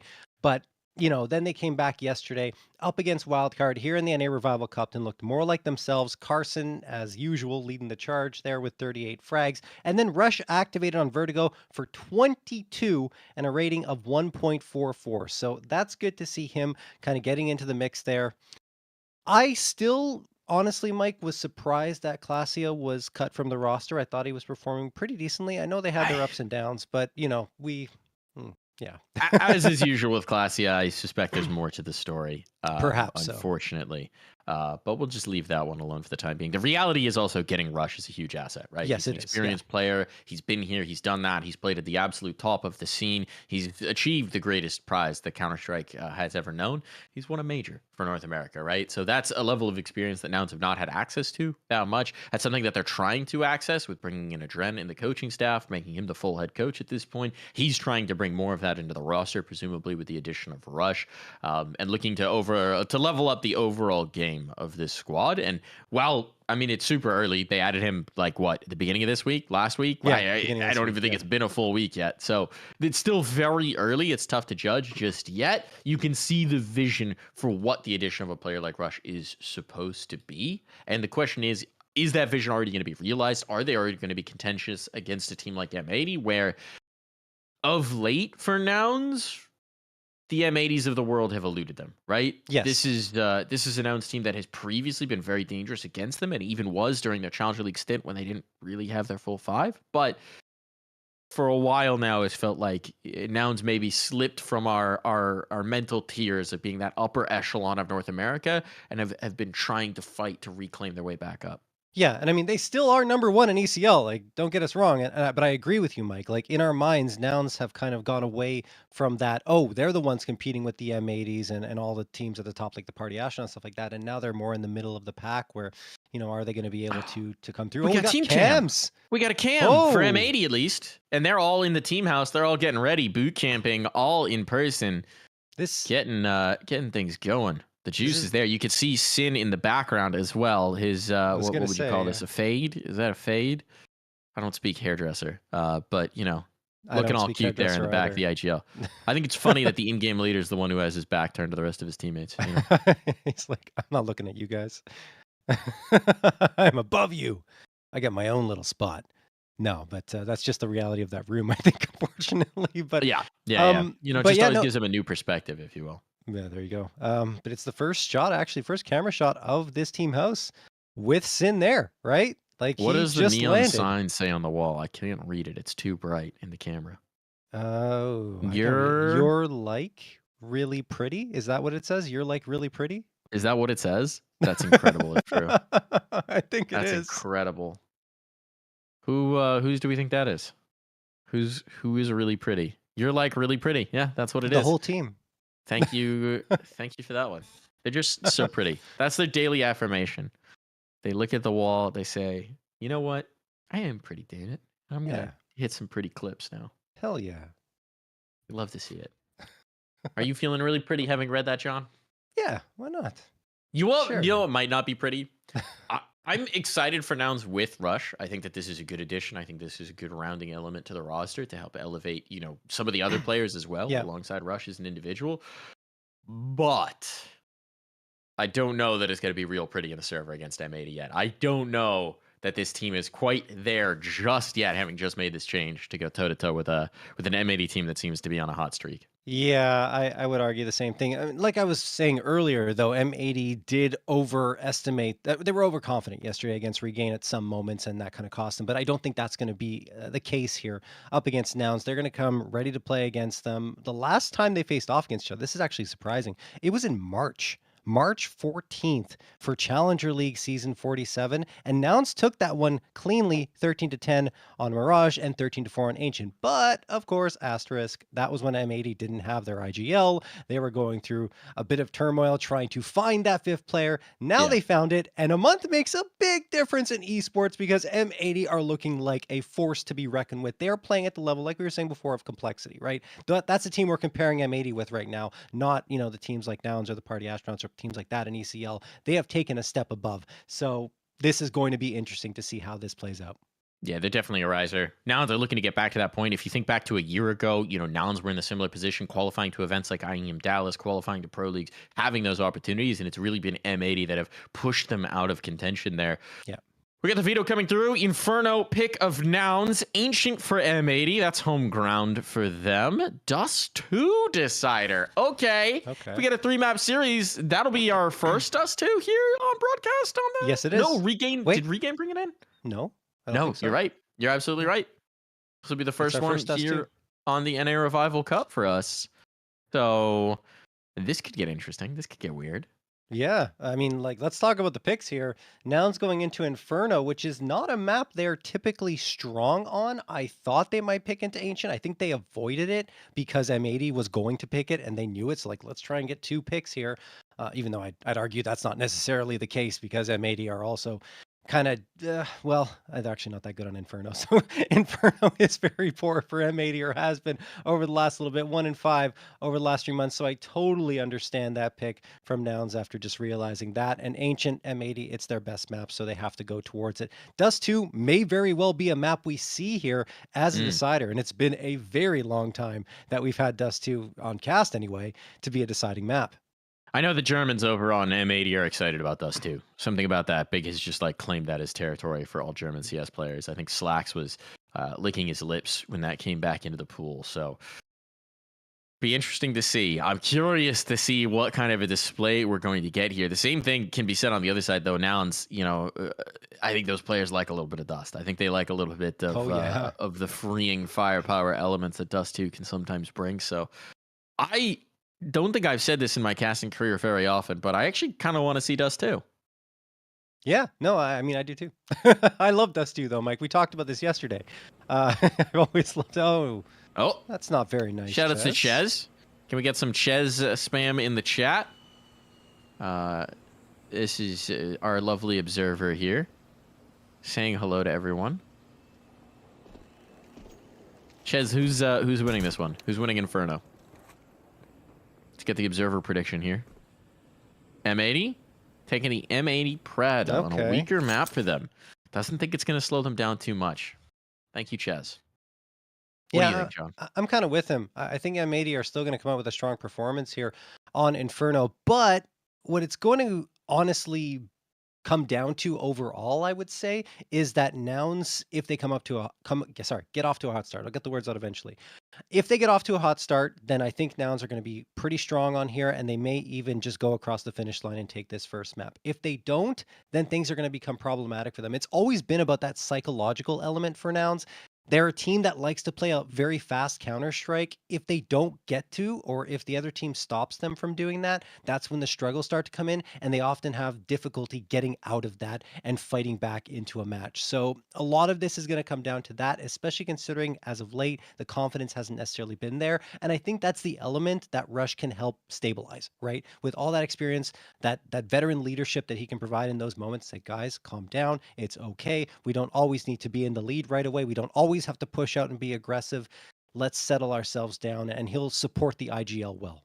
I'm curious about that, actually, because, of course, the hallmark for Nouns is that aggression, right? Especially CT side getting up in your face. On Inferno, the quintessential is yeeting down mid with SMGs, MP9s, going for that kind of a crunch down banana and mid. I'm curious to see if they've got that pace of play right now, or if with Rush, they're trying to take things a little slower. Yeah. You know, making sure things that are buttoned on. I'm curious about it, because I do think that part of what makes Inferno an effective map for these guys is the yeet play, is the fast play, is the momentum that they like to play with, the in-your-face aggression. And I think that could be something that keeps M80 on their toes. Me, I'm ready for it. M80, well, they're like really pretty. Yes, they are. I think the biggest challenge is, and something you probably never will do, is putting Carson on a leash, because he does not want to stop. Well, he's the holding IGL, W. so he exactly. gets to That's define my his own point. leash at this point. He won't stop doing that unless someone tells him, Carson, we have to change things, and he'll say, no, I'm the IGL. So that's it. So I don't know. We'll see. But he is very effective in that role. Like, we've seen him just do so well, getting in those aggressive positions, taking those early fights, winning them, and then setting up his team for a much better kind of situation as they move forward after that point. So yeah, I don't know. We'll see what they deploy here. They've had less than a week, like we already said, with Rush in the lineup. I don't know if that's enough time to make changes. My guess is they're just going to stick to what they've always done, Mike. One would expect. Ooh, nice little stretch there for Mobs, trying to get the blood flowing. A little lung stretch as well. Oh, Sin mirroring. Team calisthenics are important here, folks. Everyone, if you've been sitting through that first series, there was a bit of a marathon. Do a little stretch of your own. Get some blood flowing. Do a little one of these. Oh, one of these. A little back, a little forward. Seems like we need a little bit of time here, as Nouns are taking just a moment to get into the server. So it's good to know that not everything's going to change, even with a new player here for Nouns. They'll keep consistent in some aspects of their game. Oh wow, Mike. You do love to hear it. Look, they've been doing this to me for years. So if they want me to stop You talking can throw about it, some they can shade. stop doing it. It's the magic of it. We should be in just a moment. Pistol starting up here, folks. So looking forward to a little Inferno. So you're feeling the M80? I think I might be feeling the 3-map series here. I honestly, like, the 3-map series feels like a very real possibility to me. I still feel like M80 are going to take this series, but we very well may see some dust too. It all depends on the early moments of Inferno. If M80 can shut down the Nouns machine early, then they take this map. If they can't, then I think Nouns are going to be able to have enough energy, enough gumption to come through and get this to at least a 1-0 lead against M80, going to M80's map pick, but I'd be surprised if M80 drop Ancient. So there's a lot of possibilities rolling around my head right now, but that's what I'm feeling right now. All right, I'll ask you my next prediction. How many overtimes here on Inferno? Oof, that's a good question. I'm going to say 0, Mike. I'm 0? going to say that this is ending in regulation from one team or another. I don't think we'll get to OT. I'm just saying they know a little something about overtime on Inferno. At least one guy does over on the Nouns side now. One Mr. Rush. So I'm thinking we're getting one. I'm calling one overtime. One overtime. Nouns close it. We get a 3-map series here. I get to see Dust 2. That's my guess here. That's my guess, John. My first thought, actually, when you start saying someone who knows a lot about overtime on Inferno, was Flom, because Mythic in the past have had some crazy overtimes on Inferno. It's been a while now since I think there were a lot of different players on the roster back when they were having some crazy Inferno overtimes in ECL, then known as Premier, I believe, or maybe even MDL. I can't remember. But yeah, that's a map that I've seen some crazy matches on with Mythic involved in. In a minute. Been a minute. It has. Let's see what we got. Early moments, you're saying this is going to be the tone setter? Well, Mobs wanted to set the tone himself. He's down mid. It's actually Slacks to catch the kill. Do they realize there's a player out by the barrels? They do indeed. Banana clear, Wreck here and everything. He knows it all. The bomb's still bottom mid. Oh my, the bomb's up, underpass. Carson! That was almost the ultimate cheeky play. If he'd actually just let them go past and gone for a bomb plant, looking like a ninja turtle coming out of the sewers there. Indeed, but not enough from Carson, even though he gets 2. He's a crazy one. Hard to predict, hard to read. 1-0 in favor of M80, though. And they'll be the ones to probably get off to a second round as well. I should clarify, Mike. When I say hot start for M80, I'm not just talking about winning pistol round and converting off of it. I'm talking 5-1 or 6-2, something like that. That's the type of scoreline I feel like Nouns might put their heads down a little too far and end up falling by the wayside. So it's still anyone's game. A little bit of chip damage, a lot of bit of chip damage. George with the Glock gets 1, but Rek and Sin are there to calm things down. A little bit of flavor on the end. Yeah. A little bit of spice, a little bit of heat. But, yeah, comfortable for M80 at that. Nothing to get too out of control. 2 kills based on the investment, not the worst thing in the world. And now we get the guns up for Nouns.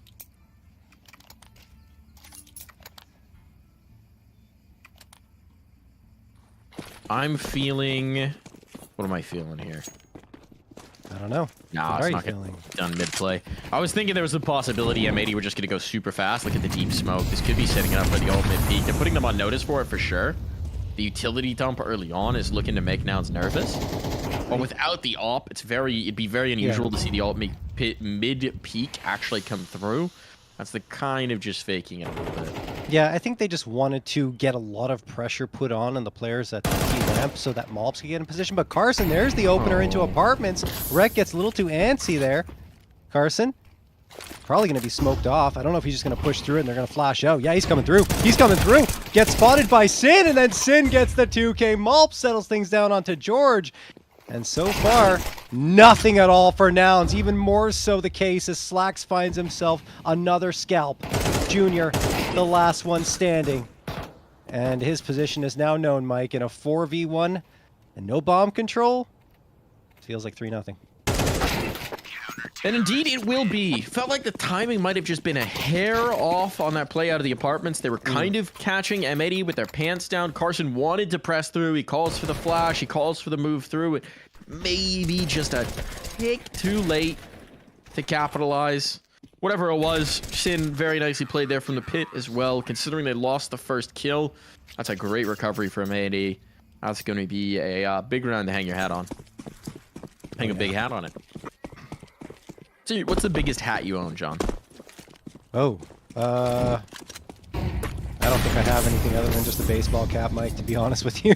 Boring. I don't have any fancy hats. Well, you know, I have some fun. Get this man a sombrero. Yeah, I mean, sure. I don't know how often I'd wear it. It might be cool to own. Let me go what my biggest hat is. I have a Tilly hat. It's a nice big sailing hat. Very comfy. Good for the sun. You can soak it in the seawater. It keeps you cool. I believe it. Very practical. They are Canadian thing. Chez is pointing out. So it's very unpatriotic of you, John, to not have a Tilly cap. I'm sorry. I'm not a true Canadian, I guess. Well, I have a Canadiens hat, like a Montreal Canadiens hat, so I got that going for me.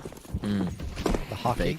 Fake No? Canadian. No? Okay, well, fine. Fake Canadian. Here they go, though. Unloading in towards the B site. Moving in the numbers. George gets the 1. Mob's dancing around behind the new box. They've got the kill. I was going to say no utility to force him out, but he will go for a peek, and that's punished. Bomb down. Retake util's not great either. Resmoke up. This is viable. Tilly Capper, no. What? Rack, clean through smoke. Carson trying his luck, and well, he might have just done enough. Sin wants to back away. Slacks is going to follow him. Really? It's over. Nouns are on the board off of Tech 9s. Wow, just a fast play up Banana, and this is one of the things we talked about in the pregame. Nouns just an aggressive team, and they are the ones that will go for those straight hits and be effective with them because they've got the mechanical skill to back it up. And you see here, Sin saying, you know what, back off. And actually, looking at their economy, not necessarily a bad call because Rek needs a gun. That'll be easily dropped over to him now. Swisher as well could use the help, and everyone else should be able to reinvest. So good call by Sin, a very conservative one, giving that round to Nouns, but Nouns just forced that one into their hands. It was very well done. Carson got a little bit of luck there on the lineup through the smoke. And off we go to round number 5. Let's see if Nouns can build off of that one. I think Slacks is going for the early mid-peak here, perhaps? Yeah. He's having a look-see. Doesn't see anything. I don't know how long he's going to hang around. Good. Nate clips both Swisher and Malbs. They return the favor. Carson goes down to half health. Malbs gets one. George the immediate trade. Seems like Banana's been given away to Nouns. They're still hesitating to push up, and that Molotov will force them back a little bit. Remedy going to re-peek into this one, Mike?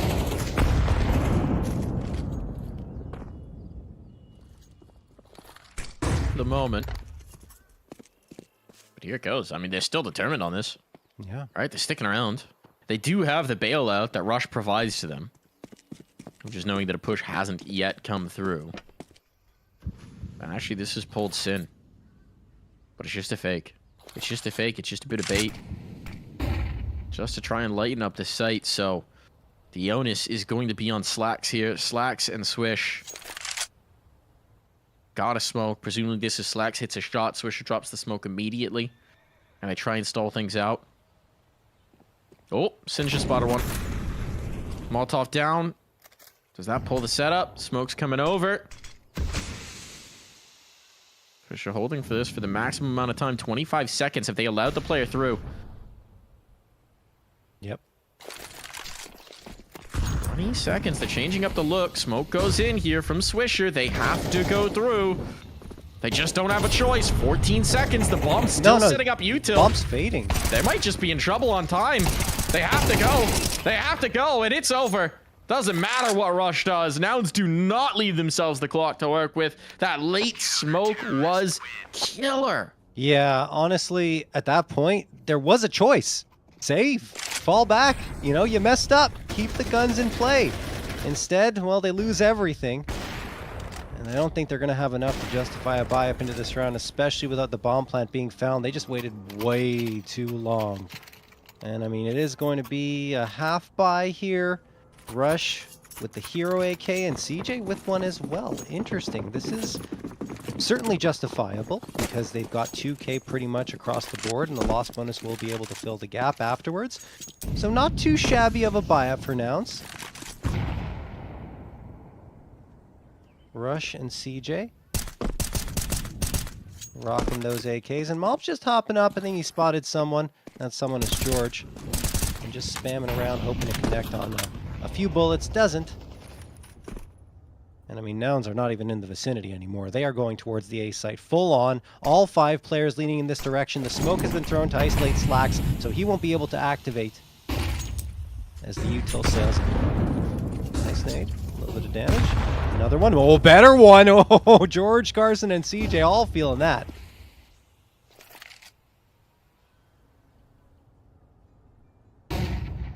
Good flashbang thrown. Slacks waiting on the receiving end still. He's got so much support here, but he is the first to fall. Do they clear Swisher? They do, but Swisher's good for the first. Gets the second as well onto Rush. That's a 4v3. What a play from Swisher. He pushes them back completely. They're going to the lighter site though, Mike, with only Mobs here. Good smoke thrown. Yeah, timely on this. These late smokes have been absolutely killers at what Nouns want to do, and you can tell this time, I mean, they got nothing to go through it, right? They don't want to flash their way in. It's just nothing to have. CJ's found some space, though, and this is what they're going to try and capitalize on. They're going to have to give it away. Footsteps in, just to make some noise, just to close the gap. Rex ready. Rex ready to hold them at bay. Manny aren't giving them anything. Flashbang back over. Sin cleared out. It has to be Rack, and he's done a beautiful job of it. There wasn't even time. Even if CJ had collected the pit player, it would not have mattered. Not enough seconds on the clock to get a bomb plant out. M80 are doing a tremendous job of slowing Nouns down right now. Holding these late smokes, this late choke point util, and forcing them to rotate when they really just don't have the margin for it. Yeah.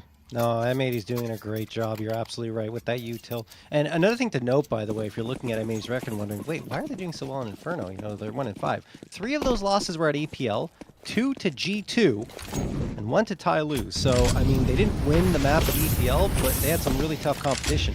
In NA, well, they're a lot better. So, as you're seeing right here, of course, well, Malb's going to get the opener here on the Georgia. And I mean, what I was going to say was, of course, now they have their proper 5, and I think that's even more threatening.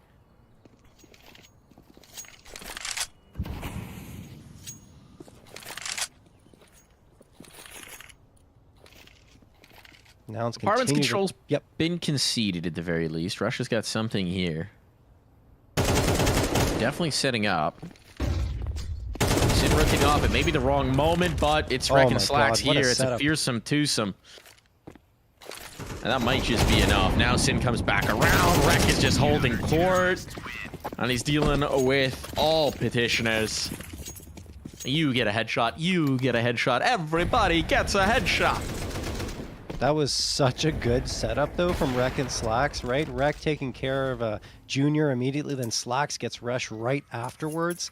And, I mean, they just managed to pull together whatever they needed to, and it felt like they were picking targets, almost reading each other's minds as to which player they would go after. So well done. 4 AKs for M80 that they're carrying over here. The money's building up. This looks like a T sci-fi. Yeah. The war trophy buy. Yeah. Taking every gun off of your opponent.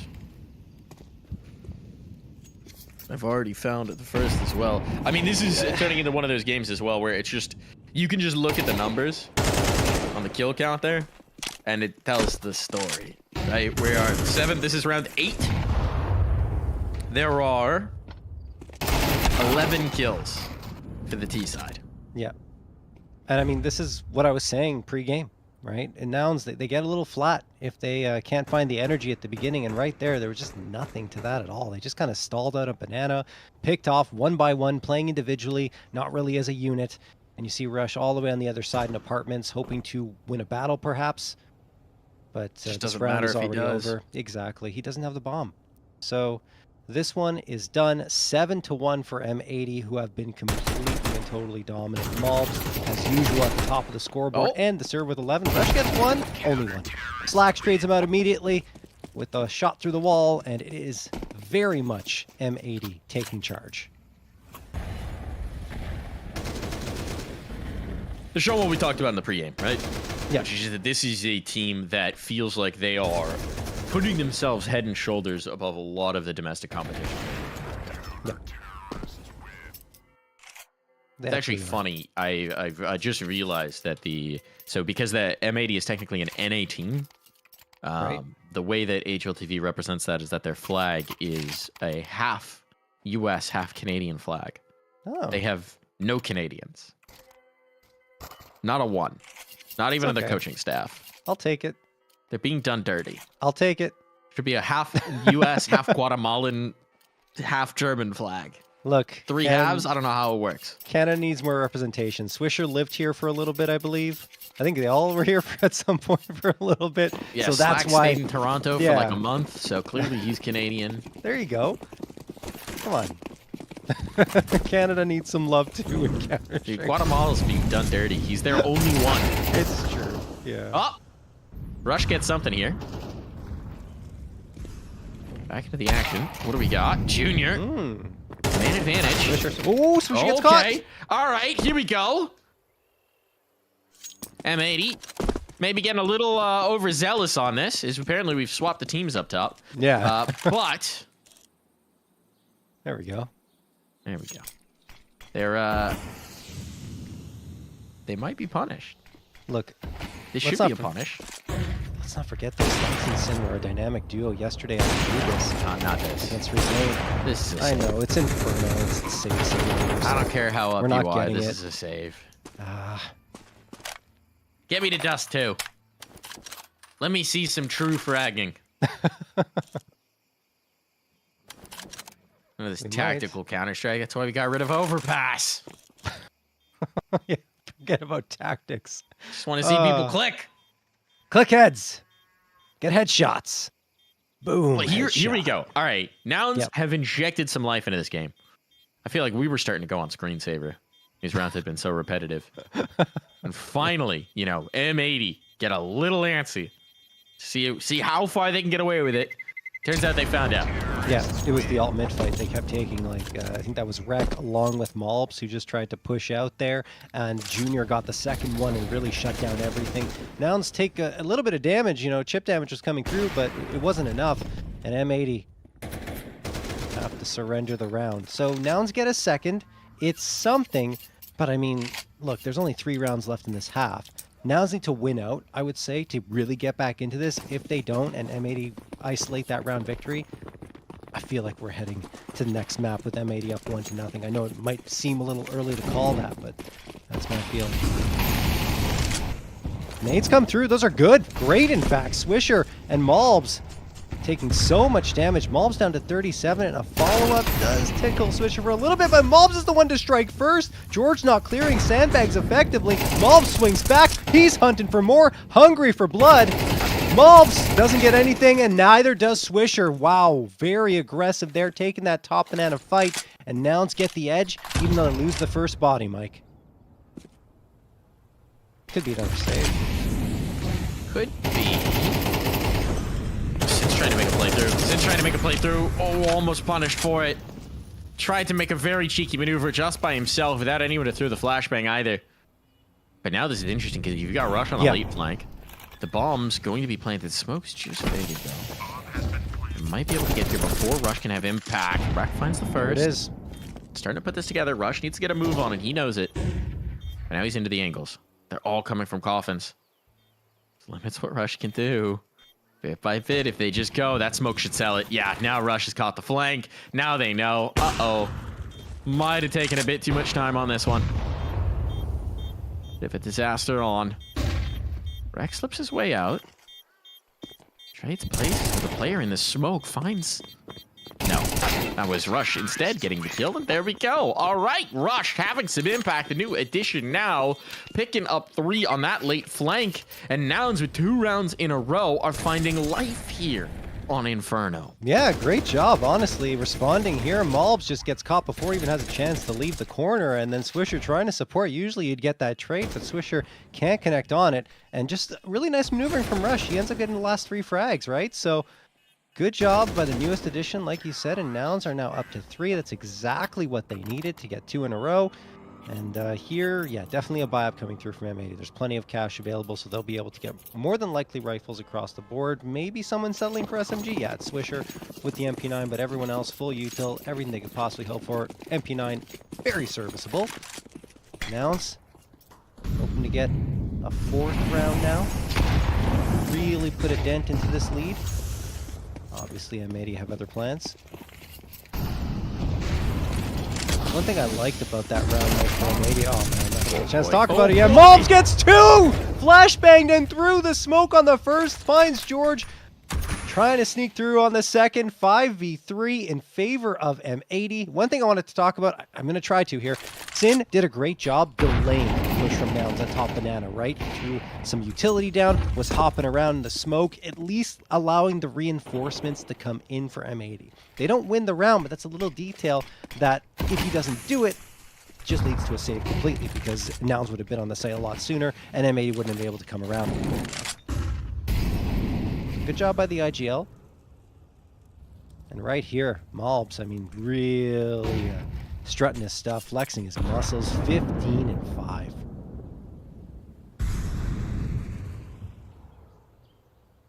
Junior's sticking around with the bomb down banana, but there are 3 players here in the A defense. This is the main thrust. Just not linked up yet. CJ, though, critical kill opens things up. They go into the double pit setup, smoke in towards the apps. There's still the potential for the bailout. Now, Swisher's on notice with it. MP9 not the ideal gun to hold the angle, so he's jiggling. But even towards A, they go. Rack reveals himself. to great effect. Slacks connects. That's the bomb down. There's no time. CJ, even just getting back to this C4 might be too much to ask. And he won't be able to get past Wreck. The molly doesn't clear. And Wreck holds dominion once more. This A site has caused them problems. Fits and starts again and again. And M80 back on top. Almost like they never left it. Yeah, they didn't. Mobs, great job there. Going down banana. Even though the flashbang made his life difficult, he already had the lineup prior to that. He gets the 2 that really kicked things off towards being forced nouns into that A hit, which, like you said, has not gone well for them at all. Well, the only good news for nouns at this point is that they did have enough money to buy up into this round because of how effective they were on that eco a while ago. Rush creeping his way into the apartments. No one's home for M80, but there's Mobs activating again. They keep trying to take this fight and losing it repeatedly. George pushing up. Mob's still waiting. He's hungry for more, wants that 17th. There's the 17th. Can he get the 18th? Spamming through the smoke? No, not yet anyway. 5v3 delivered again as Nouns refuse to give up on poking towards Banana. Nice from Wreck. A second picked up as well. And this is back to the M80 that we've seen through so much of this map. Just an absolute shutdown on. Junior, what do you got? 50 seconds. It's been a whisper, quiet match from Junior. That's not going to change right here and now. He'll fall alongside his comrade. Their ragdolls can hug each other, hold each other close, because this has been a beatdown of a half. 9 rounds for M80. We'll swap sides. Maybe that's some cold comfort onto Nouns. At least giving themselves a chance to fight here on Inferno. Yeah, doesn't feel like enough, honestly, but yeah, there is always that chance. M80. I mean, it's the Mob show as usual with Rex supporting. And you look at the other side, you talked about Junior. That's really, really rare to see him only at 1 frag after an entire half. He's so very effective. Even when he doesn't always get the op, he can still find those frags. It is T-side Inferno, though, where you don't get to run the AWP that often, so that has an impact a little bit. We'll see if he can wake up here on the CT side, or even if he's afforded the opportunity to wake up with the AWP, because if M80 win this pistol, he may not see it at all. Posturing looks good early on for Nouns, though. We've got 4 here towards the A fight. And look No one who's on in the the site. halls. Yeah. Problem is, yeah, if they avoid the halls and kill this porch player, it's not ideal positioning, per se. Mob spots the one. That's Mob huge. kills the one. Do they just bail? They Do might. they just bail? Mob says everything. There's no response. They don't have to go. They don't have to go. I think they realize. Oh, they hear them rotating off. They're all going to be sucked down. Oh, They heard my Sin. goodness. They And heard they're Sin still got the running away bomb on from A. it. Now they're just going out. They got the bomb plant. Oh, no. Oh, what a play! They've been gigabrained. When do they realize? When do they realize? And do they trip into Sin before they do? Here comes Sin. Now they know, but what do? You're pinched. You've been completely bamboozled. Completely, entirely, and Wall just continues to collect. You're fighting B. This is conceding the round. When do they know? They don't never know. And they can't even get the kills. What a brilliant call from Sin, right? That's all orchestrated by him. He says, okay, we got that frag onto the B site. I'm going to make a ton of noise rotating over to make it feel like everyone is going to go and rotate and get the bomb planted there. Nouns, bite, hook, line, sinker, push out. The players in the apartment say, okay, we hear all the footsteps. They're leaving. We're walking out. No one's home. So Free good. bomb plant. It is gorgeous. 10-3 in favor of Clever M80. pistol rounds, man. Yeah, me I too. think pistol Me too. rounds are one of the moments in the map where you get the most creativity from a lot of teams. Mm-hmm. Ah, that was a thing of beauty. That was a thing of beauty. Now they're taking top banana control, completely uncontested. It's a full stack up in apps. USP firing range here, see if they can catch somebody, but looking like the bomb's just gonna waltz its way in. Wreck. Step right up, your chance at the carnival game. Boop. There you go. Pad the stats a little bit. Not that he needs it, No. but it's just about keeping the guns out of their hands at this point. And so far, they're doing a great job of it. Wrap down T-Apps might be a problem, but Flax is aware. He is aware, but he almost gets killed there. Messy. It's all good indeed. Sin supports him. That'll be that. Pretty straightforward anti-eco there. Not really any threat at all by Nouns. 11-3, 2 rounds away. And like I was saying, I don't know if Junior's going to get that chance to use the AWP, because right here, do they have enough? I mean, I guess he could get one. Maybe he has a glass cannon. Risk it? I guess they kind of have to. I don't know. We'll see what they decide.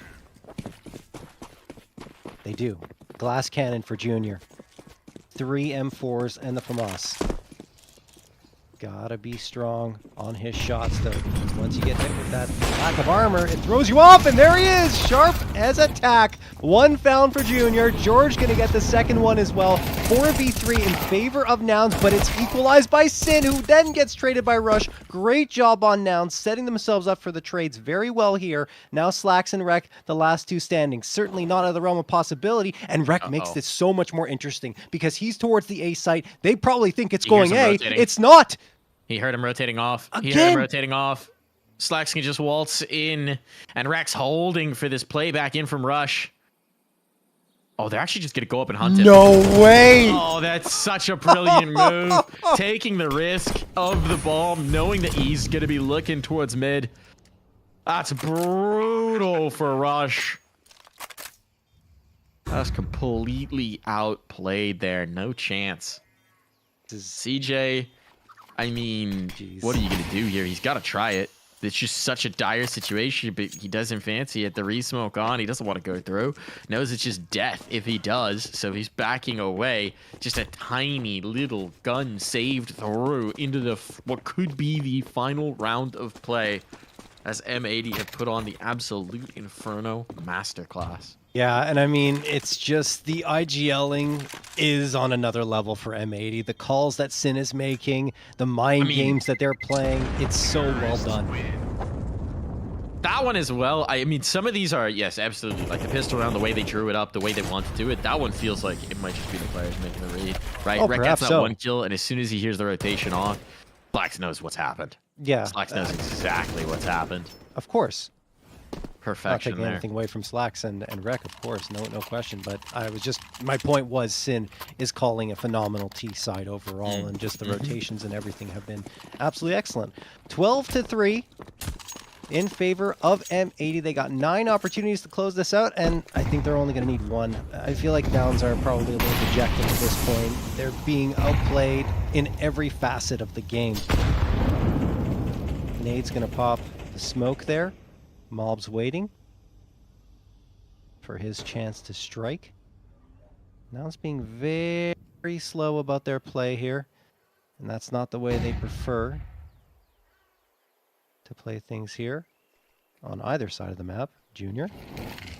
Peek goes out, hits the shot, but can't connect on the frag, and now the trades come in, and they're better for M80. 4v3 in their favor. George, the last one standing on the B site with 2 other players towards A. M80 could just push out here if they wanted to, but that hasn't been their style on their T side. They've waited, they've played the games, and won the psychological battle so far. Yeah, they got all the time in the world, too. They can wait the choke point util. They have to know that the nades can be limited over on the down side. And they're reading this right. Rush shifting it to support B. Swisher selling this brilliantly. And in that moment, they're going to know. Presence has to be light here on A. Gained all this space. CJ's actually come back around in towards a boiler. It's kind of an interesting spot. He could potentially catch something here, but Slacks has caught the first rotator. CJ needs to have this. He does. That gives him something. Which way do they want to go? M80's running out of time. But they realize that means the A player's off with CJ in towards boiler, so it's a chance for Rek to plant. And they're going to hold on to these positions. Sin sticking around in library, anticipating to rotate through mid, or through spawn rather, but it's mid instead, and Slacks on the angle.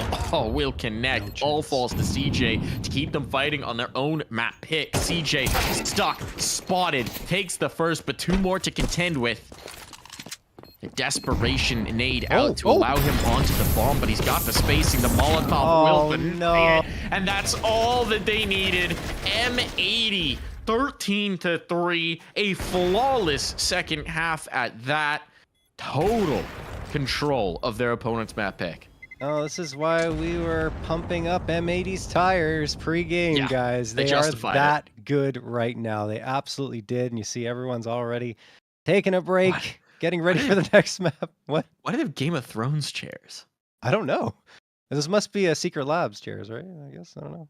I have no clue. I'm so curious about where these guys are. Between the Game of Thrones chairs and the "you're like really pretty" on the wall, I'm so curious about what is going on with the M80 team house. No, I don't know. It's interesting indeed, but whatever's going on, it's working because they have looked phenomenal here so far. 1-0 over Nouns. That was just perfect Inferno that they played. A map, like we said, that they haven't been that great on, at least not at EPL, but here against Nouns, it looked absolutely perfect. They obviously learned their lessons in those matches. They played the tougher ones and just looked great. Nouns looked a little bit lost overall. And like I said, they have trouble kind of climbing back into matches if they don't find that rhythm early on. Yeah. And that's what we saw here. Yeah, definitely, at least on map 1, M80 head and shoulders above what Nouns we bring to the table. They're going to have a chance to regain. Nouns have certainly played a fair chunk of Ancient themselves, but it's not an appetizing prospect. This is home turf for M80, and they're going to be looking to close the series 2-0 and get us quickly ready for the grand final. We're going to see if this could be the last map of the semis when we come back from this break.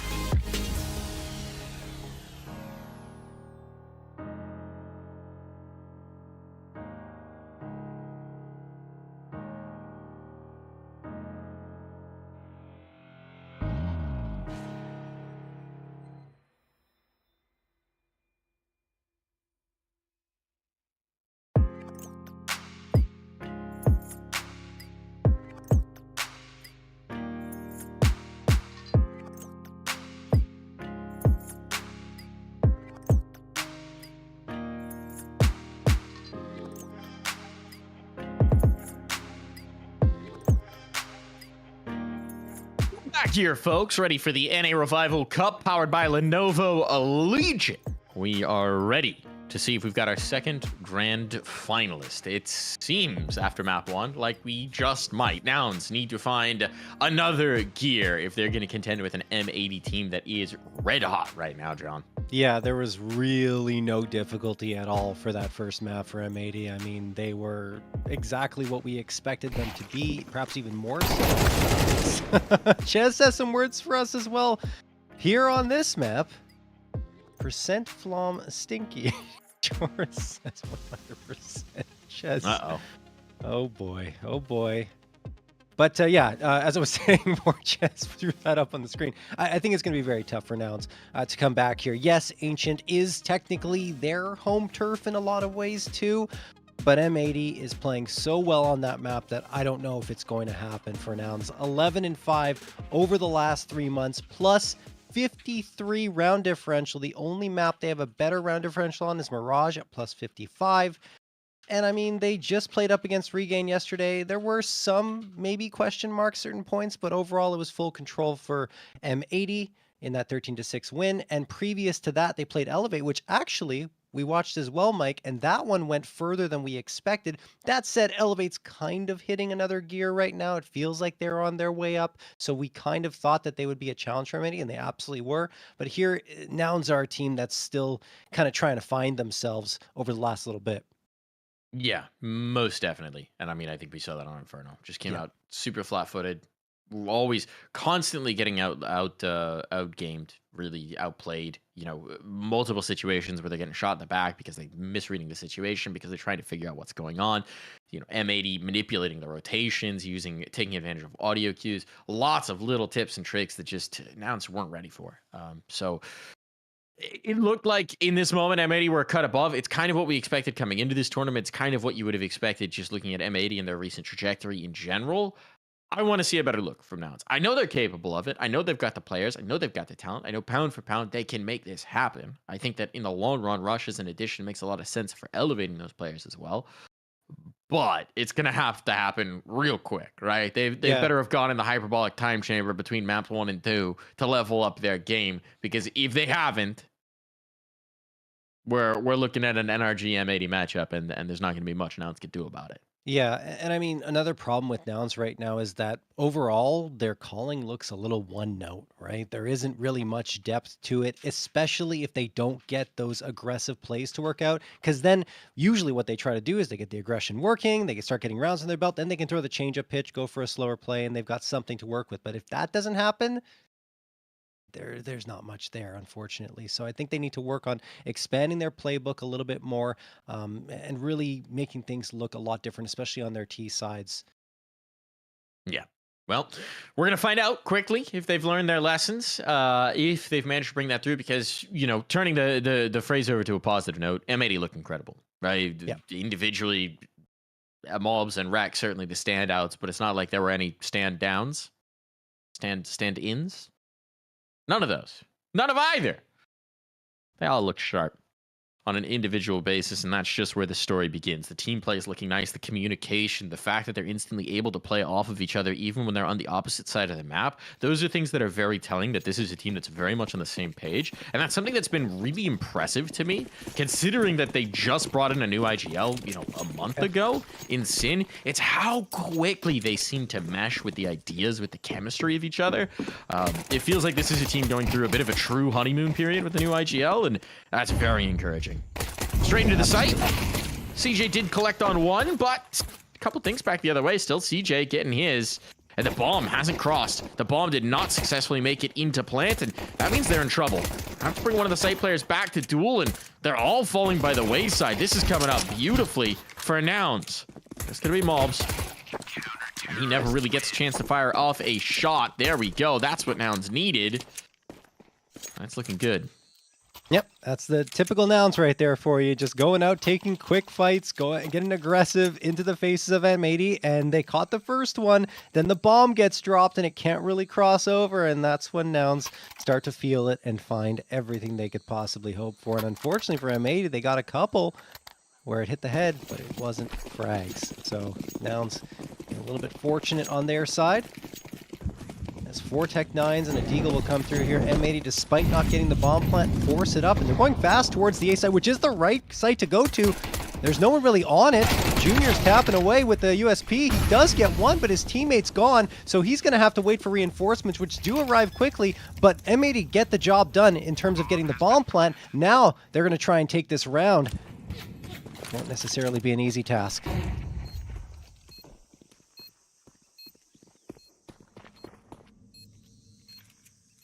Graded from Moss for Slacks. CJ manages to come out of Temple. Silently at that multiplex. 2 scalps with the Deagle. CJ and Junior strike back for 2 of their own. They settle things down to a 2v2 as time is ticking away on the bomb. They smoke out Donut. Slacks is spraying. Junior sticking it. Full 10 seconds required. No, he doesn't. He does manage to get one, but it's not the diffuser. Junior, did he pull off? No way! Junior pulled. Junior pulled. He didn't trust. He didn't have to. He didn't trust his teammate. He didn't trust it. It was the only way to win, and he pulled off. He didn't have to. Must have thought they were coming through. That would have been it. That could have been snatched away. Clearly, M80 a little confused about the plant spot. Yeah. They knew it was there, but they didn't realize he was so wide on the defuse. They thought they'd killed the diffuser. Unfortunate. Unfortunate there for Nouns. Yeah, very. And honestly, I think it's just a bit of panic that went into Junior's mind, and that's why he pulls off the bomb. But there's no other path to victory on the round, right? So just stick it at that point. You only had 3 seconds left. Carson gets the opener here. Nouns gonna force up. Maybe they'll win the Force by Wars here. George fights 2 more. George still standing somehow, but Wreck will make it down to a 2v2. It will be 2v1 though for Nouns. Carson, oh my goodness. Wreck is gonna end it with 2 of his own. Chaos here on the server, but M80 are up 2-1. Wreck's dealing out headshots. 4 in the round. Looked like it was a disaster on deck, but Wreck pulls them out of the fire. And despite the vast expense, that was the force buy for now, so they've got to eat the eco now. Got to adjust the USPs and a touch of util to try and make it a bit more appetizing. Trying to throw a little sugar in a spoonful of turd. It's not going to go down smooth. Carson. God. Next one to why would you ever be hit eating the drain? That? Don't worry about it. With the bomb over here, eventually Swisher might just give it a look out towards A and realize where the stack lies.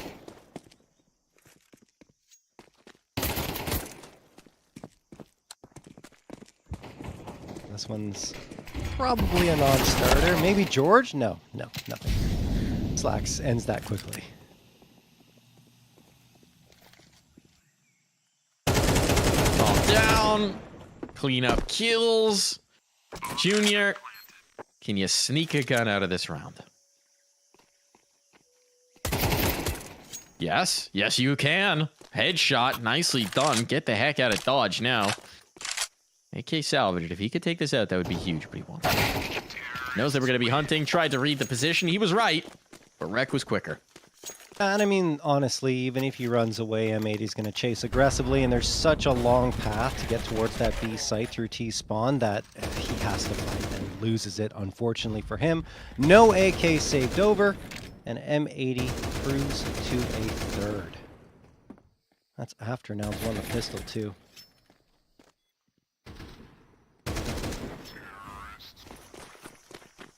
Well, here's the first buy-up for Nouns. 4 M4s and the FAMAS. Molotov sails in. Right in front of Slacks as he's just going to hold his ground, which is a good idea because Carson, he's always here. Great flashbang thrown by CJ, and Carson collects 2.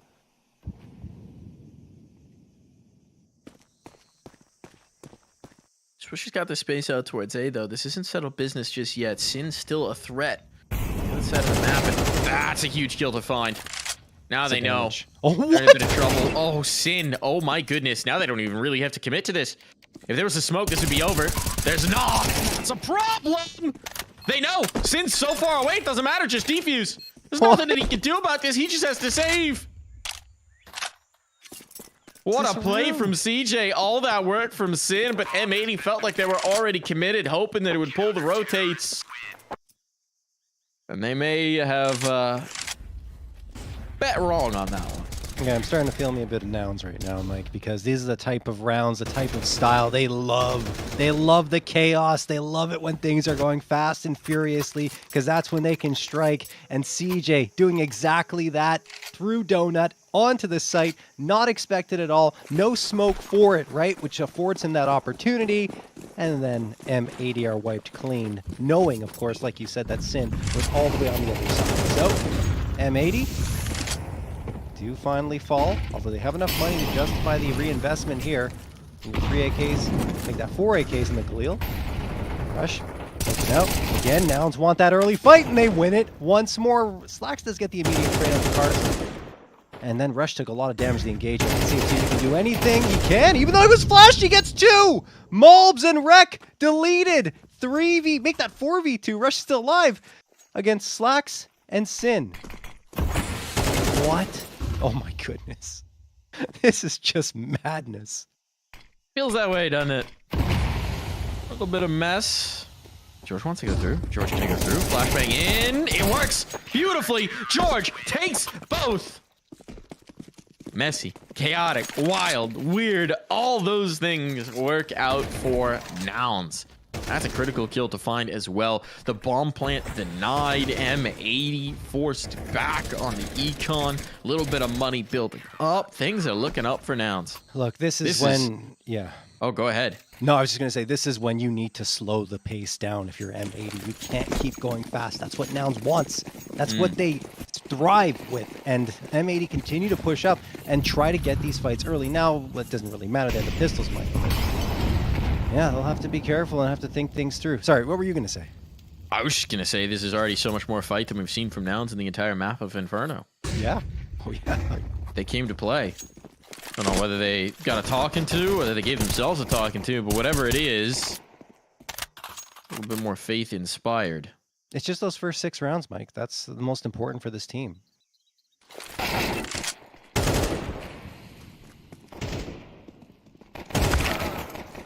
What? Hold on. Surely not the Glocks. No. Glocks! No. That would be the most NA maybe? revival that it could be. No. It's not over. Okay, now it is. Yeah, a bomb plant here would have been a miracle. A round win. Something beyond.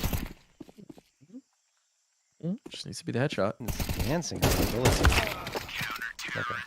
Sim gives himself a chance at that, but yeah, no. Ultimately, 2 kills out of the full Glock round. Bomb plant would have been tremendous, but as it is, Gun's gonna be back up. And Noun's finding a little bit of comfort. Yeah, they got a lead. Haven't had that very often, aside from the pistol round and then right here. We're never in front on Inferno. It was M80 all the way there. Now M80 are going to be back to the guns, though. They've got the 3 AKs, the Galil, and the Op. Similar buy-up on the other side because Nouns have 3 AKs saved over. A few rounds ago. Carson pushed up as he usually is towards mid.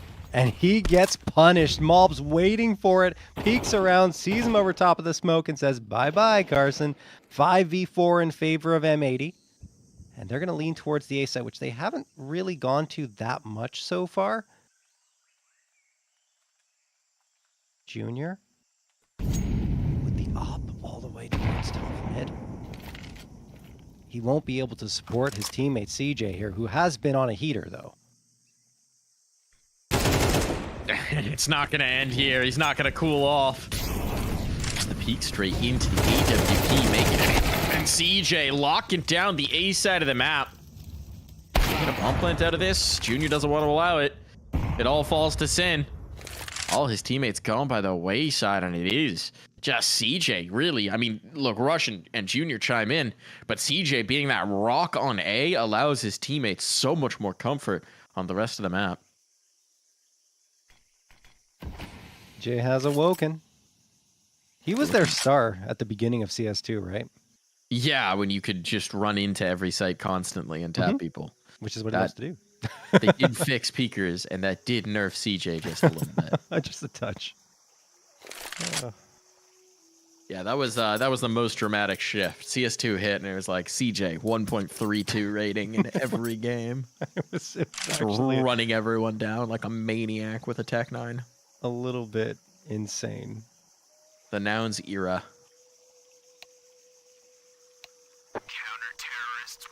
As entertaining as that was to watch for Counter-Strike, I'm glad they've at least amended some of the issues with peakers. Some of them. I think there's still work to be done, but a year later, it's looking a lot better.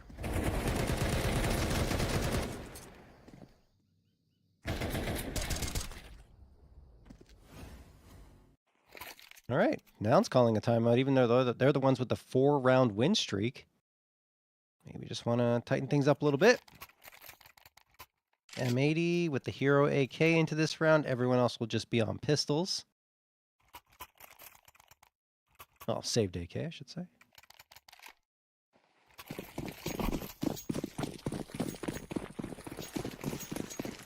Feels like Nouns have found that other gear you were talking about, Mike. Most definitely. I mean, this is a map that's beautifully geared towards CT aggression, which is one of the things that Nouns do best. What's the map pool? Okay, here we go. This time, though, they're going to get caught out. Carson trying to get into that elbow fight, looking both ways, getting caught out. Good utility. And the Tech 9s do swing, traded. But CJ only getting one. Damage onto the next. It still might be enough for M80 to get this in towards the bomb plant. Junior lines him up. The last shot hit. And Rush comes in from the flank to drop the bomb behind. It's just wrecked now. What was looking so good has fallen by the wayside. Junior. A collab might have been required of him, but it's what he achieved. And now what do you do if you're Nouns? Or rather, if you're M80, if you're Rack. This is looking so good. This is finally feeling like the moment to break through, and instead, even a bomb plant is out of your grasp. 45 seconds left. Rec counting down the seconds at this point. I mean, he doesn't have much to save. He could try to hunt, but if he's going to, he might want to do it soon because you do not want to be dying after time here. And there we go. He dies before time. Junior collects himself a third, a triple, and Nouns. I mean, they've doubled up on the scoreline with them, 86-3. Just those hot starts, man. That's just a perfect lineup that Junior got delivered to him. But yeah, those hot starts make Nouns look like an entirely different team. When the confidence is flowing and things are working for them, the aggression panning out, like you said, you know, Ancient kind of geared towards that aggression where you can charge down mid and take those early fights. They just feel at home. Timeout going to come in from M80. This is Def's chance to chime in. Trying to cool things down for the squad, trying to calm things down, get in their ears, figure out some solutions. What Nouns are showing. That last round, I mean, honestly, if you think about the macro, it felt pretty dang good. Up until Junior hits that shot. Yep. Slows them down, allows Rush to come in on the flank. If they overwhelm, if they trade Junior 1-for-1 there, even if he just gets one and has to fall away, it's a very different round. Oh, yeah. But it's kind of, the spacing is a result of it being around where they didn't have so much trade. So oftentimes just aggression right next to each other. Look at this. That's what happens with Nouns. Once it's working, they're going to continue taking that aggression, and George finds the first. And talk about spawn-based Counter-Strike as well. CJ, the A anchor, not even playing A in that moment to allow his teammates to go for the aggressive play. They're already down a man. They've already lost one of the peripheries of the map. For all they know, a huge flank is coming through. Something that Sin is eventually going to have to be aware of. Meantime, Maul's holding into elbows. First, doesn't expect the double swing, though. George and Carson. It's the mob squad here getting it done. Nice nade. Maximum impact from George. I don't think he could have gotten more damage out of that if he could see through walls. Swing in, Sin drop bomb down at that. Swisher can follow it up. CJ is low. This one's not impossible. But there's work to be done. George knows it's just a matter of time before he gets pinched. Trying to bait forward George. Trying to bring him into the angle. He's done exactly that, but George is up to the task. Ready, Nouns? They want to get to dust too. And if we do, we're in for a treat, I'll tell you that, because we got two teams with insane mechanical skill going up against each other on a map that just puts that all on display. Still a ways to go, of course. This one far from concluded. But Nouns looking like an entirely different squad than what we saw in Inferno. Vortex, a Deagle for M80. Maybe a faster play here. Gonna take their time, at least you'd think. It looks like a default setup. Now they're going to pinch in towards mid. Carson a little bit exposed in this spot. The flashbang isolates him even further. He's forced to peek out a little bit. Doesn't finish off the first quickly enough, and that results in an easy trade coming through from Sin. CJ spams through. Does some damage, a lot of it in fact to Sin, and then Junior collects two. Slacks and Sin gone. George finds one at the Swisher. The Tech-9s do absolutely nada. Rec doesn't have the bomb. They probably know where he is, given the audio cues here. CJ's waiting for it. Now they definitely know where he is. And this round is over. Unless Rec. Unless. Rec. They need Still a miracle. a minute. But he's got a gun now. He's got the AWP. He's got a chance to fight this forward. He needs the mobility, though. Back to the sidearm. Back to the techie. Is he going to make a massive rotation around? This could just be to clear out the flank, but no, I think he's going to go for it. Change the battle lines. Change the sight lines.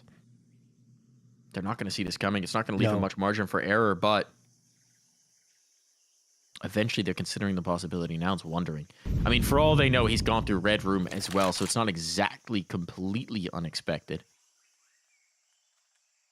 It's a risk for sure. Without them really seeing? No. Scope up. Was that heard? Bomb grasped. There's the shot. There's the first. Brings it down to the clutch. Wreck. This would be incredible. One more to find for it. Time enough for the bomb plant. Just 1 second to spare. He plants it open. One more shot. One more shot needed from Wreck. Doesn't know which direction George is coming from. He's betting it's the window peak, but that's going to be clear. Finds it on the timing. Now he's on the angle. George denies! George denies us the clip of the century! There will be no round wins for M80 here today. Oh my goodness. That was so well played from Rec, and I would say a little bit of a misplay from Nouns. They got a little too eager with 1 minute left on the clock, which happens a lot, like as mentioned, with their style of play. John. It really was. And the fact that he swings all the way around, gets the op shot here, and opens up the space just in the nick of time to get to B. Yep, he had the read too. George just a little quicker. A little quicker. Wow. Yeah. 8-3 for Nouns. Chalk that up on the list of incredible plays that didn't quite happen. Yeah. But credit on the Rec.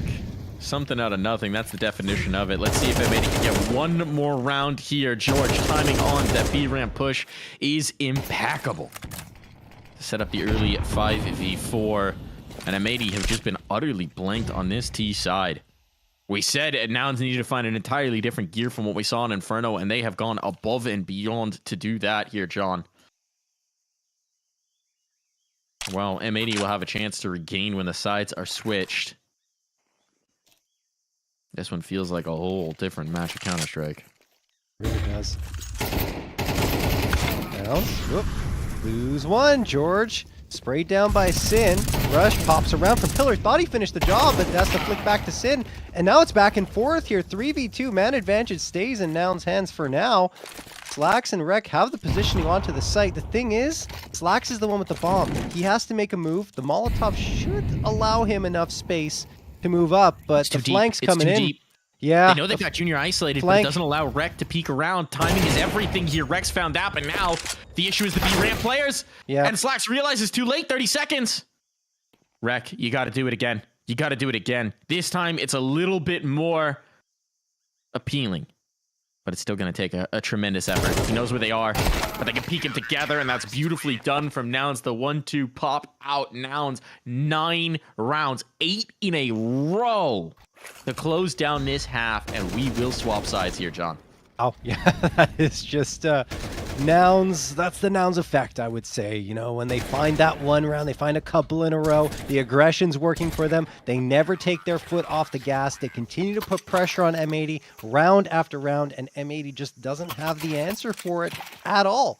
And I mean, CJ, the way he was playing at one point in that half felt completely unstoppable. He powered them towards this 9-3 lead for sure. I mean, Junior activated at one point as well, and you saw George a little bit too, but it was really CJ that I say was the catalyst to leading to this point.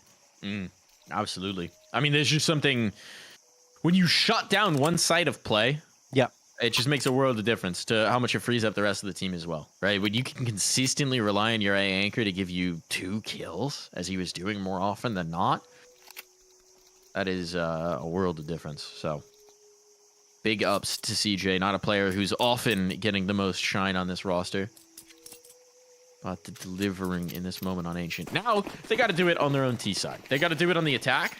M80, still very much a chance at this one. But this pistol round will be a tone setter. Slacks is getting active. Slacks is getting very active. We saw this occasionally from Nouns themselves.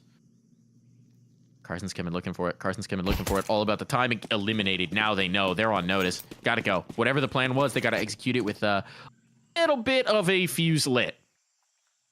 The red room they go. Rec adjusting, ready to receive them if they come back towards A. At some point, Sin's gotta snap around.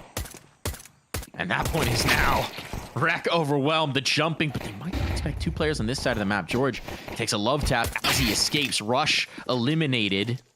So the element of surprise just remains for 1 player. They're not expecting Junior in the corner. No. Wow. Just Mobs. Now Mobs alone. And they don't have to contend with him. They can just leave, and he knows it. Had to get those kills quickly. Because now they're just holding him at bay, and Junior will find his 3rd of the round.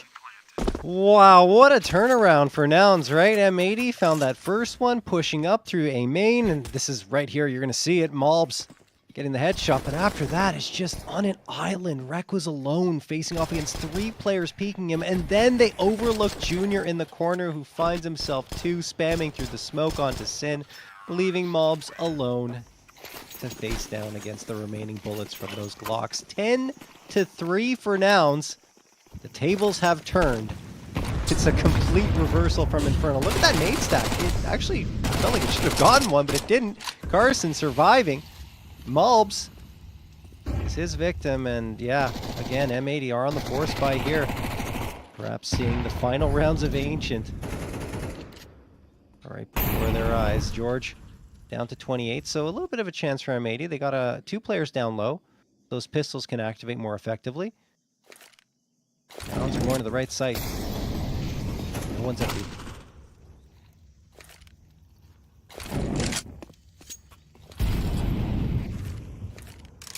All right, so unless Nouns, the absolute phantoms here, and somehow decide to rotate off, this one should be the surest of sure things. And they will not, in fact, get spooked by any ghosts. No busters needed. They ain't afraid of them. Bomb down. Carson, overwhelmed. Picked up. They could get their hands on that. Get it out of the round. That would be a nice find, but it's not going to be allowed. Junior makes sure of that. He's having a pretty monstrous map. Look at the health collectively. I mean, this could have been a little riskier, John. Nobody's above 30 points of health, and Junior's on 1.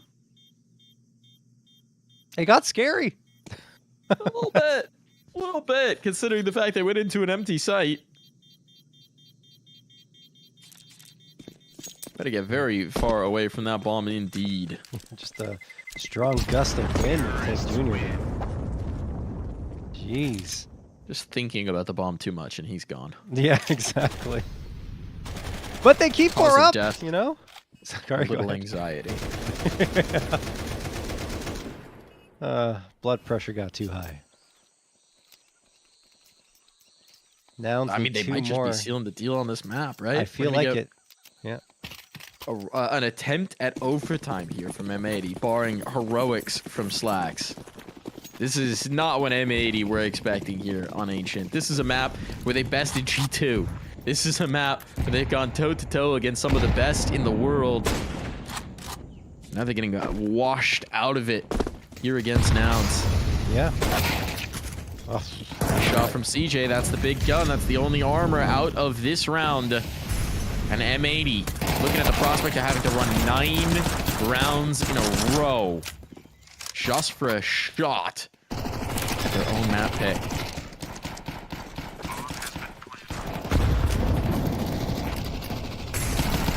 Last round is probably over. I mean, we saw what Rec did previously, so I don't want to say anything just yet until all the bodies hit the floor. I'm content with saying it. It ain't happening. It ain't happening. Okay. Ain't no way. Nope. All right, it's done. So I can talk a little bit more about that EPL run you were talking about, Micah. 4-1 at EPL, right? They defeated BetBoom twice, G2 and Tyloo, with only a loss in triple overtime to G2. And that was, I believe, for a chance at the playoffs. So yeah, 72 rounds for, 35 rounds against, plus 37 round differential on Ancient at EPL. And they are getting absolutely stomped here by Nouns. Not the expected result at all. That's why when we saw that first map go M80's way, we're like, okay, well, this is probably over. M80 are just that strong on Ancient, but they couldn't stop Nouns' rhythm. They entered a flow state. What is that? Is it 12 in a row? I mean, no. Sounds about right. No, it's 11 in a row. It's 11. They won pistol. Yeah, that's right. About it. Otherwise, Malbs is not going to allow it to be 12 in a row. Malbs is not interested in this. Malbs is putting his foot down. No one wins 12 in a row on M80 on Ancient. No one, I say. And if there's any team in NA that can win 9 in a row on Ancient, I would say it is M80, right? With how good they are on this map. We'll let them win a good 5 more before we start entertaining that conversation. I'll entertain it sooner. Why not? Let's have some fun with it. Can't be Junior. I'm not. I'm just saying. Just got one. There's been quiet across the board for M80. As the scoreline would indicate. But if they can start to get a little bit of heat going out of Mobs, out of Swisher, that scenario you're painting here, John, might just be a little bit more possible. An astral projection, perhaps. Well, if anyone's going to predict overtime, it's me, Mike. You do that. You do that. I think this one's a little too early for the John curse to work, but who knows? Who's to say? Flags forced off. Flashbang's good, but the Opera manages to slip away, and now he's got teammates to support. Molotov down to deny the early bomb plant. They want to brawl. Util's just not allowing it. Carson does connect. Sin was trying to rotate in just to help out his teammates, and he gets caught. That should be the numbers getting punched in. No angle on this plant. There's the lineup here, though. Slaps finds one, looking for the second. Swisher able to trade. Now advantage for the moment, M80, but that bomb ticking away.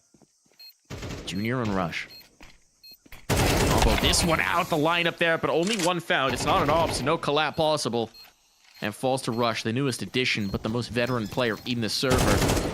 Finds the first, the second as well, and Rush has done it. No comeback to be had. That's NA's major winner right there in Rush, and that's gonna be Nouns taking us to a full 3 maps. Wow, that coming into the series, I did not expect us to be saying that each team would be getting blowout victories on the first 2 maps, sending us to map number 3. I thought we were gonna get something closer, more competitive at the very least, but no, Nouns just absolutely walk over M80 on Ancient, a team that was so competitive at EPL here. Well, Nouns doesn't care. They take care of business. We're headed to map 3, Dust 2. This one is going to be very close. It has to be, right, Mike? I told you it was going to be Dust 2. Yeah, Is this how I thought we were going to get there? No. Yeah. It is sure as hell not. But I told you it was going to be Dust 2, and I'm excited to see the fireworks between these 2 squads. We're going to see them. And to get there as quickly as possible, we're going to throw it to the break right here and now. We're going to take a quick break. When we come back, Dust 2 for both these teams. First time on the map. Let's see it. Let's see if we could get some magic going.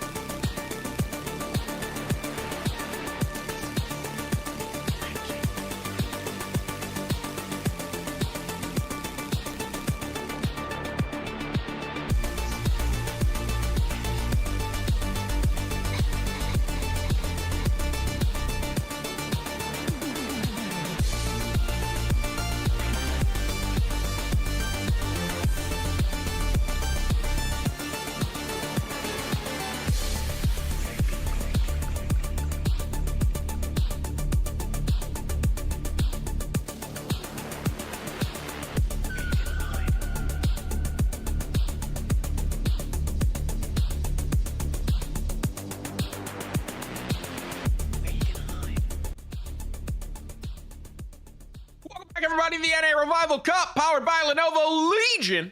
We got one more map before we figure out our second grand finalist. And after these two, I have no idea which way it's going to split. And even more so, this is both teams' first official on Dust 2 ever. So we have no sample size to draw from here, John. In CS2, to be clear. I mean, neither of these rosters existed in any form in CSGO. Well, the players existed, though, right? And they sure. played Dust 2. I said teams, John. Let's okay. not be pedants here. It's their first Dust 2s ever. Okay. Existence. This map didn't exist. No, it's brand new. Dust 2 never existed before. Never been in done any before. element, in any version of Counter. Never been done before, John. I'm at all. excited to see what's going to But, yeah. happen. I have no idea what we're going to get here. No, I mean, me neither. I think that it's going to be maybe even leaning towards Nouns a little bit because, you know, you go for that fast-paced style, perhaps. No, I don't know. We'll see. But Dust 2 is a little different, right, with the ability to pop smokes. And I think a lot of people might think, oh, that's not really that much of a difference, right? Well, it is because, you know, you can really change things up, especially when you have those long A smokes that are falling down to try and guise off visibility for the T's to cross over. One nade and it all changes up and it's cleared up for your opper to do the damage from long range. So, I mean, it's very, very interesting how much of a difference that can make in terms of one, the pace of play, and two, the style of Counter-Strike that teams employ in their strategies. It is going to be interesting. It is going to be interesting to see how creative these teams get into it. And I am curious because it is a map that theoretically we would think a team like Nouns would take to, like a duck to water. But we also know on the other side, Slacks and Sin were very excited about this one. Mobs used to be an absolute nightmare on Dust 2 back in his Team 1 days, way back when.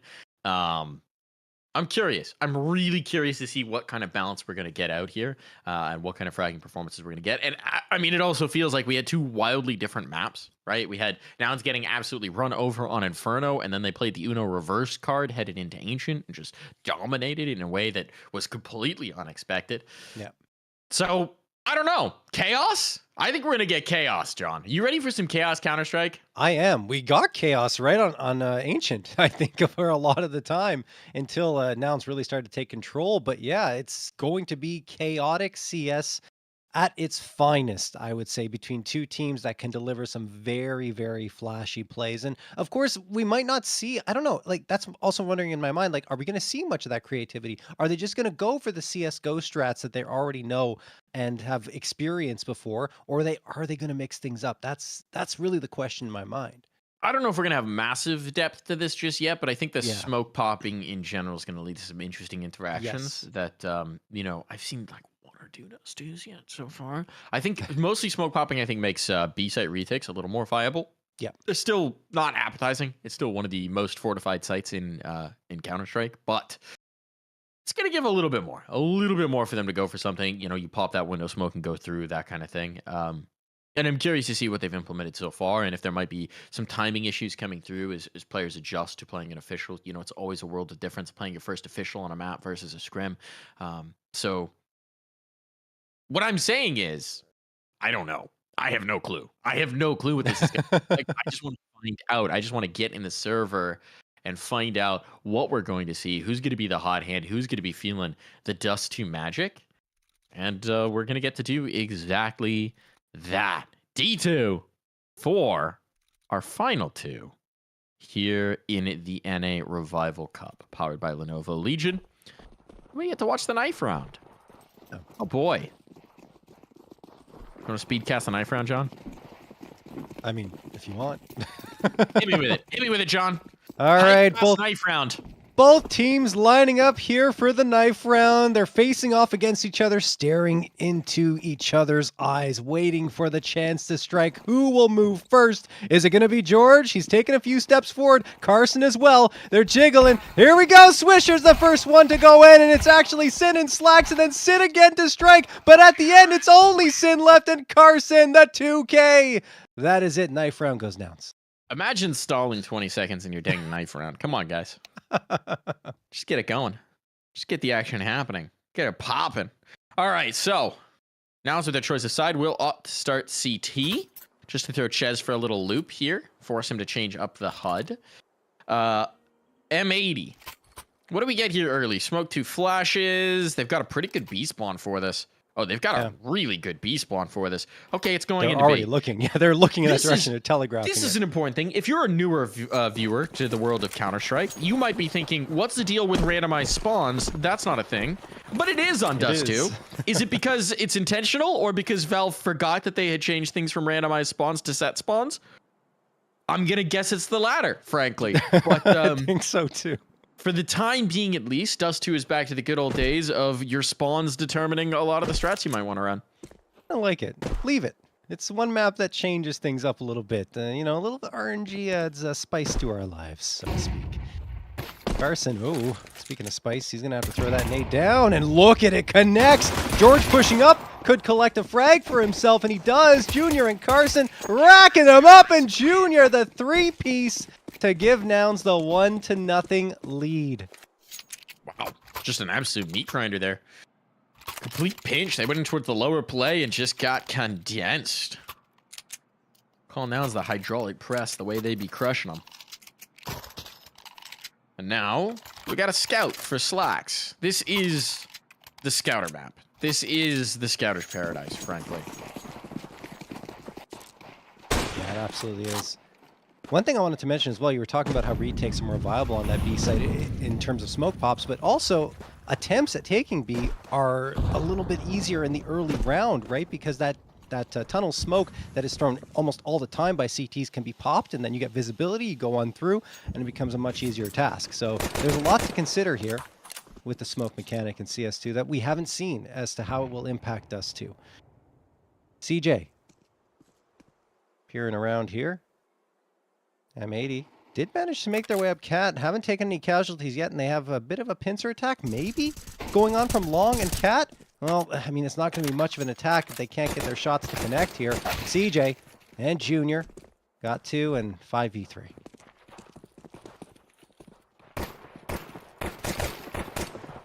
They can kill the Goose player. Maybe there's a slim chance at a bomb plant, but that's looking like a slim to none chance. Mobs popping off the Glock. And getting dropped by a little jump around the corner of Carson. Now it's feeling right at home here on Dust 2. Honestly, taking out Overpass, putting in Dust 2, just announced buff to the overall map pool. Honestly, yeah, you're absolutely right. Buff to NA's map pool, if we're being real. I mean, the one thing is, Overpass was like the JT masterclass over on Complexity. So they've nerfed our best team, but they've put forward a stronger collective region, probably. I think so too. No question. Let's just get Cash in here. That's NA's true home ground. Man, I miss Cash. So say we all. Malbs misses not being on fire. But somehow, despite the flames, despite the utility, he's still going to get one. The mid control, or the long control rather, is phenomenal for Nouns. They throw 4 bodies at that fight. It's a great success, but it has allowed space in towards mid and Cat. Junior adjusted pretty dang quick, but Slacks is at least able to trade it out. Now he gets himself the AK upgrade. Ooh, that mid smoke. Ooh, that meant to be smoke. That's off the mark. That's the thing about a new map. You're not so well drilled on it. It's been a while since you've had to throw Dust 2 smokes. Fortunately, they've been given full control of B. Carson shifting way off, anticipating a lower rotate. Instead, he's going to have to make a retake happen. Pretty viable. Slacks down to 25. Swisher fully healthy, but that's the case for everyone on Nouns. And now he's spotted out. He's trying to get information for himself, and, well, the flashes come in and don't do much. They've still got a couple of smoke, excuse me, a flash and a smoke left. Again, that flash doesn't yield much for the player in tunnels. Swisher could line him up, and he doesn't. George gets the 2K. That'll do it. Nouns secure a third round, but at least M80 are able to get the bomb plant, but this was a buy-up for them, so it'll likely be Nico regardless. No, actually, they do have enough money because the full loss one, excuse me. This so they is can Dust investigate. 2. You don't need that many nades. No, yeah. Get rolling. Still, it's another hot start for Nouns, considering what you've talked about with them being a momentum team. They take a really strong Ancient into a strong start to Dust 2. Gotta be feeling good. Gotta be good vibes over in the Nouns camp. Ooh, it's a B spawn. It's a B spawn. It's a B spawn. I don't care what you called. Go B. Go B. Come on, look at this spawn and tell me you shouldn't just rush B. You know, just need one Molotov, right, on the CT Yeah, side, buy a and it smoke. shuts you They down. got plenty of money. Tech 9's into B right now. They win the round. Mike, I got to tell you, Mm-hmm. if one thing hasn't changed in Counter-Strike, it's rush B on Dust 2 usually does not end well. Oh, it wins beautifully, dude. With this spawn, you beat them on the timing. You're so quick out. They're not going to do it. They're not going to do it, cowards. No, They're not they made prepared for the better magic of choice. Dust 2. Mike. Back through the mid doors, though. Bomb did come this way, so maybe if they hadn't seen the cross or if they'd seen them cross back. But as it is, instead, spreading into a little bit of a default.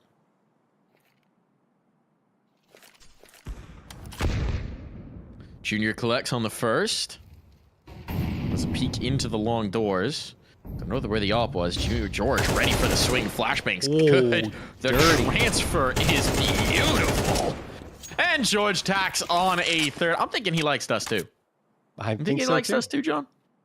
Yeah, he loves Dust 2, clearly. I mean, I feel like all of Nouns probably just play Dust 2 for fun at certain points because they're that type of team that would enjoy this map even when it wasn't in the pool. Oh boy, M80. Not feeling great right now. Nouns' momentum has not been stymied at all from Ancient. 4-0. M80 are back on the buy up here. They chose not to invest in that previous one. I thought they would, and rightfully so. Like you said, like you don't have to invest in much utility on Dust 2. You can go for those straight fight, excuse me, oftentimes, but they decide they want that full belt, so they go a little lighter into that round to set this up. 4 AKs in the op. Ooh, interesting little stack going on there in mid.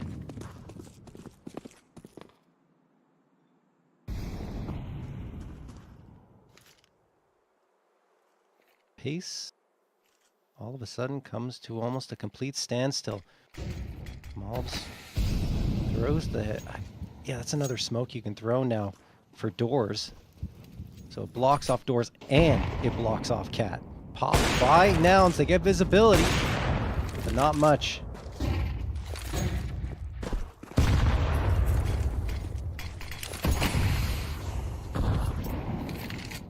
Nouns are feeling hemmed in. The timing of this util is really snappy from Nouns, right? It's coming out right as they might have taken control of Catwalk. That's a great find as well. Just HE's around from CJ. He's able to drop down, shift in towards mid. Dimorphous right now. They're hard to pin down where the presence is exactly. Swisher's made his way out long, but it's a double setup here. It's George just tucked into the corner. Rush to play off of him. Where's the contact made? Fox holding the angle. Or that swing, but it doesn't matter if you can't get the shots. That is so snappy out from Nouns. It's actually, for Rush, the first time he's been able to get involved in a round. It's his first kill. He doesn't have any deaths either. He's just been chilling, letting his teammates do the work. Jeez. I mean, they haven't really gone towards long A that much, and that's where Rush was posted up, and now he got that chance. So, man, Rek and Malbs, last two standing. Bomb is gone at the feet of Nouns. The round is also gone. It's just a question of saving these AKs, which they will be able to. Now it's not hunting too much. They don't have to. They know they have the advantage, and they'll just be happy to rattle off an op shot there in celebration of their round victory. That was what started it all, the nade from CJ, and after that, Shout out it's to just... the replay bot for showing us CJ staring in towards mid as he gets a nade kill. Yeah. And that's why AI is not taking my job. Yet. We'll see. You saw what they can do now. Anyway, we won't talk about that too much, but it's pretty crazy. Rush. Has a nade out. And he's not going to throw it just yet. And M80, I mean, they are going to buy up here. It's a bit of a mixed one because Swisher and Sin are stuck on the Deagles. 2 AKs and the Scout. Rush changed positions. He's playing mid now. Nade's not going to do any damage at all. Spawn He's base going to counter smoke it strike. off. Yeah, absolutely. Been held at bay for the moment. Rush wary that someone could try and slip through this smoke, but it's not happened just yet.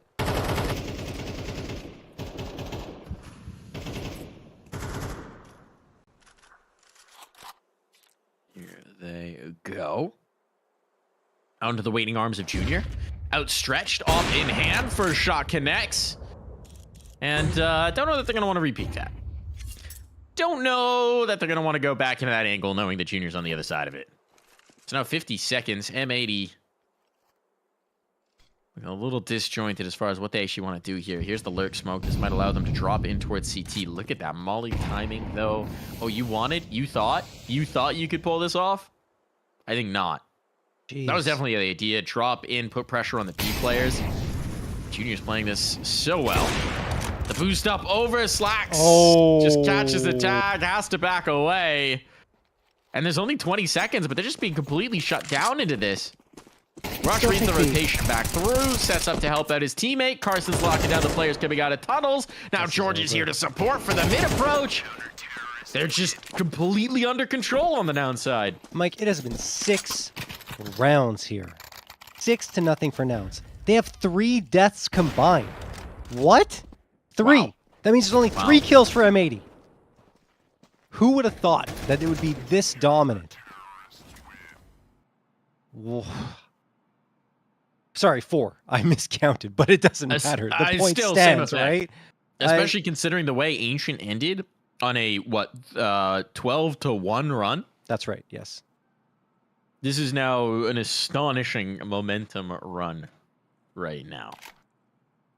This is, I mean, Nouns feel like an out-of-control train, as you said in the last map. Yeah. And it hasn't changed. It hasn't changed. They ain't slowed down. They ain't slowed down at all.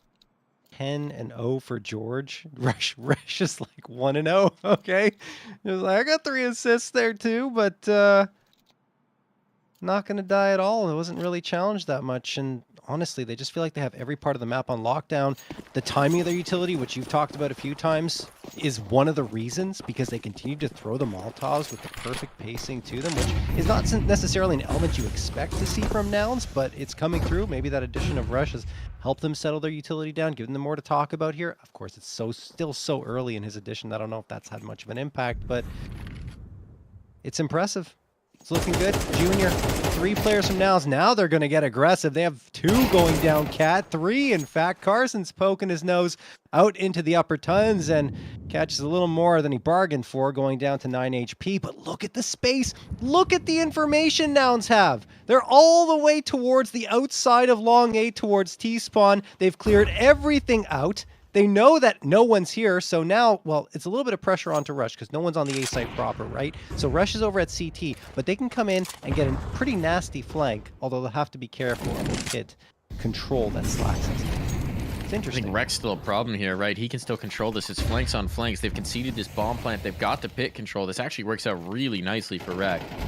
Junior comes back into it, thinks that he's clear, and now they're in trouble. This is very difficult to actually get back into. It's weird, yeah. Right, continuing to chime in. George takes out the pit player, though. Slacks perhaps playing a bit deep. But even then, it's a lot of ground to cover to get back into this retake. It's still looking good for M80. The util's gone. They're still holding court. They just need to get these rounds on the board. By hook or by crook at this point, it's gotta happen. And there's 2 huge kills. Rek is lost, the op along with it, but Carson's backing away, conceding. M80, it's taken them a while to find their footing on the shifting sands of Dust 2. But now, they finally have a round win. Wow. Took them a while, and I think it's a bit of overzealousness from Nouns, let's say. They had 2 players go towards top mid, which I was like, okay, that's pretty good. The problem was Rush wasn't really on A site. You can't leave A site completely abandoned in that situation because it's just going to be taken. They'll get their feet planted, and you won't really have much to work with, and the util never really got a chance to get activated in that attempted retake. So M80 do manage to get a first round on the board. And it's weird that Nouns switched it up, right? Because everything was working so well for them. They had the long control they were hoping for, and instead they just decide to push out through mid and leave long open and free for the taking. Nade's going to sail in here towards long doors. Junior gets the opener. Here we go again. Nouns already activating. That's what, every single round that they've managed to get it right. The rounds they won in the first few seconds, and here we go. Carson and Junior, 2 more. George only leaves Malbs standing in that trade attempt by Malbs. I mean, now we have nothing. If he had the bomb, maybe, just maybe, the slimmest of possibilities. But without it, nada. Nothing doing here for M80 as they are getting just swept out. That's a nice lean. Slumped T model there. Mobs, any damage? 1. Instant trade. Rush set up to make sure that 1 is all that he could get. That's looking so dang sharp right here. And M80 with their 1-round win now isolated. I mean, this is... We didn't know what we were going to expect on Dust 2. This ain't it. This ain't what I was thinking. I thought it was going to be a brawl, Mike. I thought we were going to go back and forth between both teams, but Nouns just complete control. Yes, they lose 1 round. I would say it was a misstep by them, and they completely adjust afterwards and go back to what was working for them. And now they're doing the same here. 3 players going into the upper tons for M80. They've got the full loss bonus, have had it for a while now, so they're going to capitalize on that with the investment. Carson, he's no longer pushing into the tunnels, just waiting to throw the utility. Molotov comes his way. That will trigger his smoke to be thrown, and that will slow down the pace of M80 once more. It's like even if M80 want to come up quickly, Nouns isn't allowing them that at all, ever. No, most decidedly not. There's that smoke again. I love that smoke, by the way. The waterfall all the way over. Yep, just it's 1 for cat and W's. It is very pretty. Yeah. I saw MacMate include that in a video. Shoutouts to Mac.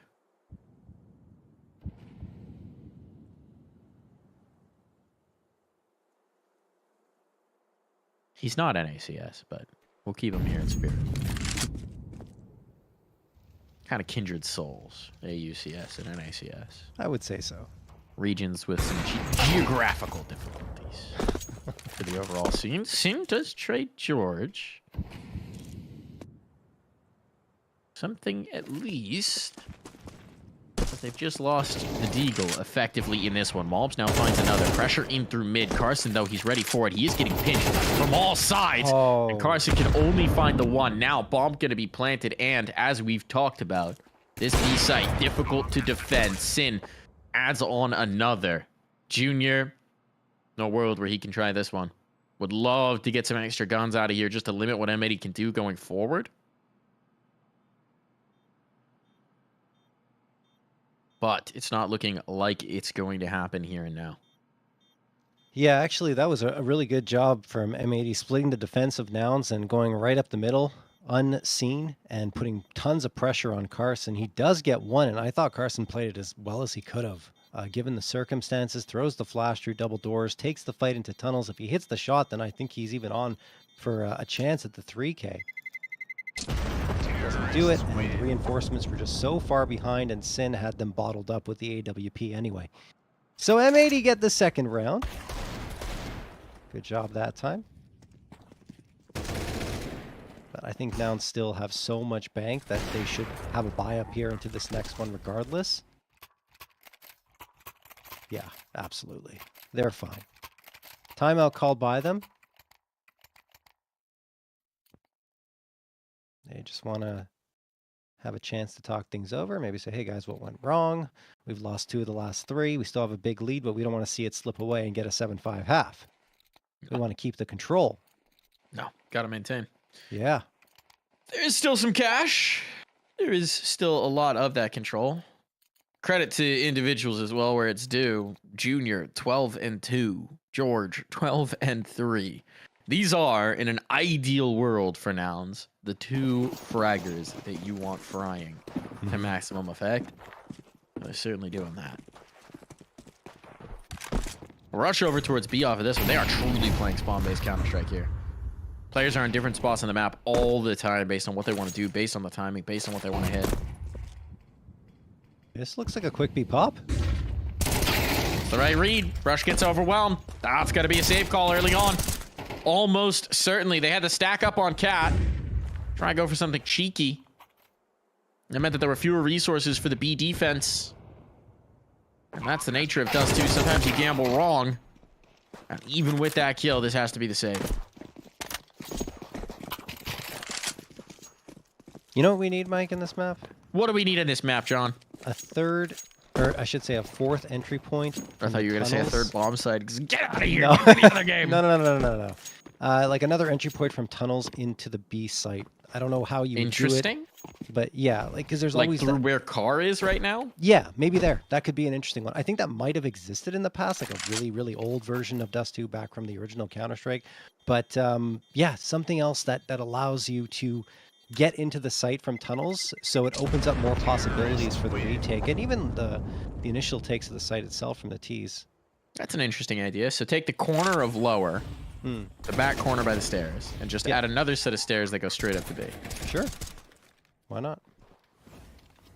Interesting. Would give me more options when I was rushing lower in matchmaking games. I'm here for it. Hell yeah. It's just, I see that as like the biggest limitation to taking B, because if you isolate window and double doors, then you just have to look tunnels, and then that's it. And it's really not hard to have one person posted up. Anyway, Sin is going to go out towards long here. Junior is victim. Nouns, they've been stymied a little bit. Their momentum has finally been shut down, something M80 can do through the entirety of Ancient. Not say it's just yet. There's still recovery time. But taking Junior out is a very nice start to that. George wants to get risky, but he knows he can't risk it that far. Wanted to swing for top mid, didn't spot it. Can't take it further, but look at this. The A defenders are gone. They popped the smoke, but no one was behind it. No information off that. Now they'll go. They've gained the site with very little resistance. All this ground now gained. Mighty have started to find the weaknesses in this defense, and another smoke up. The bomb tossed over. Gap in the smoke won't matter. Bomb's going to be planted, and again, a very unappetizing retake. Swisher burning. Can't get away. That's a classic. The Molly meta.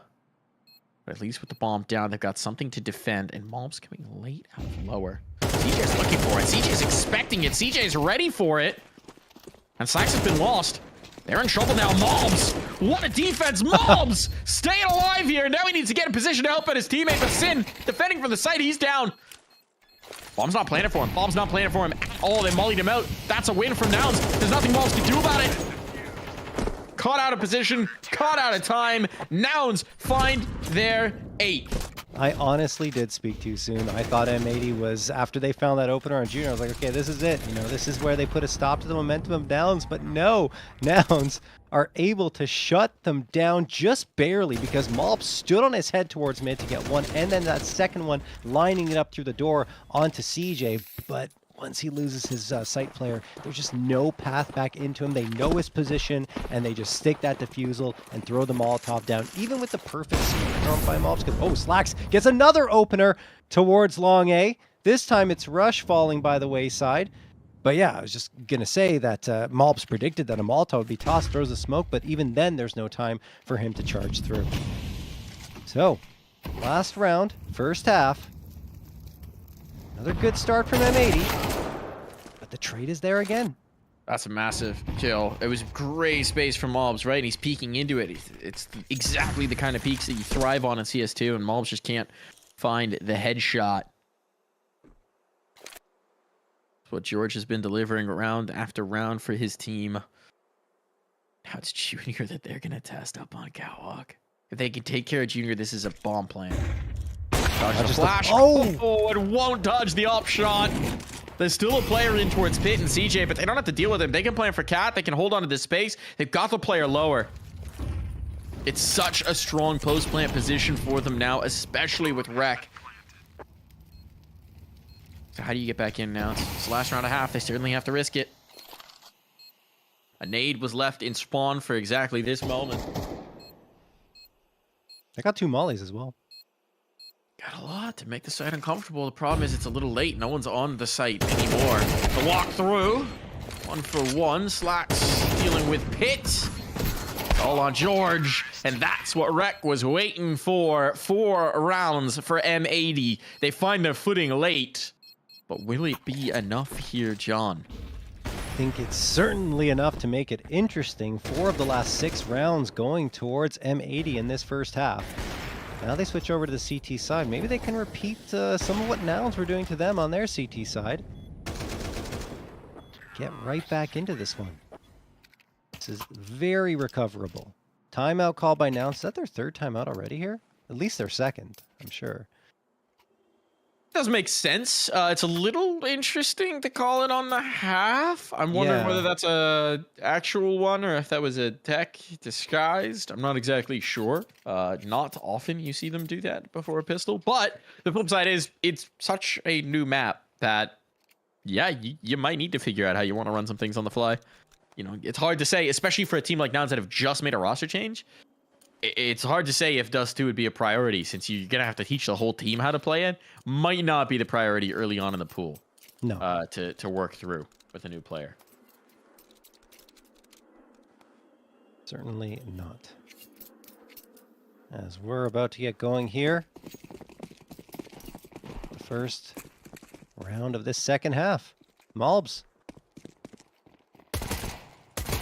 On the defense, Sin has already got contact here. Down to 68. He keeps getting chipped down. Eventually, he will fall to dirt. Does a little bit of damage in his fadeaway attempt, but it's not going to lead to a kill. Slacks trying to regain that space towards A. M80 really need to find some early success here in this second half. Slacks tapping away, can't connect on the heads, and now with Nouns closing the gap, the Glocks become ever more lethal. Slacks takes a bullet to the head, survives it, and can't survive the second one though. They continue to brawl onto A, and Carson and George do take care of business. Rec is not even anywhere close to really challenge this bomb plant. It will go down, Mike. Will indeed, those dualies. I mean, the flashbang's lethal on the scaling up towards site, and now Carson's so deep into this. Junior connects. They know where the last one is. Swisher, you can't pick right. You're stuck. And Carson will finish him off. 9 on the board. A second pistol win here for Nouns, and this one could be over before you know it. Nouns look like they've got a full steam ahead for this grand final. Wow. That is something else if they're the ones to take this, which it feels like they will be at this stage. Not at all the expected result. CJ trying to deliver that, and ooh, he gets a nade at his feet, and a second one as well, down to 27 HP. So he'll be falling off quickly. I think they just wanted to make their presence known towards Long A, maybe keep a couple of M80 players dedicated there, but with the clear out here, which is pretty aggressive from Swisher, because of course it's just on the pistols, they're going to rotate off and gamble a stack, I would imagine, towards mid and B. That's exactly what's happening here. Sin spotted out a player on the jump, I think, and Rec over at the B site sees the mollies burn, the flames burning from the molly.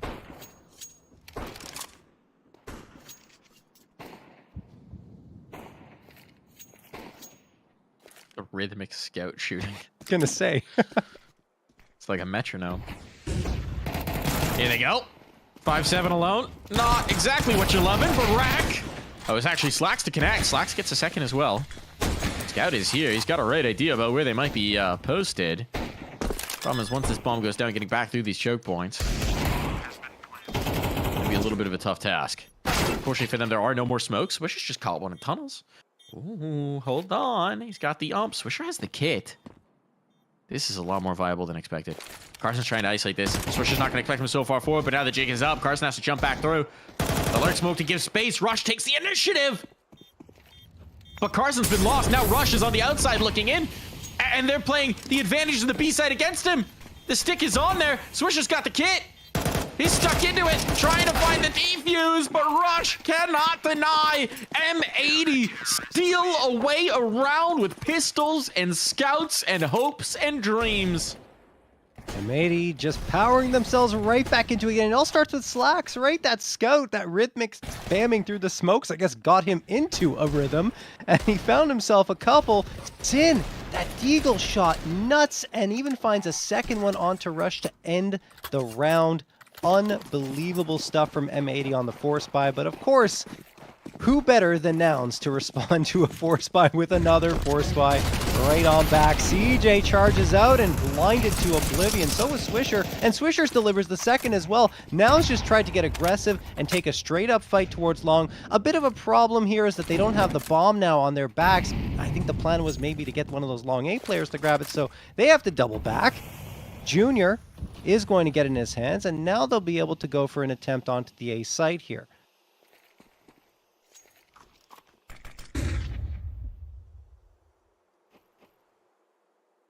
Carson, he's antsy, as usual. As he's want to be. Wants to take a fight, yeah. Sitting on the angle, here on the jiggle. Junior on the other side looking to give out some haircuts with that scout. He's going to get a haircut in kind. Headshots hits and dinked up. Going to have to back away, but he does have Swisher to provide some oversight. And Slack's now here as well. Going to try the pogo stick. Ah, well, he's no Kukli. Which is actually probably a compliment. Yeah. I was going to say. But a peek over from Rush at least gives him something. Dancing around Rush. No. Takes it about as far as he could. A bomb plant here, some damage done. It's not the worst thing in the world, but it is going to give M80 a chance to build back into this game.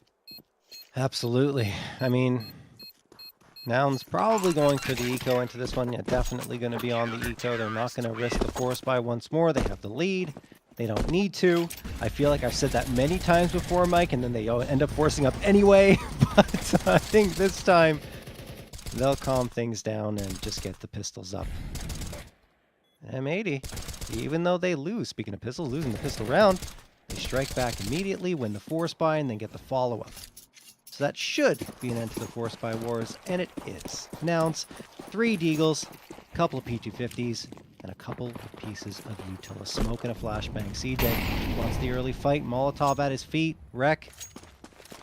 Not going to peek any further. Not going to give Nouns a free path back into this one with a Deagle headshot. Hey, that's a deep nade going into tunnels. George gets just a bit of damage taken, though.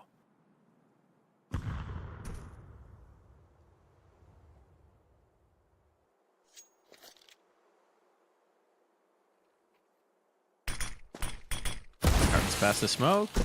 Just trying to pop shot, though. Backing away. Well, Molotov here would ruin their day. There's still plenty of time to cook. Slacks has that Molotov. Just thinking. When do I get maximum DAR? I'm telling you right now, we're about to see a chunky HE. I can feel it in my bones. Unless he gets insta headshot. I feel it deep in my plums, John. Your plums. There it is. You got your wish, Mike. Oh, it's so chunky. Such good nade damage going through. Slacks is lost. Did they get a bomb plant out of this? That would be tremendous. They do.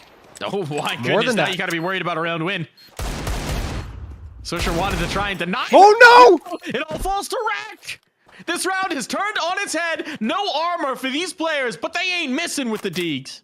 They ain't missing. And it falls to Wreck, and he's all the way out at long. First phase, he's got that one for free. Carson a little late on that smoke. And Junior's gone around the world to rotate this around towards Cat for this post plant. The problem is Wreck just has to stick, and he doesn't have any choke point util of his own. He's trying to bait this out. The Molotov might have just won this. The Molotov has definitely just won this. Junior has done it. No, not in the nick of time. Wreck can't defuse. The round is conceded. Double digits on Nouns off of Deagles. No armor. The Deco, John. The Deco. What's more dust 2 than that? They were on a disadvantaged situation, right? I think it was, what, a 2v4 that ended up being? Yeah. And they just continued to collect scalps.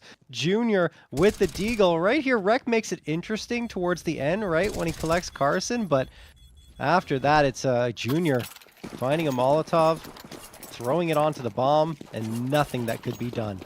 10-6 for Nouns. Just when it felt like M80 were going to make it a lot closer, Nouns steal one away from out under their feet. And M80 say, no, not like this. We're forcing up. We're getting right back into this. Swisher up close towards long doors. Oh, did that smoke miss? I guess it's okay. No, it's not okay. Not okay at all. The gap still visible in that door now. Rush wins the duel with Malbs and lower. Takes a lot of damage, but that is a big piece off the board. And mid control is yielded by M80. I don't think they're going to fight any further here. They just plant 2 players on the B bomb site, one towards long and one that's currently on A, but backing off from it. So Nouns could take A for free here, depending on the timing. It's not a bad gamble, though, because if they do catch CJ through, that's a rifle upgrade available for Sin. That's something to fight back in for the retake. Still, it's a tough ask. Yeah. They're really hoping to win this on the timing. And as Nouns seem to be determined to make their way up catwalk instead. That is the weak point of this round. CJ gets confirmation. There's someone out towards long. And there's one fewer maximum. And as they hunt this in, as they chase this past the Molotov, but it's desperation here. And both squeaking out between the doors are dealt with. It's going to have to be a save. It's going to have to be a save. 11 on the board for Nouns. Just 2 rounds away from our grand final here at the NA Revival Cup. Nouns have nearly brought this to a close. We underestimated the rush effect, the effect of getting a major winner on your team. It changes everything. I might give this one a little bit more to Georgia Jr., but no, it's the rush of, it's the fact that Rush is he's a here stabilizing in the force server. for sure, but it also helps with Junior just kills everybody in existence. Of course, a little Dude's tongue in cheek. 28. I mean, it's the magic of Dust 2, right? You got a Star Fragger, you got someone who's gonna pop off. Oh, Dust 2 is the map for it. Terrorists win. Wreck and Slacks going to save those guns. An M4 and a Scout brought into the next round, but Nouns only 2 away from that grand final against NRG. That one should be very interesting indeed, because I mean, I think NRG have actually looked a little more buttoned up, not a little bit more, a lot more buttoned up than M80 so far throughout this cup. Been very solid in terms of their chemistry. Maybe Nouns can shake that up if they win here. M80, I mean, they don't have a choice, right? They kind of have to go light here. They need a Malbs play for round. overtime. Yeah. It's not, look, Malbs has Deagle in his hand, so I'm not saying it's done. But they need a little bit of that magic. They need something to pop for them. They need some sort of improbable round to work in their favor. They're not getting much for it. It's Wreck jiggling. Cat. Wreck's been a guy to deliver these rounds sometimes as well. Only forces him back. Smoke for the lurk out B. Really denying any sort of information. Flashbang back in. That's nice. But Wreck doesn't quite clear deep enough, and George able to capitalize. They were playing for that. That was an anti-flash call. That was exactly what they were waiting for. And it was executed beautifully. Nothing doing here. Slacks may even want to save his armor. Not that it's going to make a tremendous difference, and not that he's going to have the option. suffocating in this round. Swisher with a USP will be caught from top mid. Map point. Double up of their opponent's scoreline. 6 shots to close this series. 6 shots to book themselves a spot here in the grand final. Wow. I mean, that's just anti-eco going perfectly for Nouns. You thought for a moment maybe M80 could threaten, but nope. CJ wraps it up with the last onto Swisher. And yeah, I mean, they doubled up on M80 scoreline. They got 6 opportunities to book themselves into the grand finals. And I mean, yeah, it's just the fact that Dust2 slipped through was maybe a little bit surprising, because M80 could have controlled it a little bit better in terms of the veto, but they let it come here. They know what Nouns can do on maps like this. So they took the risk, and it's not paying off at all. Nouns already have mid control, not really contested by M80. Nate sails in, does a little bit of damage. That helps George become a one-shot headshot. At least for the M4s. Nate again! That one's beautiful! Junior and Carson take maximum damage from that nade. And M80 have made this a lot easier for themselves. Still gotta land some shots. Yeah, they do. But that's soft. Little tenderizer action coming in. Papaya.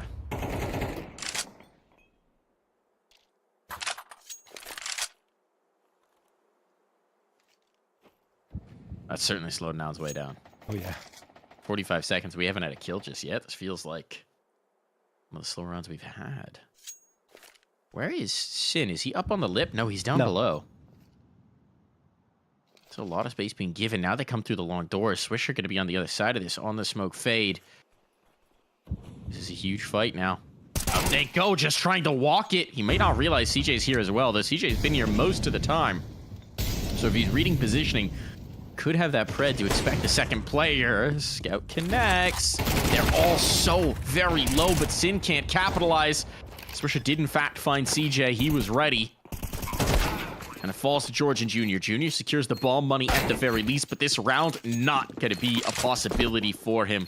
Guns can be recovered. Upgrades can be found.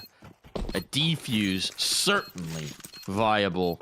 And M80 will at least give themselves a chance for overtime. And all the upgrades. 4 players surviving, so they get 3 AKs, the AWP. That's great. So should it be a chaotic round victory this time, they'll be poised to buy up without a problem into the next round. Thing is, it has to be a round victory, otherwise they're done. And looking at Nouns, their economy's still very healthy. I love the way Slack's just playing this. He's just precision shots with the scout from long, giving all of Nouns no chance to even take those close range fights. So off we go to round number 20. As mentioned, though, Nouns economy still even healthy to lose this round. Sin gets one, but only one. CJ charges out for the trade through the fire and the flames, down to 9 HP. They get that long control. Only Swishers left here at the A site because they doubled up towards mid with the cap player and then 1 player into lower. But of course, Swisher could have reinforcements very quickly from Slack should he need it. Interesting place to put the op. And Nouns have now slowed things up even further. Smoke thrown for the cross. Maybe it's bait, because they have Rush kind of poking around here in the upper tunnels. Will he deviate himself towards the B site and see if anyone's there? Is that what they're waiting for? Another smoke thrown for the cross. They want that rotation. Rush is looking for audio cues. Not committed yet. B site's been abandoned, Mike. 50 seconds left. No one's at B. No one indeed, but I mean, they've got the read, right? So unless Rush calls the cancel, they're absolutely correct to have the numbers here. The sustained utility out of long just tipped them off, and at this point, the bomb's committed. Even a rotation might be too much to ask. Rush trying to crunch into this late. Gets caught. Now their bailout options aren't here. Everybody's ready for the fight. M80 have risked it, but they've been rewarded. The bomb is down. The round is out of contention. Junior's just trying to save this AWP, and Slacks is hungry for the hunt. Oh, he's got the angle. Slacks has got the angle. He's not got the shot, though. Junior! What on earth was that? He'll keep the big green. And then some. Rub some salt in the wound. Wow. You're loving Dust too. Loses the round though, but at least does more damage. As I mentioned though, because M80 get that 4-man saved guns in the previous round, that eco round, or force buy I should say, their economy's still healthy, so they'll be able to buy up no problem here. 4 rounds away from overtime now. We saw that comeback by the party astronauts on Nuke up against NRG that led to quadruple OT. We're going to get that here from M80, but look, Nouns still have a buy-up. It will be a Galil instead of an AK, but everything else is as usual. Rush walking into Molotov, doesn't realize it because of the flashbangs, diffuses it with the smoke, down to 40 HP, then gets caught with Util, but Swisher's right there for the trade. M80 continue to battle well here at long. Nade sails through. They're going to give it up, though. 4 players just filtering out. And Malbs, yeah, he is pushing down mid, but he eventually is going to have to abandon this. Junior and George combined for 1 on Slacks. Slacks just got caught by Car. I'm curious about what happened here from the read from Malbs. It looked like he was going to try and go for the full flank around, but lost his nerve on it. Backs on away, maybe hoping his teammates would force them back out long and give him the fight in that way. As it is now. Long play might need to be conceded in this. A very dangerous scenario. Junior waits for one of those smokes to clear place. Over it, but Mobs and Rack chime in. The nade pop too much to bear. A 2-on-2 now. But Carson's escaped. Carson wants to make this weird. And if he gets in towards mid, I mean, they can bail. Yeah, George and Carson, they've got no interest in this. They know M80 are posted up. They know where those kills came through from Rek and Mobs. And now that Carson's through, he controls their access. I think Carson just stays here, and then George plants the bomb. And he can cut them off. They're going to have to cross. They're going to have to contend with Carson. He's got a million choices about how he wants to play this. And actually, he's going to fade off. I think he's just trying to get the clear catwalk. Yeah. Bomb down. Retake required, M80. Need a little bit more. Oh, here it is. Carson hears them. This is going to be the pinch. Now he activates. There's one for sure here. He set this trap. It's time to spring it. There's the one, the second as well. And Nouns are in the grand finals of the NA Revival Cup. They have bested M80, a team that just strutted their stuff at the Pro League. And they have shown that they too yearn to return to the top of North American Counter-Strike. And they've taken a great step to do so today. Wow, just impressive stuff. Nouns love to be the underdog, it seems, and they always thrive in that situation. The first map, it felt like it was spelling out who would go to the grand final with M80 winning 13-3, but after that, Nouns reversed the storyline completely on Ancient and never let go of that momentum onto Dust 2. M80 just couldn't catch up, and we have our second grand finalist, meaning Nouns versus NRG, is coming up soon. Indeed, but before we do, don't go anywhere. Got something very exciting for you folks, so don't touch that dial. We're not going to break just yet. If you liked the NA Revival Cup powered by Lenovo Legion, well then I've got good news for you. And I've got some folks who need to share that good news with me. And apparently that'll be happening in just a little bit. I've been completely baited by this one. Sorry about that, folks. I promise there's good news coming, so don't go anywhere. We'll be right back after this break with that exciting news and getting ready for our grand final. I'll be right back.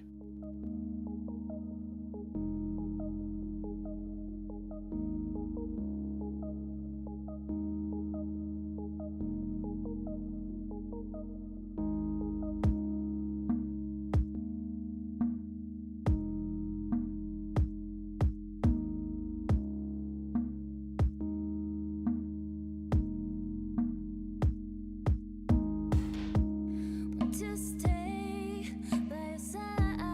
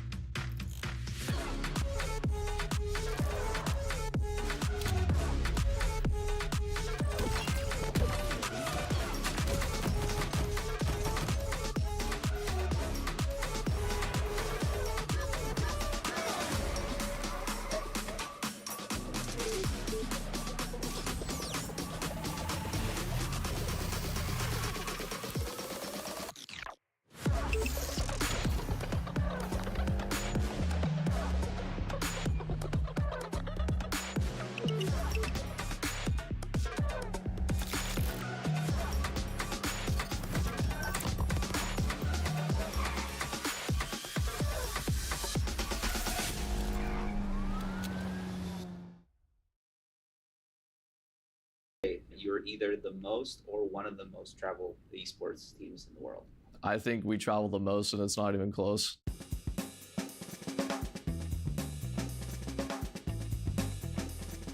Yeah, I'd agree 100% that we're the most traveled team in the world. In fact, I don't even think it's close for CS at least. We're definitely like up there with the most amount of travel out of any team. Confidently say that we are probably the team that travels the most, yeah. We're always on like 8-10 hour plane rides, like to and from. We have so many long flights, so. Being a North American team definitely involves a lot more travel than the European teams. And then obviously there's the extended travel when you need to get home. It's a nice long 10-hour travel day just for you to get back home. Last 6 months, if I can remember, we've been to Denmark, Poland, Malta, Germany, I think.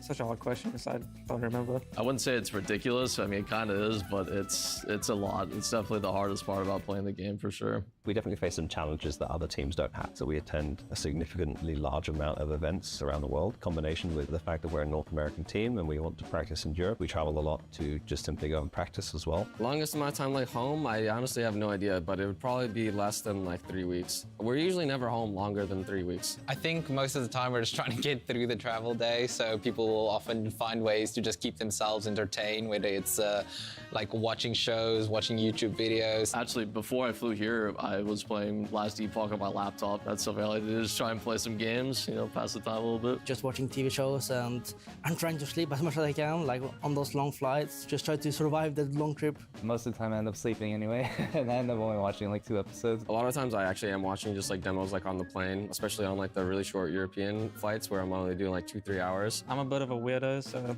when I'm traveling, a lot of the time I just kind of just sit there and just wait. The screen's off, but I'm just staring at the screen, like no headset on or anything, just like waiting for the flight to end. I pretty much do nothing when I'm traveling, honestly. I'm just like AFK.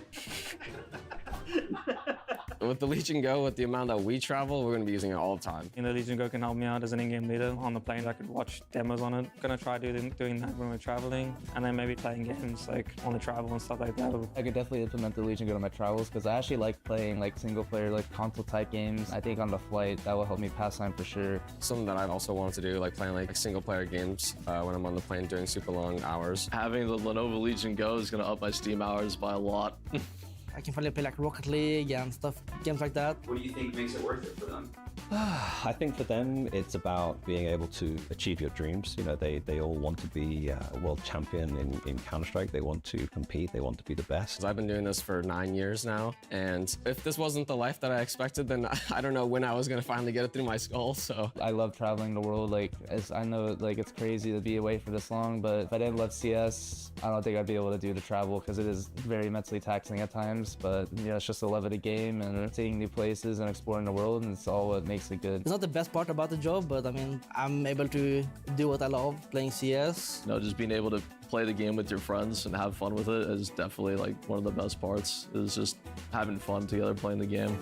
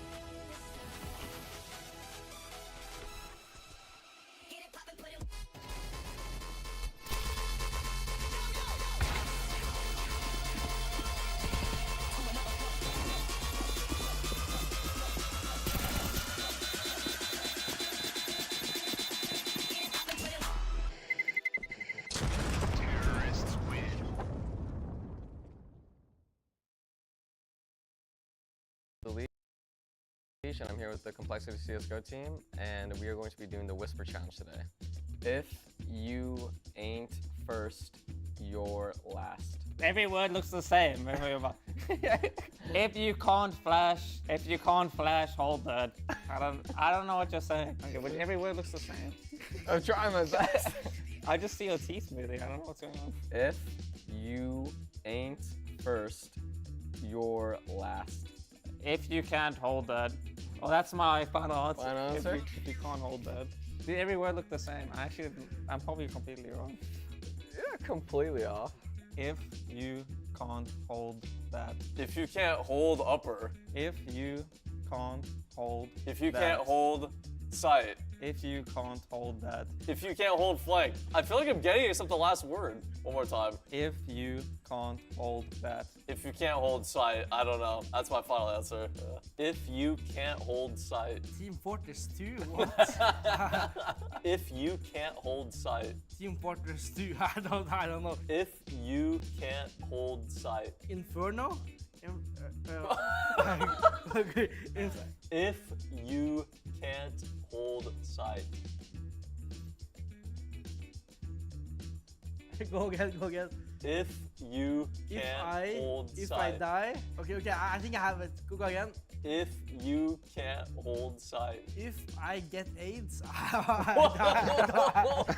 don't know. That's not YouTube short What? friendly. Okay, I have the first part. If I get, If you can't hold sight. just the last part. If I get, Sight. if I get sex, I actually have no idea. If you can't hold sight. If I get flashbanged, I don't know. That's my final guess. If you ain't first, you're last. Dude, that wasn't even close. Oh my god. God. What did you say? If you can't hold that. And then I said, if you can't can't hold hold sight. sight. Yeah. What would you do for CS2?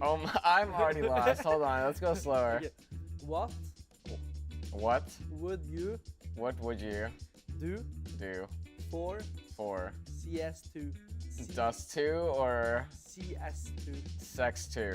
What would you do for CS2. CS2? I got it. I think got what it? would you do for CS2? That's my final Final answer. You use your lips this time. I did. What would you do for CS2? What would you do for D- C2? CS2. Sensual. From the top. What would you do for CS2? I don't want to say what I think you're saying. What would you do for? What would you do for? CS2. What would you do for sex tube? That's what I think you're saying. But that's not. I don't know. What would you do for YouTube? Let's go with that one. I like that one. That's my answer. What would you do for YouTube? What would you do for YouTube? What would you do for YouTube? What would you do for YouTube? That's my Is that final your answer. final I don't answer? know. That's like, The first phrase was, what would you do for CS2? CS2. Yeah. I thought you were saying sex tube the whole time. I was like, there's no way he's saying that. the P250 is the best gun in the game. Go again. The P250 is the best gun in the game. I don't know a single word. The P250 is the best gun in the game. Just say it slower. The P250 is the best gun in the game. The AWP is the best gun in the game. The P250 is The the best gun P250 is the in best gun game. in the game. That's my final answer. The P250 is the best gun in the game. Sounds like the pizza is the best gun in the game. The P250 is the best gun in the game. The P2K is the best gun in the game. Oh. My man. The P250 is the best gun in the game. The P250 is the best gun in the game. Final answer. That's it. The P250 is the best gun How long, my boy? in You're the fucking, game. fucking saying a whole rap verse. What's going on? The P250 is the best gun in the game. The P250 is the best gun in the game. I think I'm pretty confident with that. So my final answer is P250 is the best gun in the game. That was it. That was it? Yeah, That's it. we all let's got it. go. That was easy. That's what it is actually. Sally sells seashells at the seashore. This is some she shell shit. Wait, what? Sally sells seashells at the You're not even moving. You're not moving your mouth. I can't say it. I can't say it. There's At nothing the I can. There's no seashore. words I can. Every word's the same. No, there's no words. You're not even moving your mouth. Like Sally sells seashells at the I seashore. don't even have. I have 0 words. Sally sells seashells at the. I can see seashells in there, but I don't know the phrase. I don't know the phrase. I know like there's some Pete seashells have seashells on his shell. I don't know. Sally sells. Seashell on the seashell on the seashell. That's my final answer. Sally sells seashells Seashell on the seashell on the seashell. I mean that's my full answer. What's so damn funny? Why are you guys smiling, huh? Seashell on the seashell on the seashell. Wow. All right. Say it slower. Seashell. Chase the chicken? Seashell on the seashell on the seashell. I don't know. I don't know what you're saying. I have no idea. I actually have no idea. Seashell on the seashell on the seashell. Clean up all the cheesecake. Like, bro, I don't know. Seashell on the seashell on the seashell. T-side or CT side? I don't know. I literally, Final I can't answer? tell. That's my final answer. T-side or CT side? T-side or CT side? Something T-side. T-side or CT side? CT or T-side. T-side or CT side? CS is going to bed. I don't know, man. Try it again. T-side or CT side? CSGO is. T-side or CT side? That's it. Final answer. T-side or CT side. Sally sells seashells on the seashore. Oh, it's that thing. See, wait, yeah. Sally sells seashhells on the seashore. Yeah, no. But he not even what Yeah, I it said. doesn't. But he said seashells or something. Yeah. That actually won't be too Because I know the phrase, I know about it, but I don't know how it goes. Fortnite is better than Counter-Strike. 48 is better than Counter-Strike. Fortnite is better than Counter-Strike. Fortnite is better than Counter-Strike. Fortnite is better than Counter-Strike. That's my final answer. Fortnite is better than Counter-Strike. Try to kiss me. Fortnite is better than Counter-Strike. Fortnite is better than Counter-Strike. That's my final answer. Fortnite is better than. Your lips are not even moving, bro. Fortnite is better. 14 seconds and the bomb explode. I Didn't even say pulled that out of my ass. I don't even know. Fortnite is better. 14 seconds. Fortnite is. 4 guys running.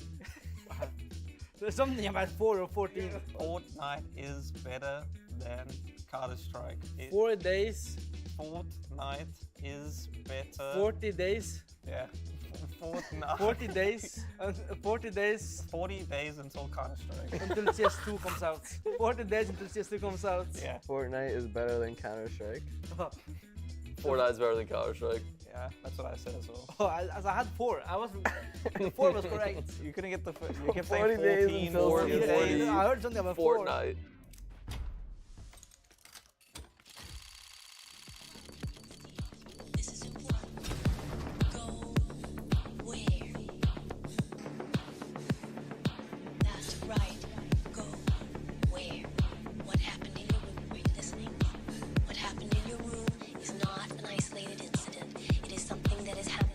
Everywhere to everyone. So, where are you gonna go? Where are you gonna run?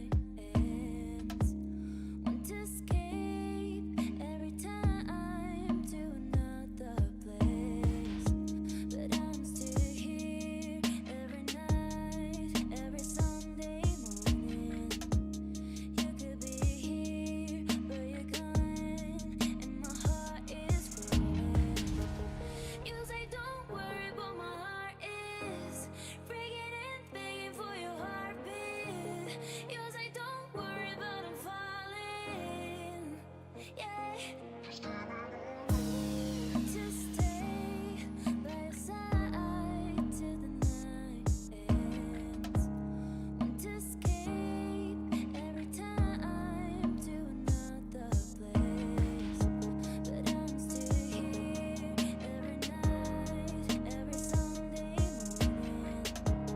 You could be here, but you're gone, and my heart is raining. You say don't worry, but my heart is breaking and begging for your heartbeat. You say don't worry, but I'm falling. Yeah, just give me more love.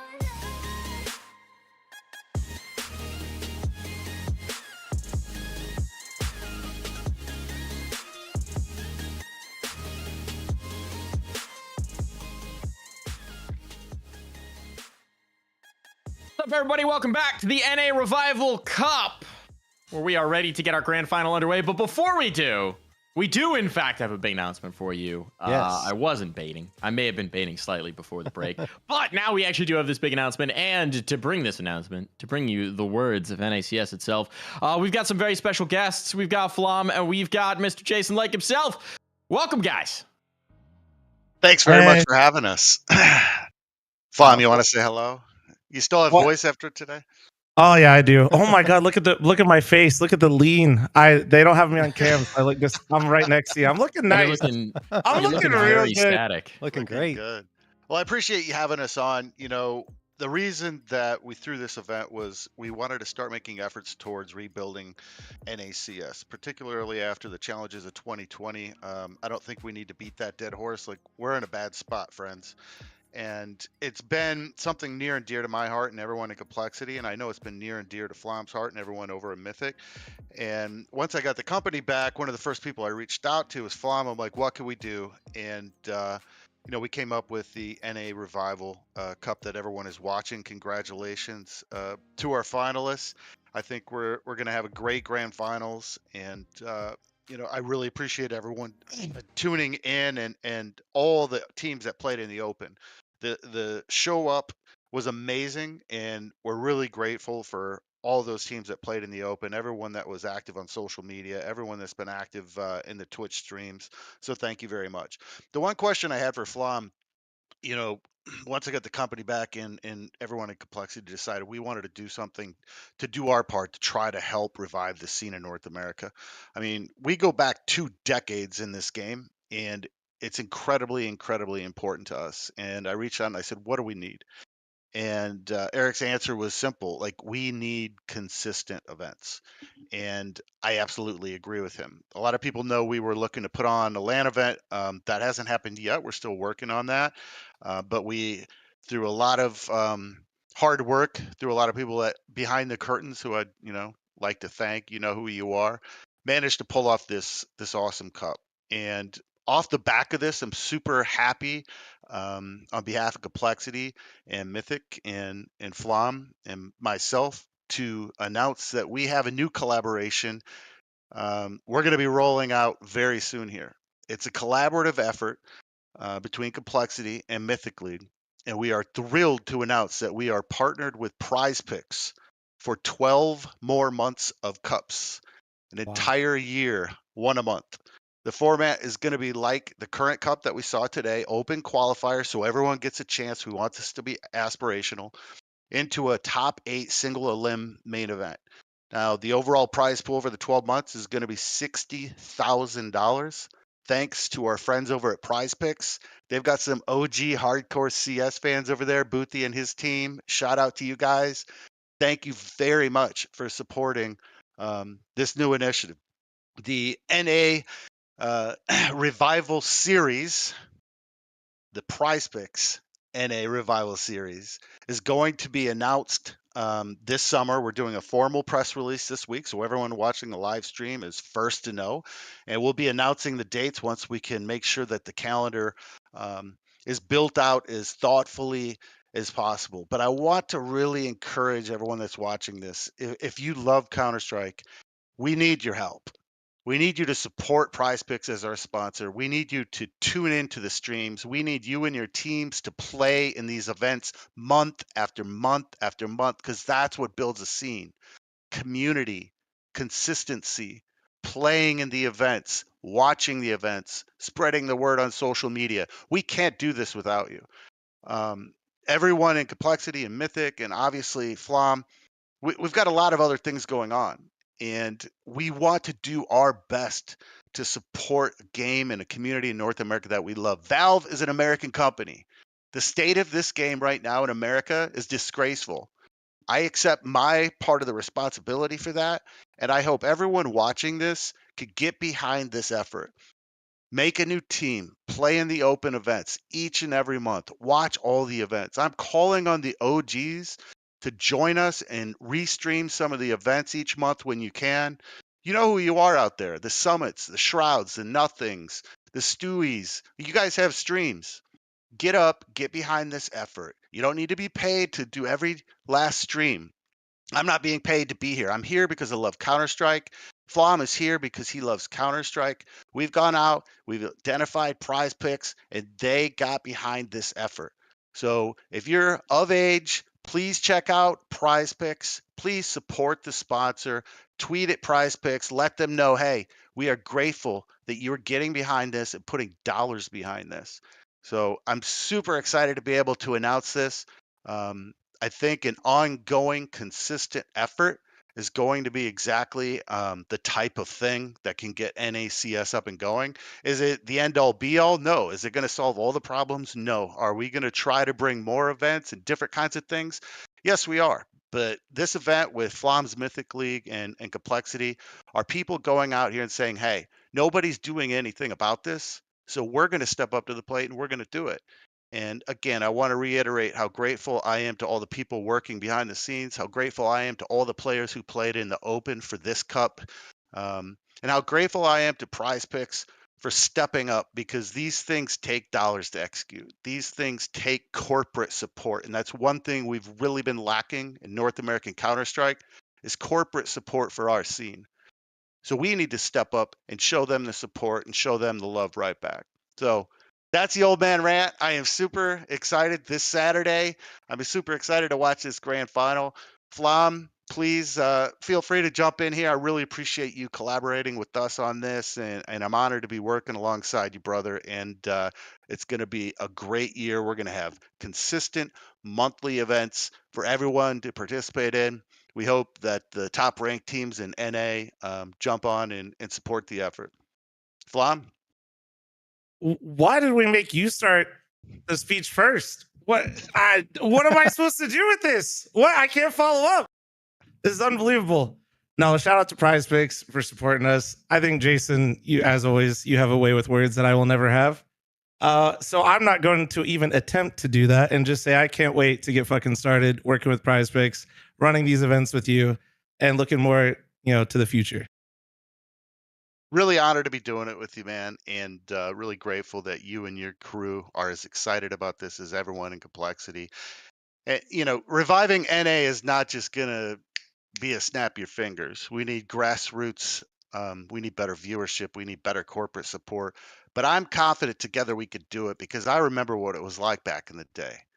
People love this game. People live this game. People supported the sponsors who got behind these games. People supported the teams. They followed them on well, we didn't even have social media back then. They followed them on IRC back then. Yeah. Follow the teams, follow the leagues, follow and contribute, and just show up to the stream. I saw someone tweet at me, but I've got an essay tomorrow. Totally cool, man. Turn it on and mute it, and please go study and do great, with your essay. But there's a lot of things you could do to support this scene. If you love this game and you believe it's a beautiful game like I do, then please get behind this. Don't let this fizzle out in like 3-4 months down the line. You got to show up each month. You got to play each month. You got to support the sponsor each month. Thanks very much again to Prize Picks. We're really excited to kick this off, and we hope that this is a nice contribution to the North American scene. So thanks very much for letting an old man ramble. We're very excited for the Prize Picks NA Revival Series. Dates coming to you soon. Soon, very soon. Yeah. You guys can ramble on this stream anytime you want. Yeah. And not just because you're paying for it, but no, genuinely, this is so exciting, right? This year's been huge. It's felt like there's a sea change coming in the NA scene in a way that I really haven't felt since like 2019, where you just there's been a lot of locals coming in. They're all sold out. Teams are coming out of the woodwork to play in them. You know, the sign up for the open portion of this tournament was mind blowing. The number of people who are just hungry to play Counter-Strike, hungry to grow. And yeah, maybe, 9 out of 10 teams are there to have a good time. But then that 10th team, you find someone who's truly amazing, someone who could change the future of the region. And that's what it's all about. It's all about finding those moments, having somebody who's maybe just playing with friends and then realizes, you know what, I'm actually pretty good. I could make something of this, and starts to take it more seriously. That's what happens. It's kind of a volume game in terms of finding talent, in terms of finding teams that can really compete, and having this kind of consistent monthly competition. It's so exciting for giving more opportunities for players and teams to show what they've got. Yeah, 100%. I was just gonna say, like, we already have an example, right? Regain. They're an advanced team that a lot of people might not have expected to come out of that really blender, right? Of all those teams, ECL teams and everything, but they had a chance to make some noise, and they wouldn't have had that opportunity if it wasn't for the NA Revival Cup. So we already see kind of what's been happening here, and I hope it continues to happen throughout all these 12 cups that are going to be coming up.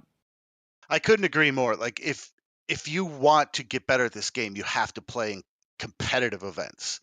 Like, doing the face at pugs and everything is great, and you could get your personal skill up, you could run your scrims, but nothing replaces competitive events.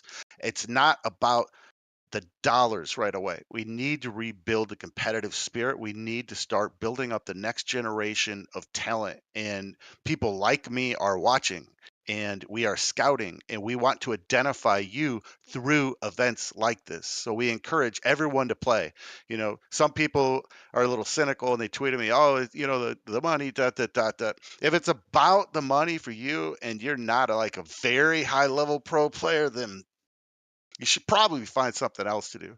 I mean, through Prize Picks, we're putting up $60,000 over the course of a year just for this monthly cup, and I think we're really super fortunate to have such a great sponsor get behind us. And me and Flam will be joining each month and broadcasting these. We ask people to come out and restream it, support it, tune into the streams, tweet at the teams playing, show them your support, and let's do it, man. NACS is back, baby, and really thankful to all the people that are helping make this happen. Now I call upon the community and ask you, please, to get behind this effort. Let's blow this up and show everyone that NACS is back. Damn right. Can't wait.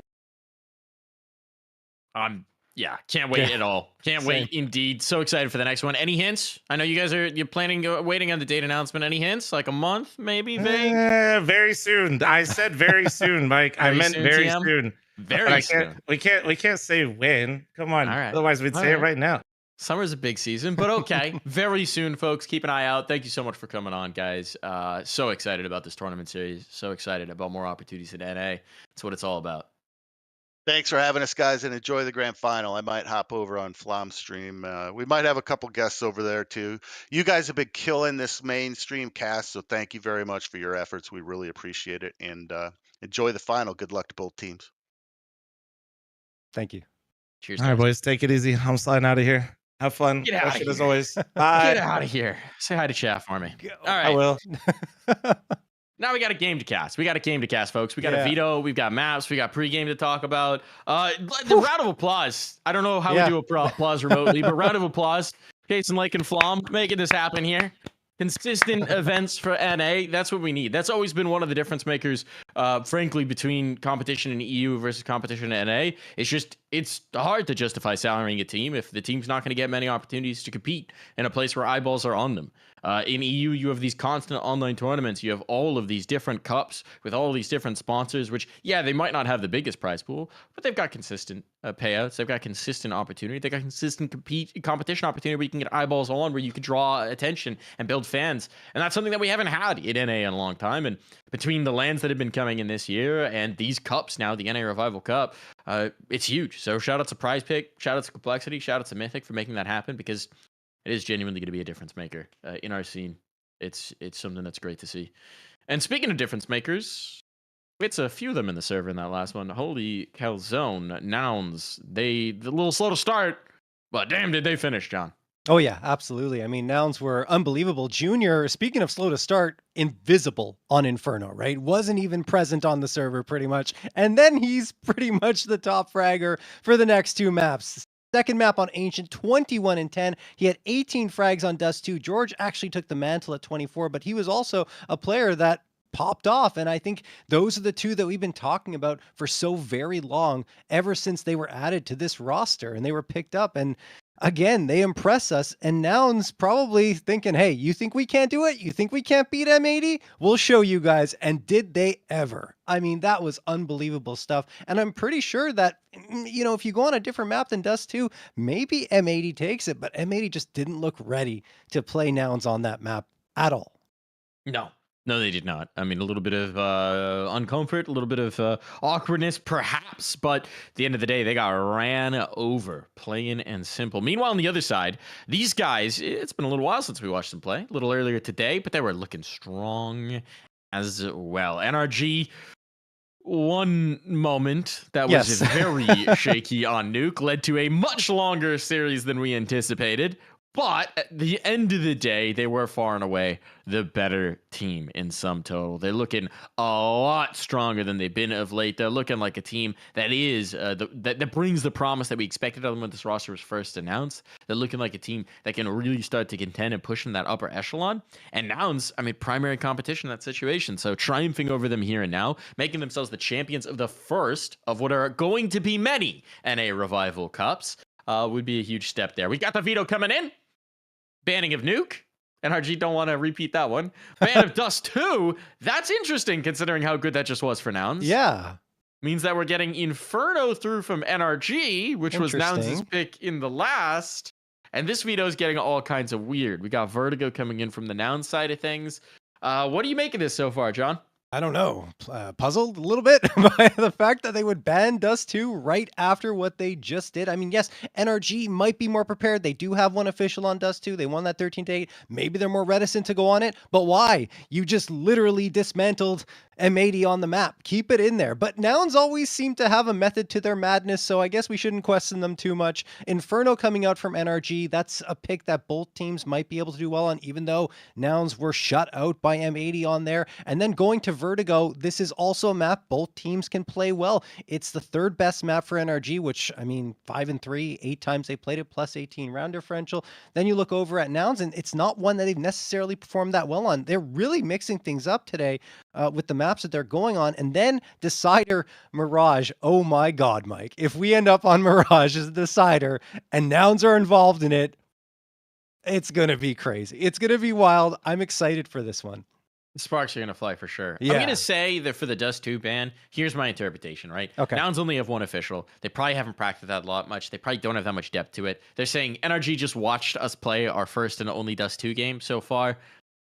They're going to have some reads. Now, how much of a difference is that going to make? How much is it just going to be, you know, whether George is going 20-8 or not? I can't tell you. But I think that's probably the thought process. I think that's probably the practice in action here. And I think that it's a reasonable judgment call to make. But it is going to lead us to a very interesting veto. I'm curious. I'm ready to hop into the server for this one, John. Yeah, I'm really not sure what we're going to get here. We already saw yesterday NRG up against Boss looking quite methodical and effective on Inferno. So that makes me a little bit concerned for Nouns coming into this series. But I feel like that's also what NRG saw. They said, look, they didn't look great. It was their pick. Let's punish them and pick into it instead. And I think that could go very well for NRG. It also could flip around and favor Nouns because, like I said, very streaky team. A team that if they get off to a hot start, as you saw in both Ancient and Dust 2, they can dominate. And, well, that could mean that Inferno could go the entirely opposite direction this time. That being said, let's talk positive about NRG. They have looked very buttoned up. They've looked very well orchestrated in terms of chemistry. Every piece is firing off the way it should. Breeze has got his old form back, and Automatic is looking like a better and better pickup as the days go by. So I honestly feel like if there's any team that could come out and take care of that Nouns energy, it's NRG. That was not intentional. But yes. Sure. One thing that I think is going to be very interesting to watch as an interaction between these two teams is a lot of what Automatic's been trying to do for this team is space taking, right? Finding gaps in smoke, slipping through things, trying to catch things on timing. Yeah.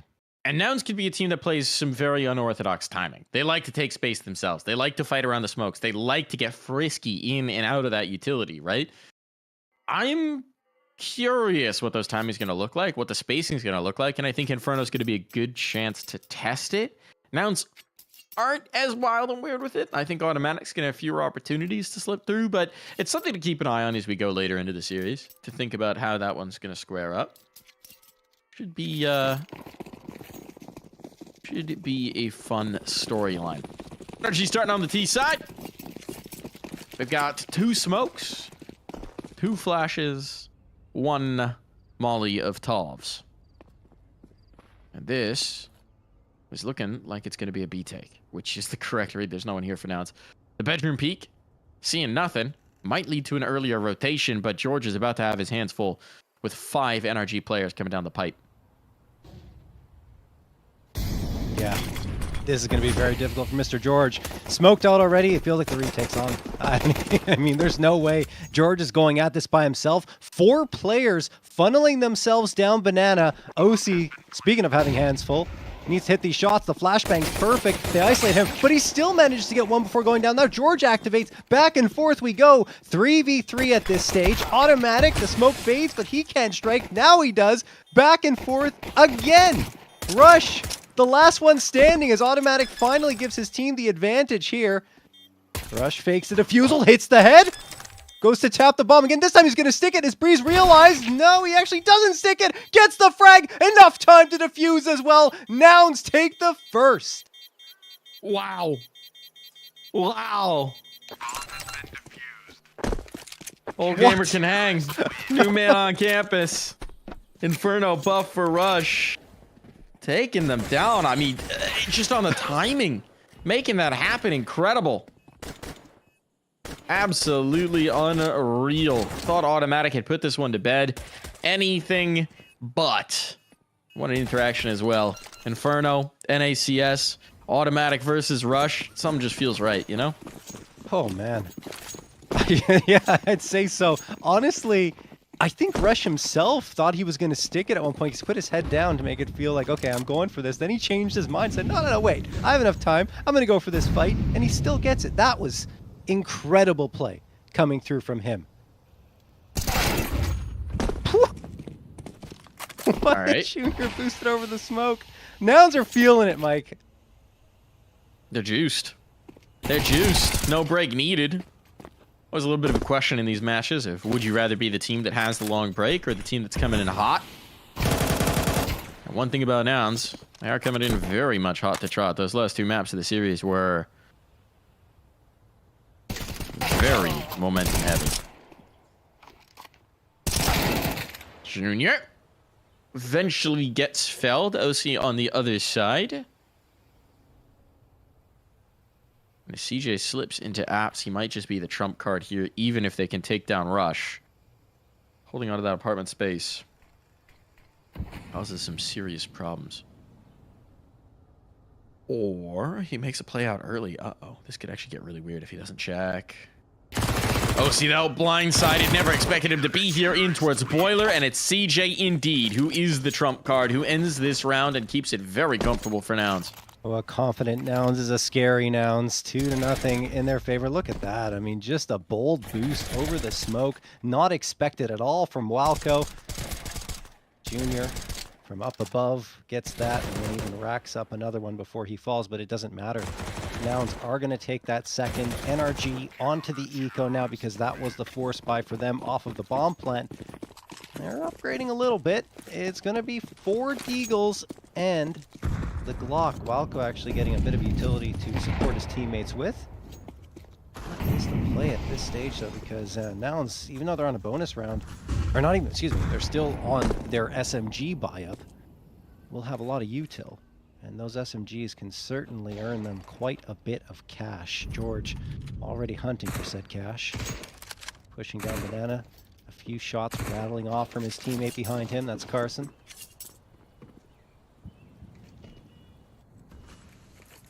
Can't keep Carson off of W plus M1 very long. No. No. It is his natural state. It is the natural order. Yeah. It's actually the player holding back, though, setting up George, so... That's growth. That's growth right there. A little bit, yeah. Get deep banana control. We're not expecting much out of this round, but one deke shot could change our minds. Always a possibility. But not going to be one yet. Okay. Now, like I said, when they get off to that hot start, be wary. If you can hold them down at the beginning, then you're in good condition. If you can't, uh-oh. Still, they haven't gotten into that crazy rhythm just yet, even though it feels like it. Up 3-0, they have to face off against NRG's full buy-up, which has been very lethal so far today and yesterday. Opting not to go with the op in OC's hands, but they do run it. It's just they didn't have money for it this time. Opto's going to see a nade blow up right next to himself and his teammates. Not do much damage on him. 1 HP of damage each. Them smoke. Blooms. Automatic says, I don't care. I'm charging right on through. That might be a mistake. This Carson's right here with the MP9. Delivers the opening frag for the 4th straight round on the Noun side. Walco and OC do combine to spam Carson through the smoke, and George a little bit isolated. He's the only one at B, so he needs to be careful with how he plays this. He's not backing down, Mike.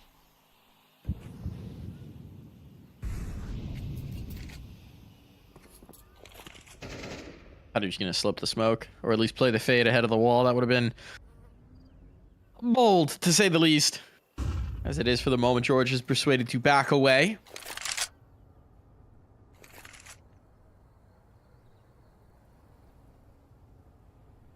Junior and CJ getting aggressive in the apartments, clearing up the space. There's a player boiler. Did Breeze just see them? Seems unlikely based on his actions, but he might have just caught a peek, a pixel. Doesn't seem to be the case. And now Junior might just have to flank. Player exposed. No OC turns in the nick of time. Did Breach just clear further in? They did indeed. And now disaster strikes. These players are just going to have to save. Rush and George know that they're caught out.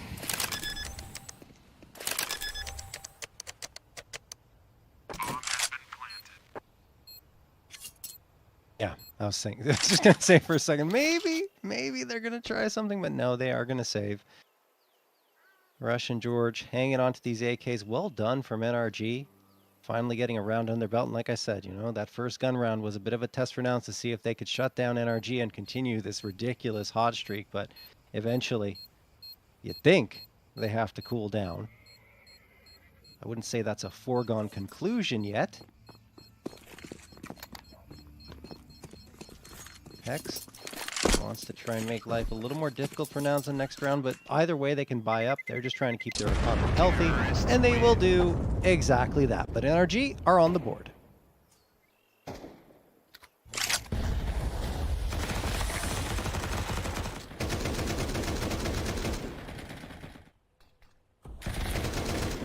Ah! A little poke out. Ooh. Mike? Just enjoying OC. Okay. Cleaning out the apps. Just letting it happen. You know, sometimes you just gotta let the replay talk for itself. Absolutely. Let it have the floor. Junior. Ooh, trying to take the floor and then some more. Going for the ultimate peak, but just for a moment. Not feeling too frisky, not feeling too bold. And next, to be fair, he's coming to punish if he were. With the smoke extinguish.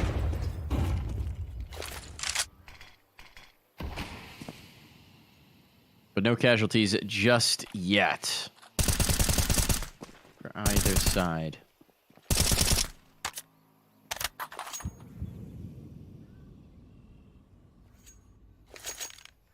This is interesting. Now it's going for the stack on A off of very little information. Just the one smoke.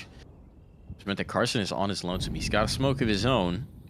But if they choose to go through it, and they certainly have the flashes for it, that could be big trouble. For little Carson. Like there's some util waiting for Carson here. Like a little bit behind him. Dropped by George, perhaps. Not sure. There is. He's not getting it. Yeah, I don't think so. Maybe it's just George that coming smoke. back in. George They don't picked go up through, the so util. Yeah. it's an academic observation. We won't test it out in practicality. Instead, they're going to head towards A, and there are still 3 players here on the defense. Junior on the angle. Jiggle above it. That's dangerous. Recon transition. Now the pressure comes on. They gain control out towards Lawn. A lot of space here, and Breeze strikes first. Now the dominoes start to fall one after another. Those flashbangs lethal from OC, and Automatic and Hexed collect. We go. NRG are into this game now. Carson and George on to the save simulator again on Inferno. And we'll keep those guns into the next one. Yeah. Golly, I love this map.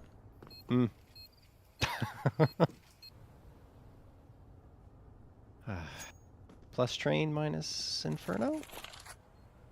I mean, I wouldn't argue with you. Yeah. Just really put Cash in minus Inferno. Make it so that no one needs to know util again. Dude, there was a time when Cash and Train were both in the pool. Like that was a good pool way back when. Miss me there. It's the summertime. It's time for the pools. Put in pool day. Huh. Remake it for the modern era. Why not?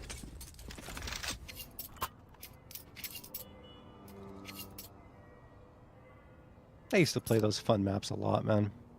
They were great. I think I last played pool day in like prop hunt.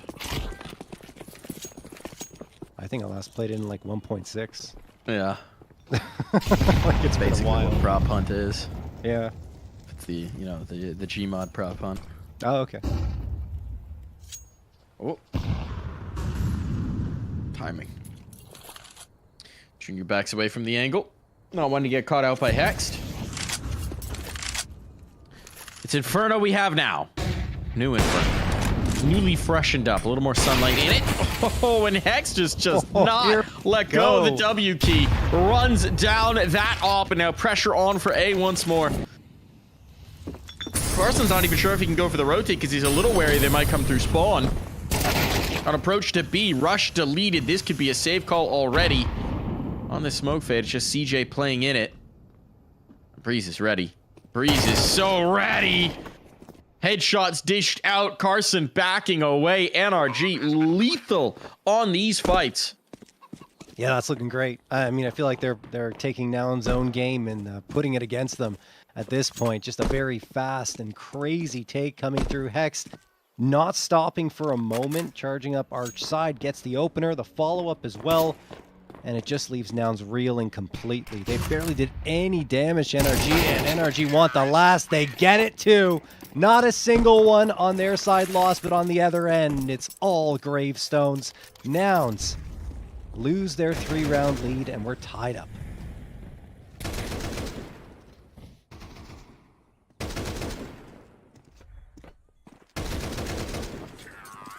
Oh, so clean from Hexed. Yeah. This dude has been stepping up again and again for this team, right?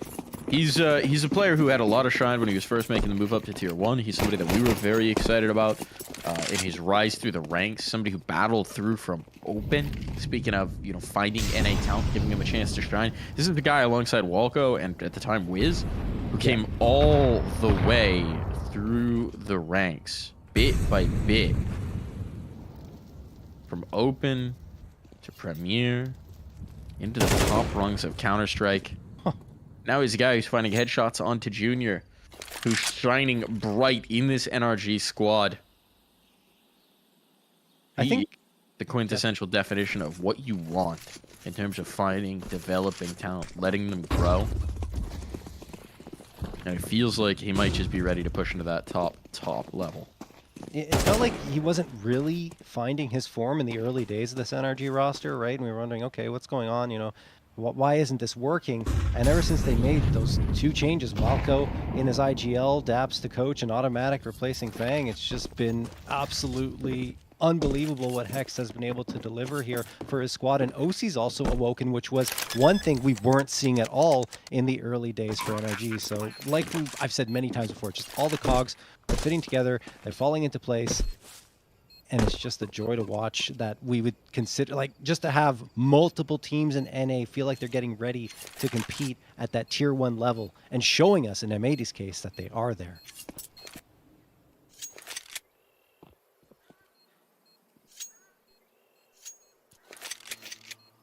Now it's forcing the unenviable situation of saving pistols here. Not the nouns we usually see, right? No. This is very odd. And I was going to say, I didn't want to exclude nouns from that conversation because even though they're having a bit of a hiccup right now, and I say a bit because they just beat M80 over in that previous BO3, you know, they have an adjustment to make in the way they're playing. They need that next level. They need to have more depth to their style, and I think that's what they're trying to get right now. With pistol safes. Start to shift into that, trying to play more discipline, trying to play to give themselves higher percentage chances, not being as variable. It's you know, something that I think they've put an emphasis on this year. Hasn't necessarily borne fruit yet, but it feels like Rush could be an important piece for that. Investment will come in this round. The big thing they saved was a smoke and 2 flashes. High value right there. They're going to need it. They're going to need every ounce of it. They're going to slow down an NRG team that's come storming in for 4 rounds in a row. This is where we often see nouns wilt away. See if they answer the challenge this time. 4-3 for NRG. Full buy-ups for both sides. Money in a much more precarious situation on the noun side that is on NRG. Rush is going to boost up here onto the roof of the porch. He's got two players up here. Okay, this is an interesting look from nouns. They like to change it up a little bit sometimes and go for something slightly different. Okay, see if it works out. They're coming out. They lose one, but the trade is good. Rush escapes as well, and Junior gets the op frag on Breeze, who wasn't looking in that direction. That is exactly what nouns wanted to happen. They get the man advantage.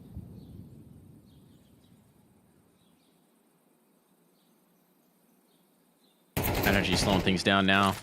And the bomb's not even here, even if they get this space, this foray in towards B. You can tell Automatic wanted to go for it. Sensed an opportunity, but it was a bit of a poison chalice. So now he backs away. Bomb could be recovered.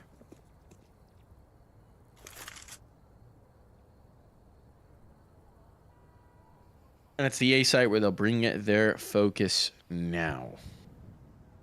I'm going to wait on the other side of this. Junior in the pit. Rush close at hand. Smoking them all as well for the defense, so they can throw something into one of these choke points. We're getting below 30 seconds. They might just hit it on timing here, but I'd imagine Junior is loath to unscope. And actually, if Amali goes into pit, he's going to be in trouble. Available to jiggle out. They're just playing off contact. Junior can't hit the quick flick, and this bomb's down. And once again, we're seeing the save from nouns. They are denied utterly and completely, and that is 5 in a row now as NRG catch fire. What a peek from Automatic. Oh, jeez, that was pretty. Opens up the site completely. The follow-up as well was phenomenal from his teammate, and there was nothing nouns could do to counter it. Beautiful utility usage as well. And NRG to indeed find themselves a 5th, and nouns just continue to lock themselves into save after save after save because they don't have any choice other than to do exactly that.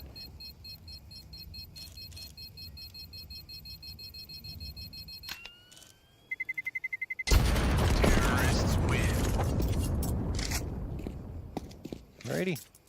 And off we go. No answer from nouns in that round, even though it felt like, you know, they had the edge, and they did. Look, Junior hits that shot, 4v3, and the Automatic peeks around, says bye-bye site defense, and then the pit player is taken care of as well.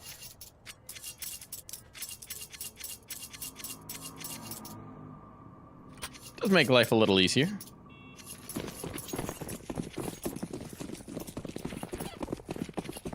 What do we got? We got sticks and stones in this one around the saved guns. Gonna get a little bit more than just a straight eco, but okay. OC caught the scout tack, delivered back with a little bit more oomph behind it. Goodbye, Junior. Down and out, wanted to get the impact early, and well, he'll be feeling that impact, as will George. This is starting to feel like a little bit of panic. Maybe the timing of the utility is what catches George out, but eating a flash into the peak, that's not exactly ideal. Fought the next. Carson can't hold this for long. He knows it. Oh, CJ though with a 5-7. There's a little bit of something found, at least. It's on the other side of the map, though. Pressure on here. Carson can't catch these bullets. He's getting low. He has to back off. Molotov to keep him out. And hemmed and painted into the corner, up against the ropes. It's a knockout. Russian CJ, again, just forced to save. This is becoming a little bit repetitive here, but there's just no chance.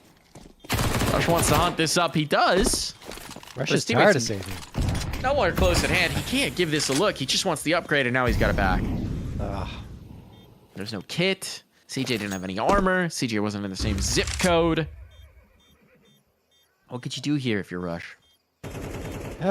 Keep them at bay, keep them on the site as long as possible so that you can save the AK. But again, it just another save coming through for Nouns. 6 in a row for NRG. This is what can be just so frustrating about playing CT side. It's just the number of rounds where you feel like you just don't, you can't get back involved. You can't have an impact if you want to give your team a real chance of winning, right? If you just lose that first contact and you lose that fight so often at the pro level, it's just pull the plug. Bail out. Try and keep this economy on life support so that we can limp along and maybe, just maybe, win one of these banana engagements. And that's something that we haven't normally seen Nouns with the discipline to do, frankly, on their CT sides. And so, as much as this isn't working out for them yet, it is kind of encouraging to see.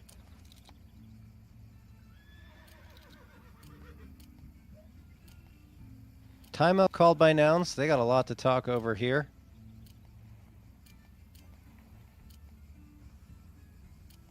Do they change things up?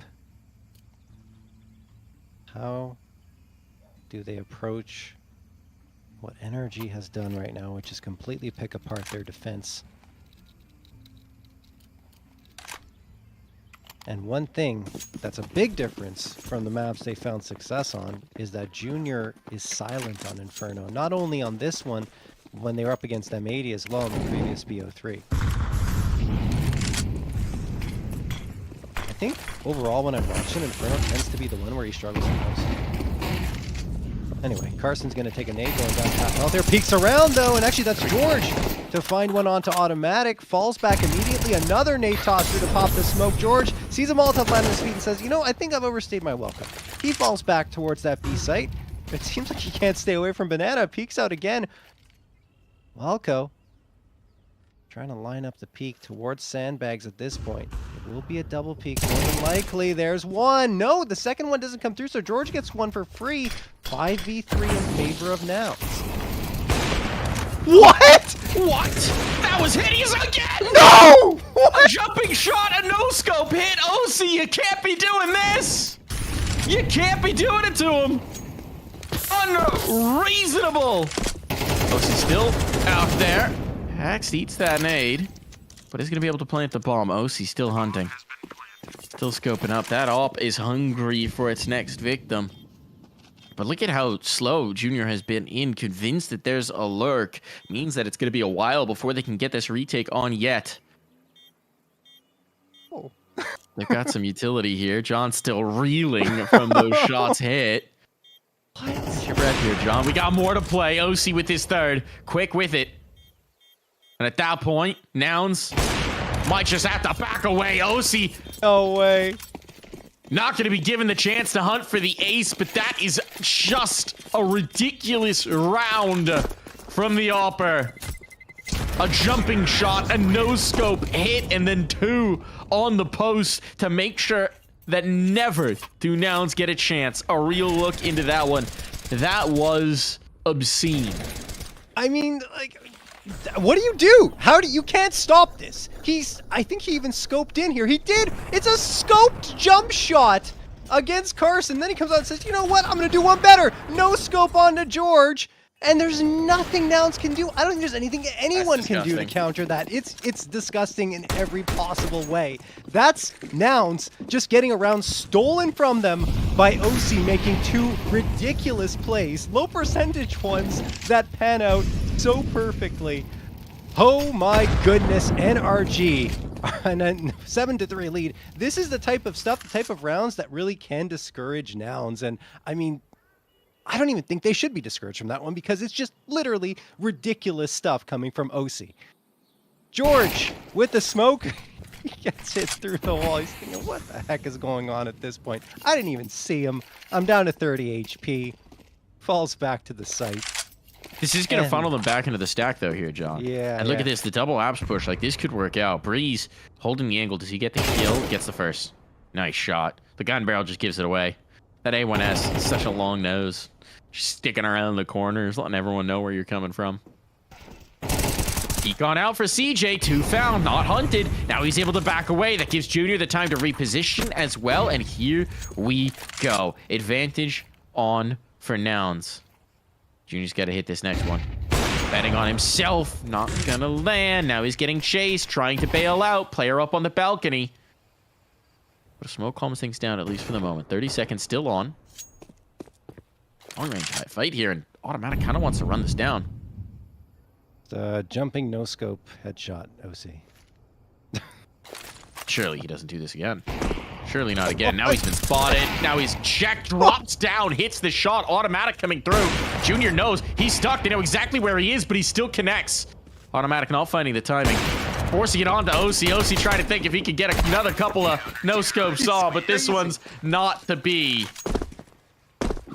Good job from Nouns, keeping their composure after that crazy round that OC pulled off. And you can see that's a huge round from Junior. I mean, he's getting pinched, right? Automatic and OC coming through at the same time. The presence of mind to snap around for the Moto player is huge. Yeah, and OC, you can tell he's feeling it, though. The way he's playing, like his crosshair, the way he's aiming, everything. He is a scary customer, regardless of how many players are left either around him or on the other side of the server. This round is not live, guys. There's some sort of technical issue. Fake round. I believe Hex disconnected, so we are just going to wait until everything is resolved.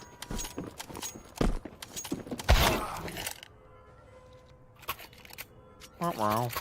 He's back. Welcome back, Hex. All good. Minor technical difficulties. Rapidly resolved here. I do have to say, big shout out to our admin team in general on this event. They've done a tremendous job keeping these games going. Having dealt with a lot of online Counter-Strike, sometimes it takes a minute. But things are going quick here with the tech issues. Now that I've said that, knock on a lot of wood, folks, because I've probably jinxed this one.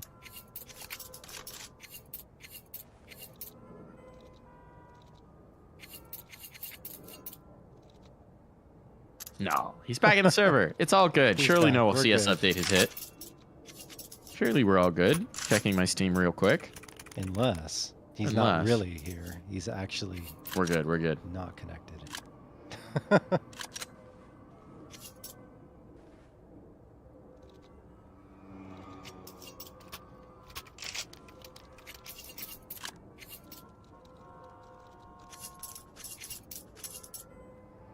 Back in, timer on. I haven't cursed us, folks.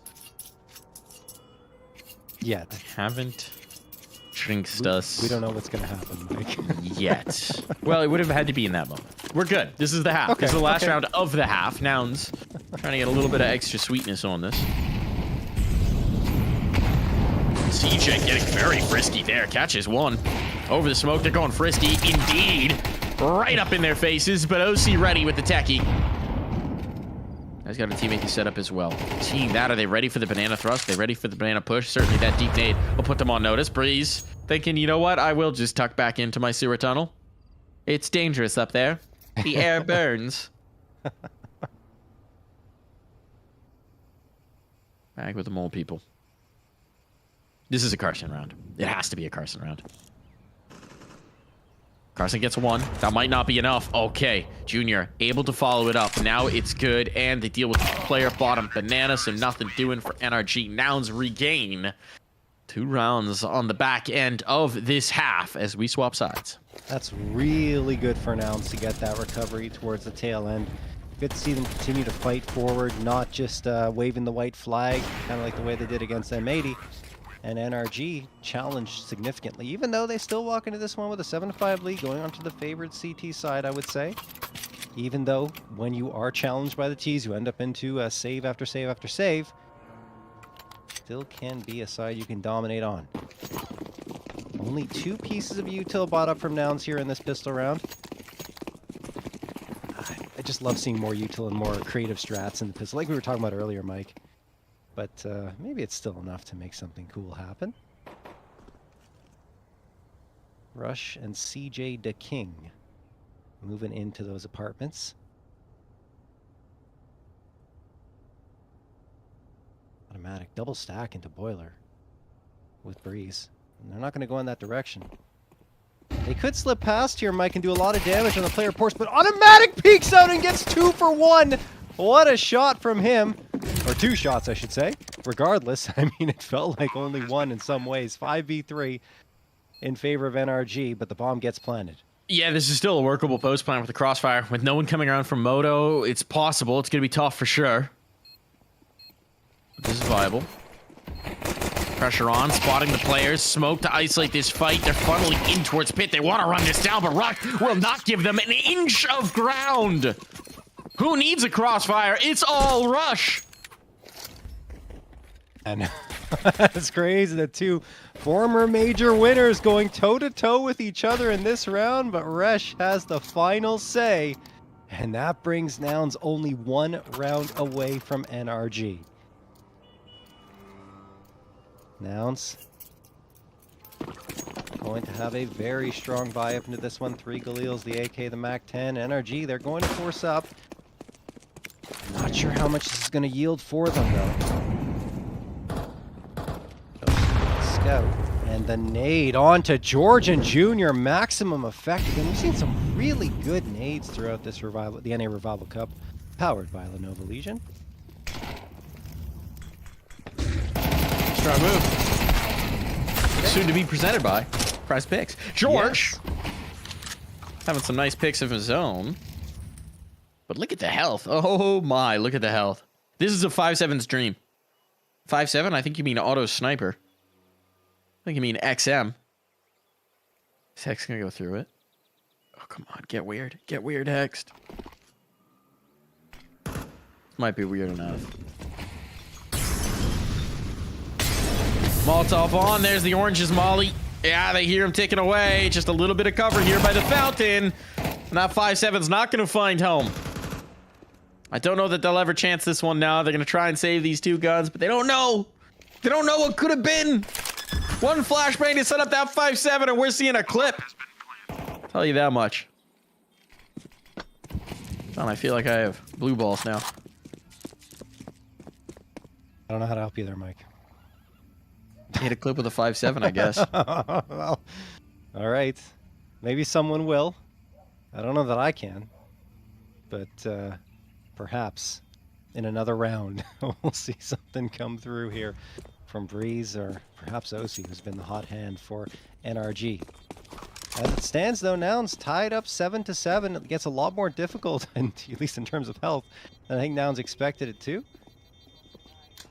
But they are right back into the swing of things.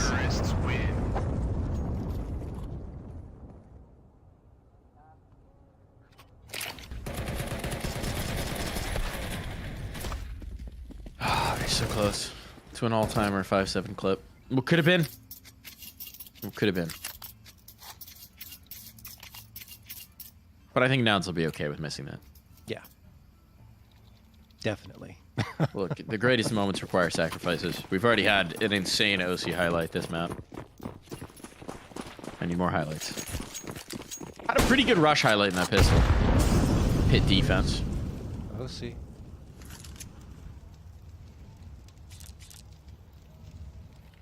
Underpass peak.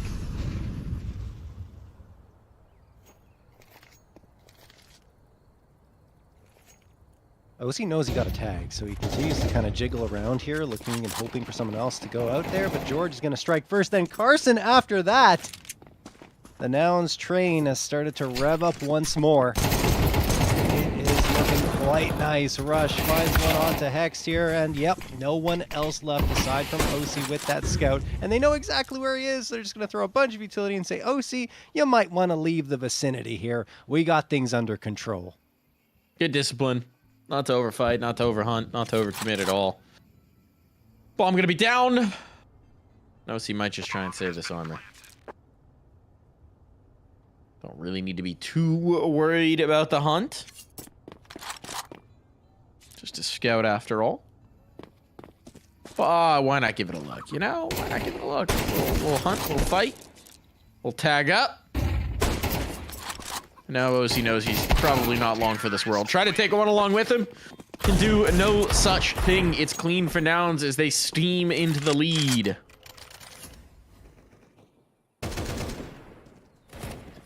So now nice starts to both halves, John. Yeah. The ideal scenario here if you're Nouns. And even better is that they didn't do too well on the latter part of that first half, but they even recovered to get 5 rounds. So I think overall, Nouns have been challenged. They've responded. They've gotten these strong starts to both halves.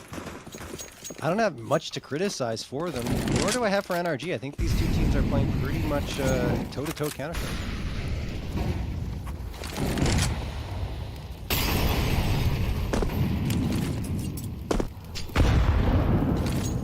Got some cool highlight reels, almost a 5.7 clip, Mike.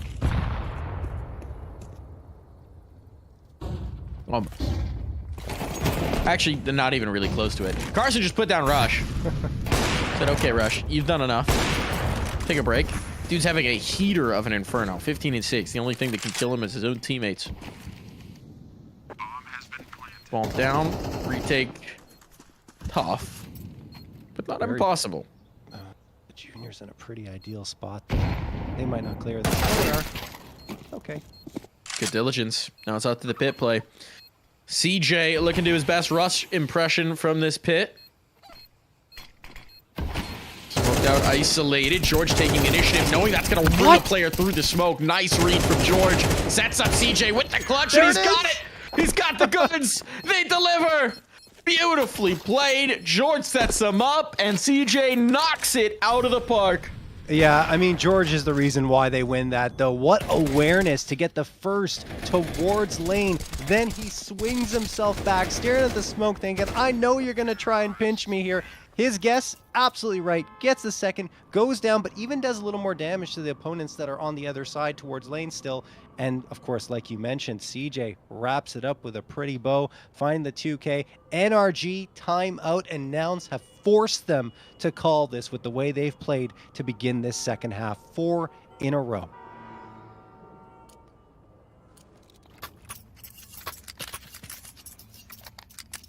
And you see here, it's going to be another light investment. Nouns trying to find double digits first. It's that constant nightmare we come back to. When you're playing from behind here on the CT side, getting the economy up. Especially on Inferno, where you really want to have everything buttoned up on the nades. Just painful, man. It is just painful for NRG. Yeah. This is NRG's map pick as well. Remind you, they chose to pick into this after Nouns brought it into the last series. And they sense a weakness. Might have been a trap. Yeah, that's the plan all along for Nouns, right? Yes, lose on Inferno, win on Ancient, and then get the reverse sweep so that NRG think we're bad at Inferno when we get to the grand final. Look, They're playing the long game, Mike. This is NXCS. We can't be joking about any potentially, unintentional or intentional decisions about it. We'll just leave that one alone. No. That's not the kind of revival we're looking for.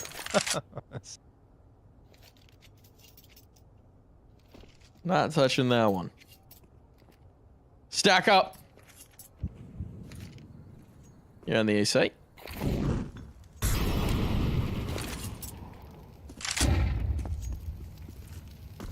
Smokes for long. Nouns are, at least for the moment, moving into the main stack. One smoke out towards Moto, but if you're NRG, you don't want to actually show too much presence here.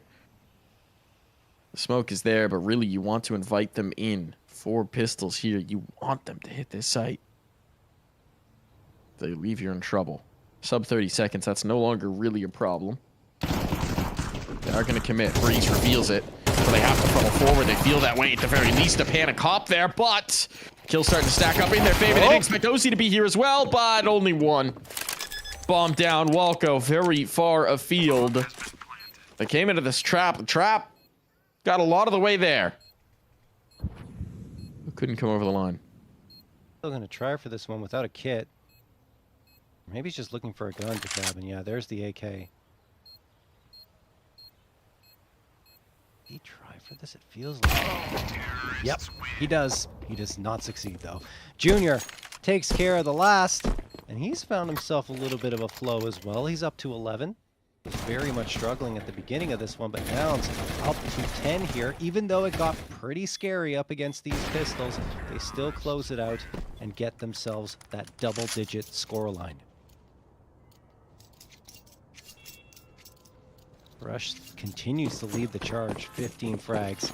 Just, Rush is a different player since he left EG, honestly, Mike. It felt like he was in his twilight in terms of his career, the way things were going down. Well, he even took a stint course.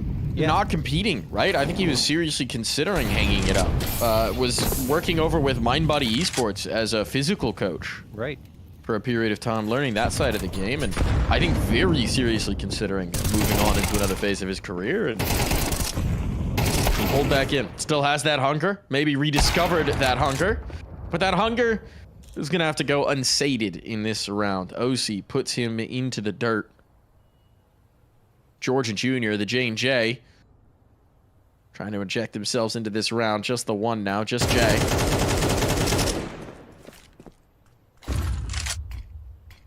Bomb might be recoverable. But even then, he's got to face mid. Only has one smoke. Hoping someone's going to give him a fight, a little something. To pop a shot. C4 retrieved. No real escape here, so he'll press forward. Into the apartments he goes. Actually, based on this NRG setup, if he insta-headshots OC, yeah, this is a bomb plant. Yeah, and maybe even a round on our hands here. So he has to look the right way. He's on. He does look the right way, but OC survives with 1 HP. And Hex is the one who actually takes care of it. So, 8th round found for NRG. And finally, we get another one on the board here. The first one of this second half.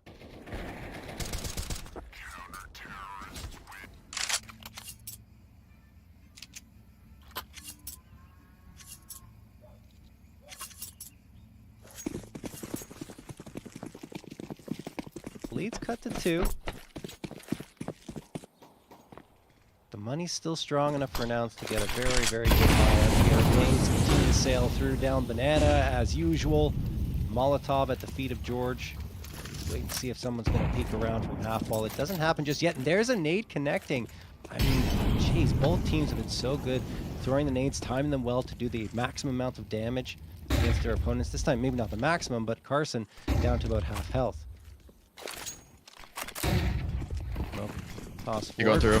Yeah, they're not going to stop. Not going to stop at all. These flashbangs are good, but Hex sees through it, at least for one. Still, Pumpkin is going to be planted. That's going to be conceded. They do a post plant. This gets a lot more dangerous. Smoke pop to the catch. Oh, they do. Welcome. I don't even know if he saw that player, if he's just playing the lines, but it's going to work out massively. Bomb went down at the very least, but now George and Rush trying to hold up against overwhelming force. Just George. This would be the highlight reel of the day. Not going to happen. NRG closed the gap to 1. That is so good. That smoke pop was so timely. It led to 2 frags for NRG in a situation where it didn't look like either team had full control yet. NRG makes it decisive after that point, and right there, just OC the spot. Another one from Walco. Like you said, not sure if he fully saw it, but it was enough to ensure that the frag would come through. So, Noun's going to be the ones to call a timeout here. They're being challenged once more by NRG. Yeah, I think NRG is one of the teams in North America, at the very least, that I've seen most consistently using the smoke popping. Yep. Right, like a lot of people are putting it in, but you can tell NRG in a lot of moments are specifically holding nades for those moments. We saw it a lot on their Nuke game earlier, where I'm thinking of one particular moment where you could tell Automatic almost reflexively threw the deep nade outside to just hunt damage, thought better of it, waited, and then threw it to pop smoke. And I think it's something that they, above many others, are really prioritizing in their util usage. I would say that Nuke game in general, both teams are doing it, right? Even the party astronauts, 60 was getting frag after frag off of smoke pops. Speaking of frag after frag, this is a massive banana. X keeps it in balance for his team, but now it's at least haven't come out too much the worse for wear. Problem is, how are you going to take that next step? Now you're smoked up. Now you're stuck behind choke point util.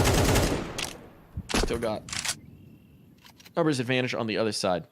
Well, I should be able to get an upgrade somewhere. Surely there's another gun down. It's right there. Oh, you see it. It's part of the... It's on the hand truck. It's on the hand truck, Junior. There you go. Plenty of time left here for Nouns to work with. A full minute available to them. They don't have to rush this. They've got a couple of smokes as well to work with, and they're going to line one up for CT right now. Junior going to throw his to Coffins.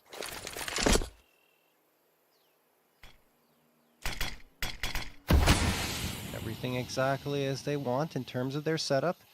Now it's about when to execute. 2 players still waiting here, and 1 very far back. That's Breeze still in pit towards A. There's that smoke pop you were talking about. This time it doesn't yield any visibility on the players.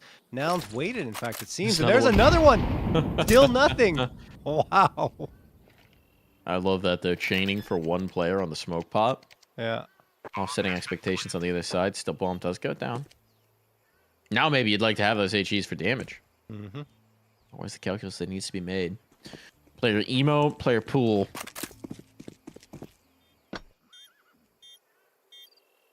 Emo pool, the name of my 2000s pop punk band. Here comes Junior, first on the line, deleted, immediately rush. All the weight of the world on your shoulders, and Automatic will relieve him of that. Defuse on, all tied up here, John. This one feels like it might just go the distance. Yeah, recovery from NRG 3 rounds in a row after Nouns denied them anything here in this second half as they started off with 5 of their own. But here, NRG, once we got the guns out, everything started to feel a little bit better. I should say, once they got the guns out for the second time, is when everything started to flow in their favor.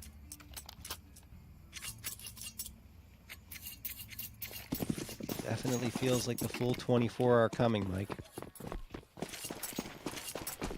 3 players leaning towards Banana, 2 into alt mid for Nouns. Already, Nouns trying to gain the edge towards Banana. That nade, not much damage actually. Splits the difference a little bit in between both Carson and George. Continue to battle for control, but it feels like NRG has lost it. Still only have that B anchor here. It's the way a lot of teams like to play Inferno, just leave the anchor with a tons of utility that they can pick up and just throw repeatedly, and then stack the other 4 onto A. There's another smoke coming through. So you never really know how many players on B, and 1 player can make it feel like 3. Here's that one, doing his best 3 impression.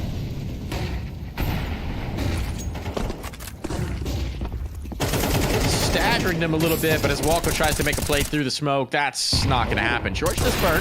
Oh, the nade pop. There we go. Automatic. Get it back in their favor. Everyone coming in from CT. Full on retake. No banana presence. CJ thought about that swing. Thinks better of it.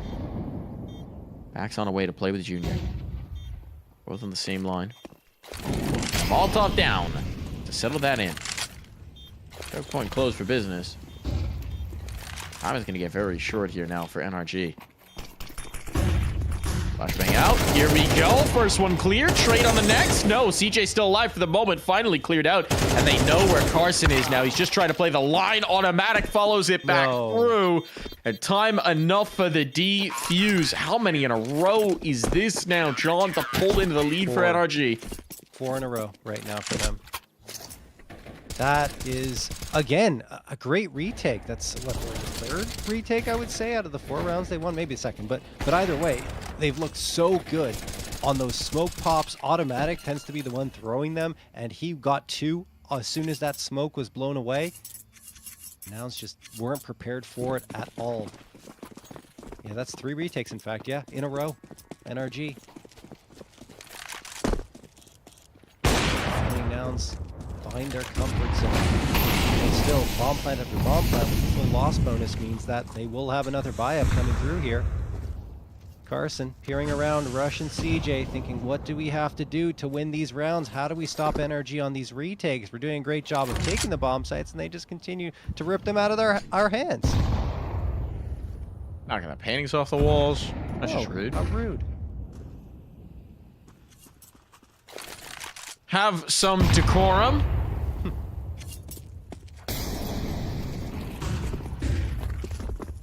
Is proper respect for decorations decoratum? Your guess is as good as mine, Mike. I was wondering whether you're going to dignify that with a response, but thank you, John. Thank you for following me on this journey. You're welcome. A peek around into the op, potentially on deck. Smoke to set up some space, allow them forward, but Walko's here to pick it up, right? They've gone with the 4 towards A. Walko just to hold the potential walk through. As at this moment, it's not happening yet. OC could get caught. Footsteps on. That means Carson's going to come through. Carson's going to come in. OC's looking the wrong way at the wrong time. Panic just a bit. Carson capitalized, but Breeze is still here only for a moment. The breeze has been stilled, and now the bomb goes down, and with that smoke, they may not give this a look. There's some money to spare on OC and automatic, but we know how quickly this can evaporate. I think that Molotov might be what triggers them to back off, maybe. There's only a maximum of 3 rounds left in this game before overtime would be hit. So it seems like they're going to give this a look. They're going to give it the risk. To be fair, taking everyone from Nouns along with the bomb might actually be worth the price of entry. There's one. Only one. Walko back through. There is one survivor. It's Junior. Now we're going to see how deep the NRG economy can go. As we are, one way or another, getting every round squeezed out of this. Going for the full 24 here on map 1 of the grand final. Yeah, honestly, that position that Breeze holds from balcony, he's really comfortable at. I thought he might have had another frag in him looking down, or another sequence of frags in him, but it doesn't happen. And after that point, it's just so difficult for NRG to work their way back to the site. They attempted, and credit to them, they do a lot of damage to Nouns, bringing their economy down very low, meaning if they win this one, Nouns will be in a little bit of trouble in terms of their buy-up, assuming they don't get a bomb plant.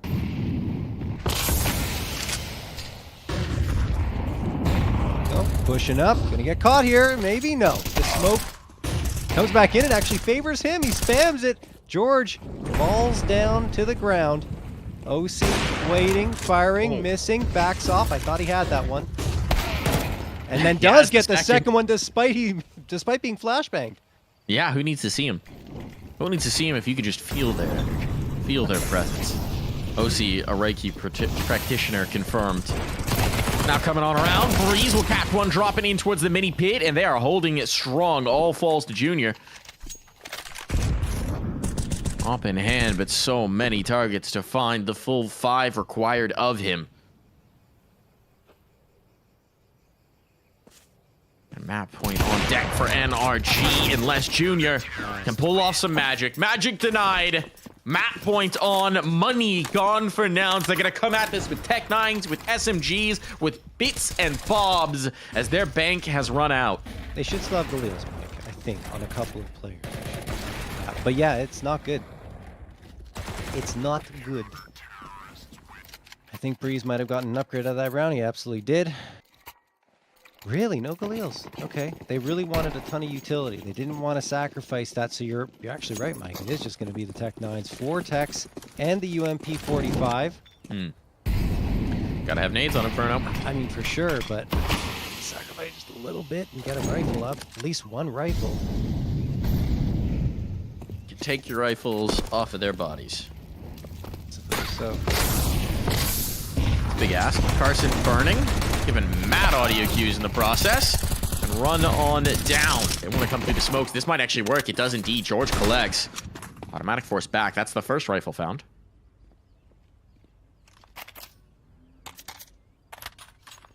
George was calling for him to boost up. Go over the half wall, I think. Decide against it. There it is.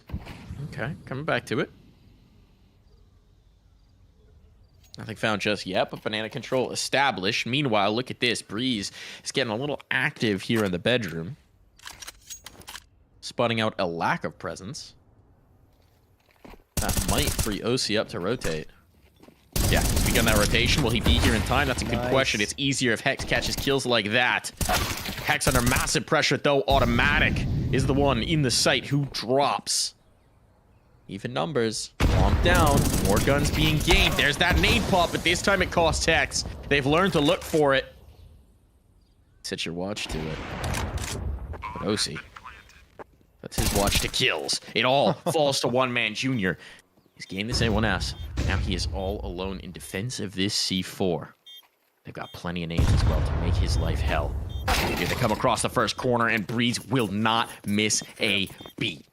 Time aplenty for the defuse. NRG strike first, claiming Inferno, cementing this win and putting themselves one map away from being the first ever NA Revival Cup champions.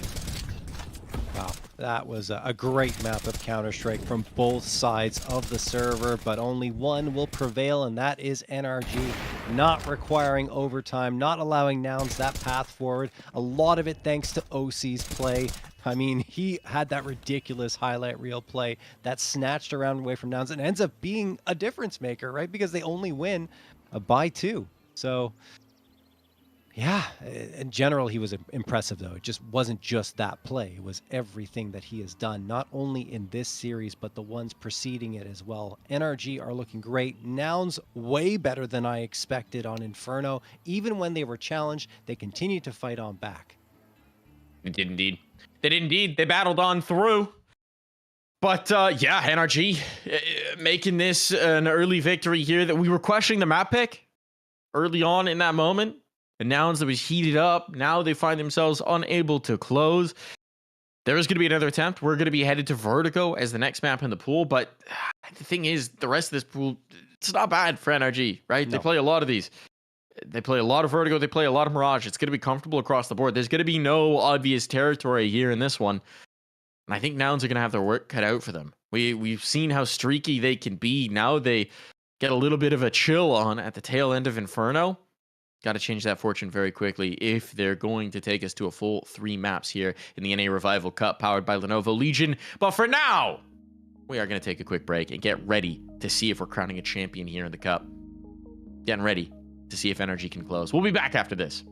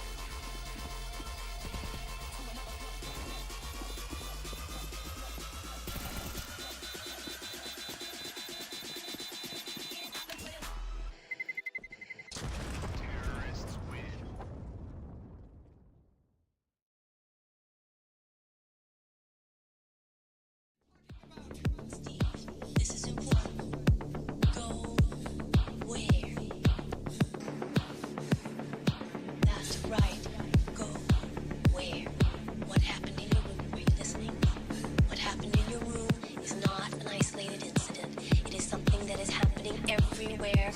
Everyone. So, where are you gonna go? Where are you gonna run? Where are you gonna hide? Nowhere. 'Cause there's no one like you left. Surprise, surprise, surprise, surprise, surprise, surprise.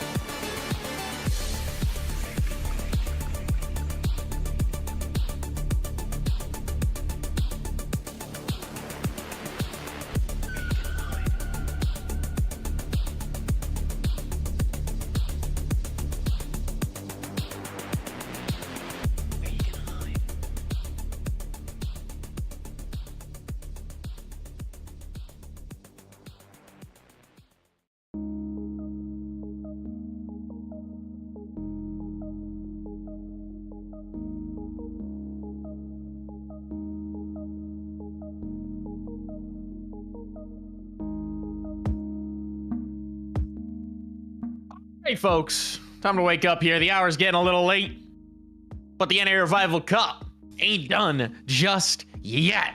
We got a little bit of Counter-Strike yet to play. At least one more map, possibly two, if Nouns can find their footing again. They did it in the semis. They could do so again here. We're gonna be headed to Vertigo to find out. NRG on the other side of things, got a little touch and go there on Inferno. Battling back in, powering up late, and now on to Vertigo. I have a chance to close this series here, John. And you are muted. Shout out to John There for we that go. one. The JRT Classic, folks. That's just as classic as an NA Revival Cup will be in about a year's time.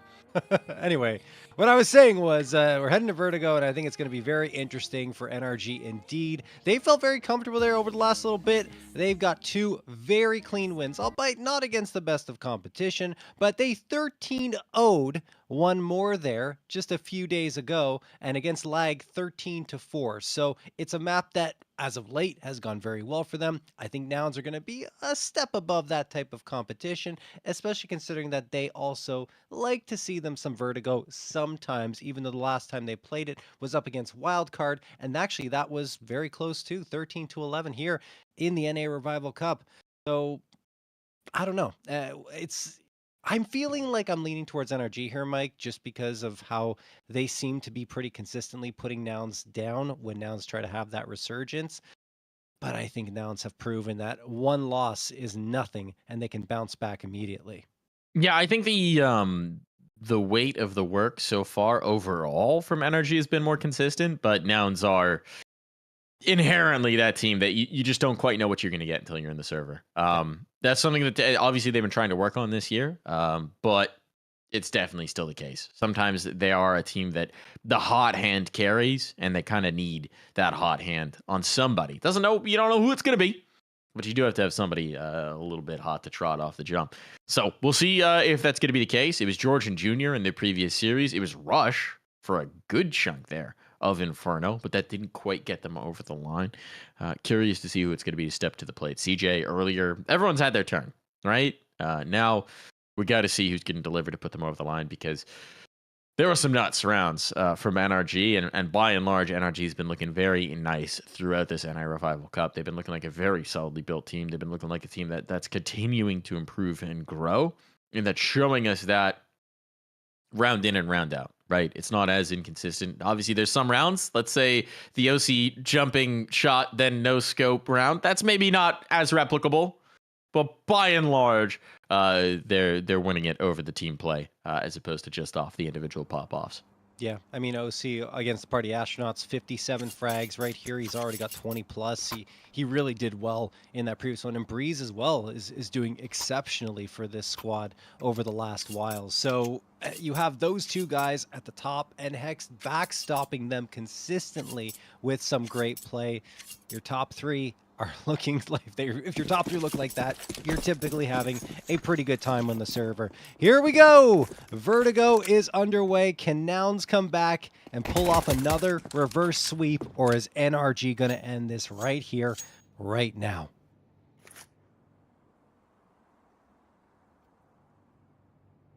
Taking it towards the A ramp. Seems like they're just going to move en masse. It's going to be left to OC to figure this out. Oh, Carson's much further up than he expected. OC at least got one before getting absolutely erased there. There's a smoke and a kid if this turns into a retake. Energy would love to get another kill or two before this bomb actually does go down. Hex gushed up. Not going to be the guy to find that. That's a 4 alive for both sides as the bomb starts to tick away. Imagine this is going to turn to a smoke at the ramp side, fight side hall, try and just stick the defuse type around.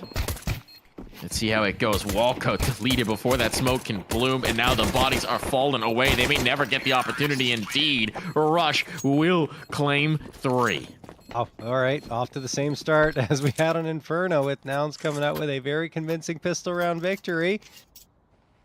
That's wild. I honestly thought that NRG would be able to at least get the smoke down and challenge for the defusal, but like you saw and said, just that one shot to the dome fired from sandbags with the USP dropped Wildco and the kit immediately, and the NRG could never recover. A lot of pressure put on, and some good shots from the Glock prior to that as well to like just keep them at bay. NRG, pistols only. USPs, 4 of them, and a P250. They are going to stack up at mid and hope that Nouns come this way. Nouns, in the meantime, they are not going to take anything for granted. They are methodically and carefully moving up ramp. George is lurking B. I find a little bit of surprise on this smoke. Yeah. Oh, yeah. Well, I'm good for it. Talk about awareness. Knowing you're low, not just going for the spray that 90% of players would go for. Not a wasted bullet there. Well, this round a non-starter. Some nice money made for George, though. He's stacking bills.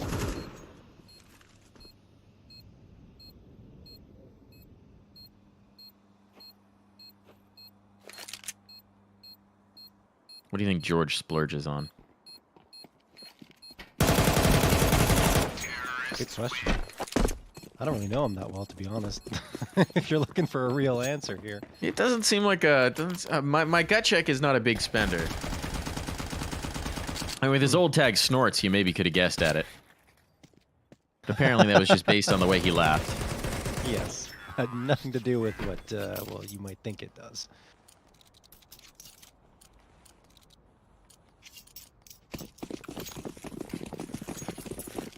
Third round of play, and here come the rifles for NRG. Molotov immediately tossed by CJ into scaffolding, and NRG are going for a little bit of aggression towards top of ramp. The nade sails through and actually connects for a decent chunk of damage. OC exposed. CJ punishes him, but Automatic peeks off it, gets the trade. Tons of chaos here. Junior manages to find Automatic as well, and there's the nade onto Hex, and he's gone! Finished off. And the ace site also free and clear for the taking, even more so now. Junior, what is happening here? Absolute annihilation on that take. We're wondering how they'd be starting. Seems like the hot hand is all around right now for Nouns. This is now, I think, every pistol so far this series. Nouns have had the win in the conversion. Keeping it clean off of them. It's been Rush as well, I think, to get a multi-kill in every single pistol of this series. Am I crazy for that? You're right. We're going to say I'm right. Even if I'm not, we're going to let's confidently go with say that I'm right. I'm fine with so that. Rush, apparently the pistol god now. And that's it's a bit of an asset. I will say, you know, some players just always feel like pistol specialists. You know, Dennis is the classic example of a guy who just seemed to level up on the pistol rounds specifically. That is a throwback. But it's an asset. He's the first one I can remember getting that pistol god tag. Yeah. But especially in MR12 now, it can be such a game changer. If you can consistently start halves well, it just makes life so much easier.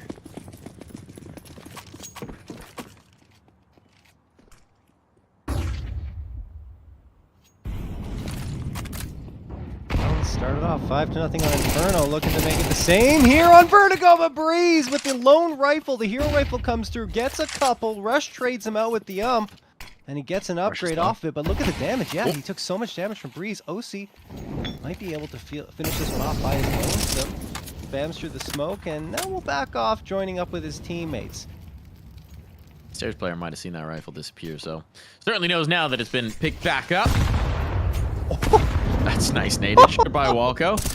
OC thinking, well, at least it wasn't me. And now it's him. Low HP or no, Rush is not having any mercy right here. Right here, right now. Automatic and Hex are on the flank, so nothing to worry about from the front. Bomb gonna be down, and by the time they get activated in this, impact might be hard to feel. Hit by Automatic, there's the armor gone. Hex. Not along for this world either. Wow. That is composure under pressure right there for Nouns, and Rush in particular. And that's the reason why they brought a player like him to the team. It's that when these type of situations arise, he is cool as a cucumber. Low HP, what a shot hit. The nade sailed through everything, looking phenomenal for Nouns. And around that, honestly, NRG probably had no business being in. They did have that one rifle placed really well. That Breeze got 2 off of his first 2, in fact, of this map. But now they will have a full buy-up and a timeout called before the round starts to talk things over, because they realize that they're having to dig themselves out of a hole again here on this map.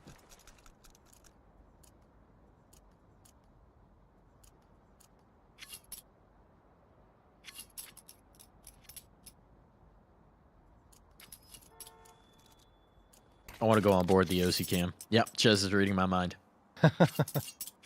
On board OC cam. See what we're cooking here.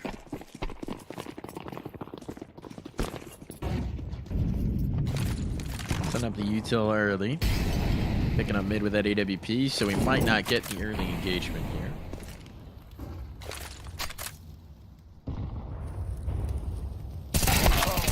Automatic wins the first. That's the bomb dropped as well, so confirmation. Molotov can't go down. Keep the pressure applied here. Now they're going to zero in OC. Back into the fray. Finds one. Of course. I'll manage. Making that look a little effortless. The walkthrough, the walkthrough. Oh, automatic looked away, but in that same moment, George thinks better of it. Would have been disaster on. Energy maybe bailed out by the timing there a little bit, and automatic actually does get the better of him. Now presses forward. Carson coming back to clear. Carson dinked up. Hard arm up, automatic away. What an engagement. They're both so low. But it's stalled out. Rush has worked his way forward. In all that chaos. Problem is they're sitting on the bomb, and now it falls to a very wounded Carson. Just about one bullet will do him in. But it's not going to find him just yet. He's bailing. He's leaving. He's exiting, making no secret above this. Just trying to... I think he's faking. Oh.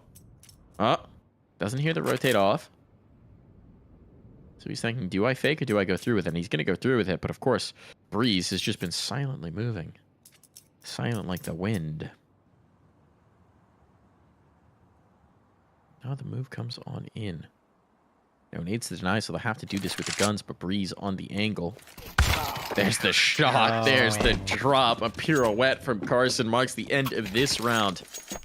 Fake might have been the better play, but instead he decides to go all the way around towards the B site, and no plant secured at all. NRG do indeed crack the scoreboard there, and, well, OC, of course, has to be involved in a round victory, even though Rush did him in pretty well.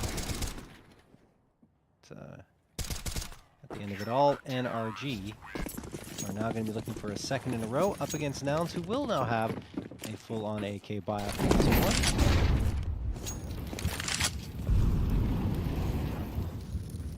Molotov burning away next to George. Nades sail in as well. They're dodging the util pretty well. Breeze is so good from this position. He's been good from pretty much every position he's been playing today. Rush. Oh, the dunker nade. Breeze getting the worst of it. Now he's going to peek out, try to do some damage. There's one and a second! Half health or not! He gets two and pushes Nouns back completely. Finally, Carson gets the response, but it's still a man advantage. Breeze has done exactly what he needed to. Question's going to be CJ activating in the mid lurk. Right, these two stair players. This move's a little telegraphed. You just got to be careful of that nade. Oh, punishing confirmation on OC, spamming through the panel. Losing the bodies, CJ's got to move. But the timing may not work for him. Automatic just on the other side. CJ catches it. Is the bomb recoverable? Indeed, they could bail. Now it just falls to Carson. Lone Wolf. 40 seconds to howl at this moon. Elbow spotted, but that prompts OC out of his hidey hole. And NRG chained together too. OC and Breeze, a big part of these two-round victories. It's just crazy to pop out at that time with the util still flying in your face and connecting with a nice little transfer. Great spray control. And then here it's just, yeah, CJ overlooked Hex completely. Was more focused on the site. You have to choose one spot, and he chose wrong.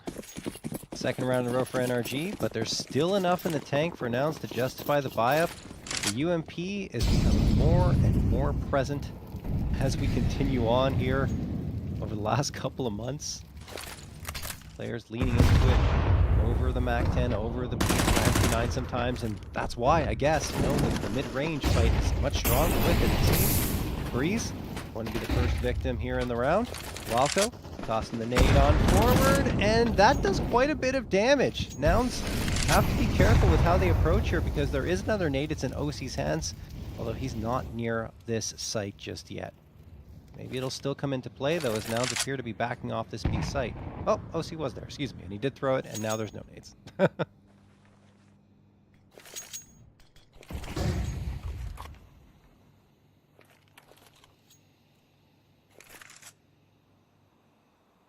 usual style from Nouns. Slower play, excuse me, than we've seen in a while from them.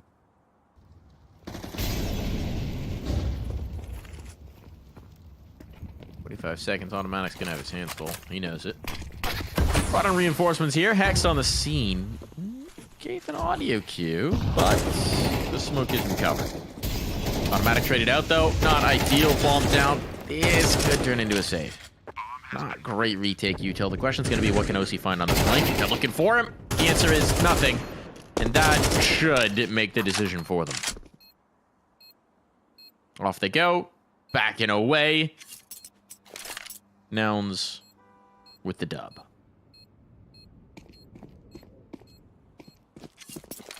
Yeah, I mean, I think Hex was trying and hoping, I would say, that something connected through the smoke to justify the re-engagement towards the site, but once he finds very little after spraying about 10 bullets, he says, okay, it's time to pull the plug. Nouns on a very, very light part. Terrorists win. To really go after them that much, and that'll be that. 5-2 for Nouns, so they end the round win streak at 2 for NRG. All started with George there, but it was very back and forth. I think every round has really been kind of up in the air. Little brawly. Get that on Vertigo. Get some fights.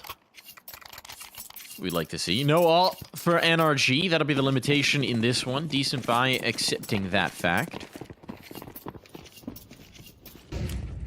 Coming on through, please. The dive on it. He wants this hunt. He wants this fight. He knows he's got that kill. He wants to confirm it as well. Loses a teammate, but Breeze fighting, still hungry. And they gotta know he's down here. They need to harass, but Breeze getting out of here is going to be a tough ask. And George and Junior are both looking for this. OC on the line, though. They are going to be able to escape. Such an interesting conundrum, but with that space vacated, George is being sucked into the vacuum that they've left. Ground gained now. And actually, they've come very far off the B side, thinking that showing that forward presence would dissuade Nouns, but it's done anything but. It's lit a sign saying, hey, there's room to fill. Vacancy. Tenant wanted. Nouns are ready to sign a lease. I couldn't tell you that, but with that kill, if the bomb goes down, all the damage on George is unconfirmed. I don't know if they're going to risk this. Carson planting on the edge of that smoke, flames just tickling his feet, but still getting the bomb down. Now for NRG, this can't be an appetizing prospect. Yeah, they're conceding. Doesn't matter how much health George has. It's enough.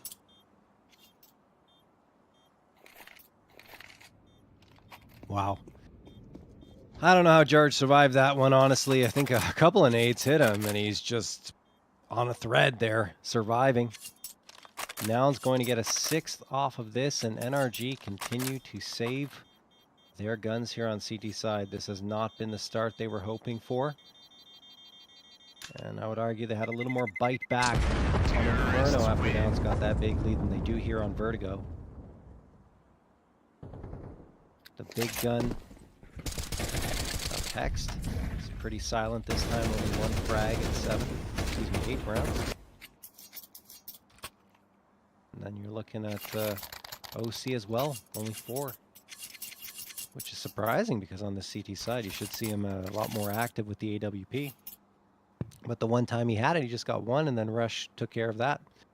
Timeout call from Nouns, Mike.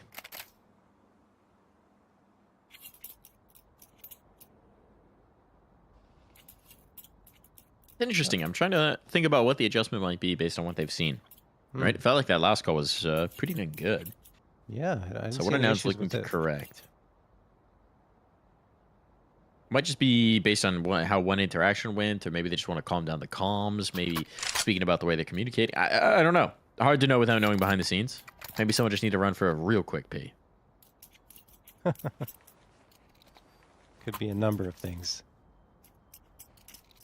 Comms from our obs are actually, I think a player has to pee, so that actually could have been it. Okay. Sometimes the call of nature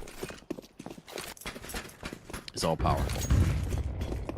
That's why you gotta have your Gamer 2 liter, empty 2 liter bottle ready at all times. Oh, no, don't do this. So you don't get taken off the server, folks. Buy your Gamer 2 liter from...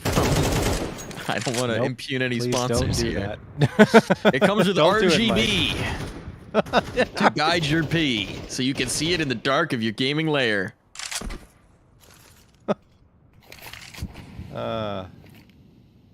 And the John, RGB it sounds like you're not a Deddy gamer based on your protestations here. I don't think that's it. We're just in the bathroom.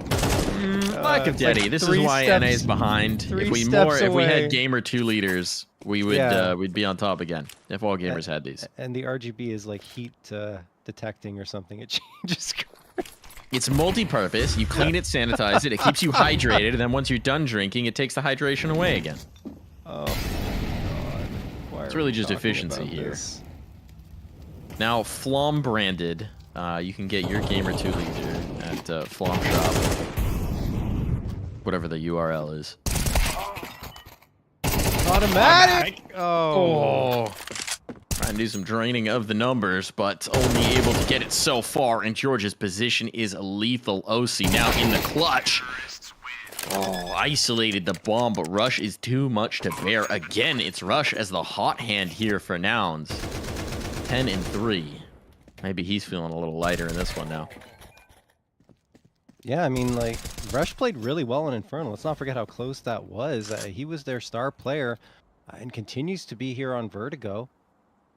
Powered them to that 7th round, and now NRG are calling the timeout, which is what I honestly expected in the previous one. They were the ones who should have called it, but Nouns gave them the time to talk things over. It still didn't really yield anything.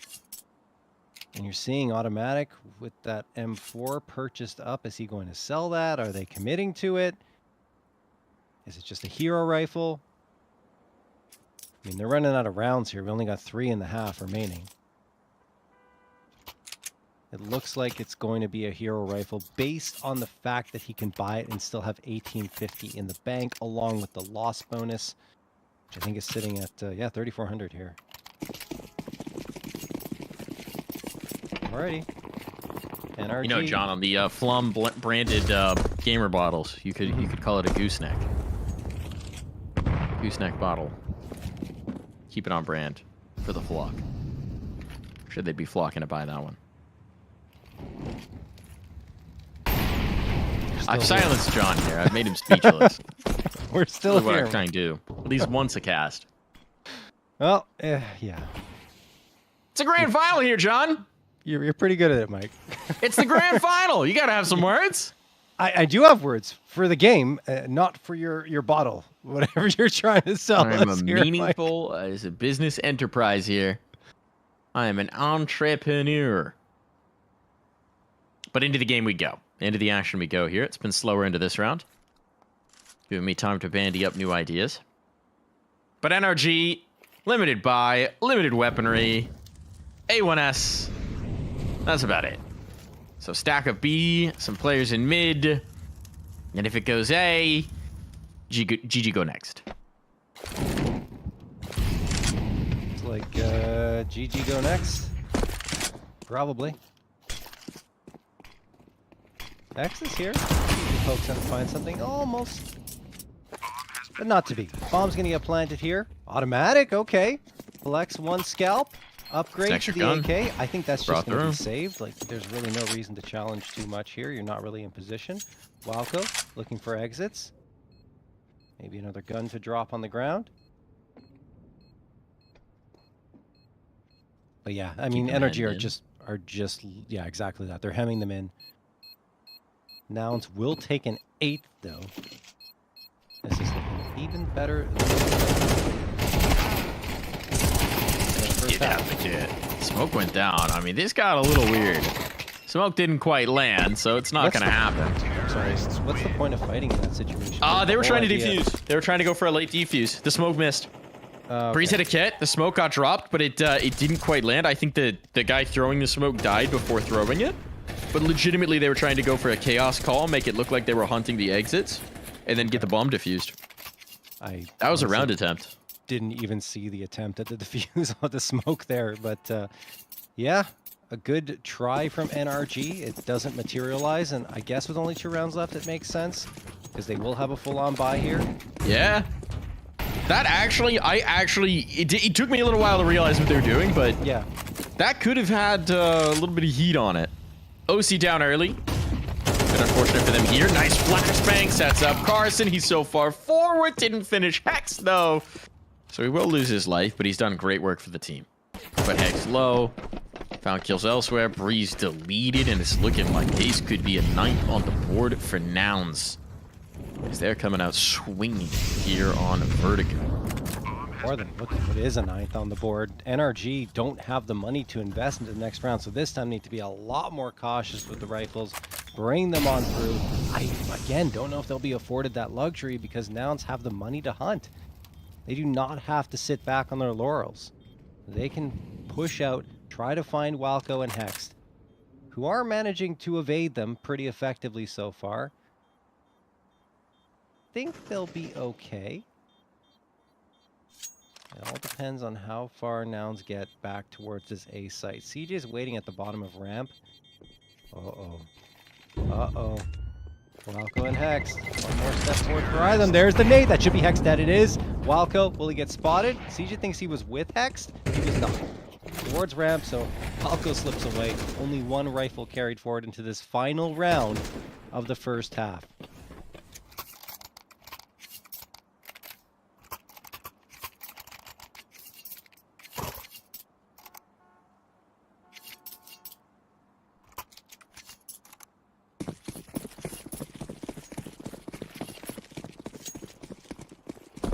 Just with it. They can't sit on their hands, so they're going to get aggressive in towards mid. They're going to apply a little bit of a pressure here. Sitting back hasn't really been working for them, so at least they force off the mid lurk early. Nothing really to show for it just yet, and they'll abandon the space immediately, but they do know they don't necessarily have to worry about CJ late. Automatic wants a poke. Automatic wants a prod. Little nade exchange to threaten anyone who's working their way up scaffold, but it's Carson who's made his way all the way to cement. They have no idea. This could be a catastrophe. Carson may have just won this round for his team. They're triple pushing down ramp. If he peeks around, he's going to have everything on a platter.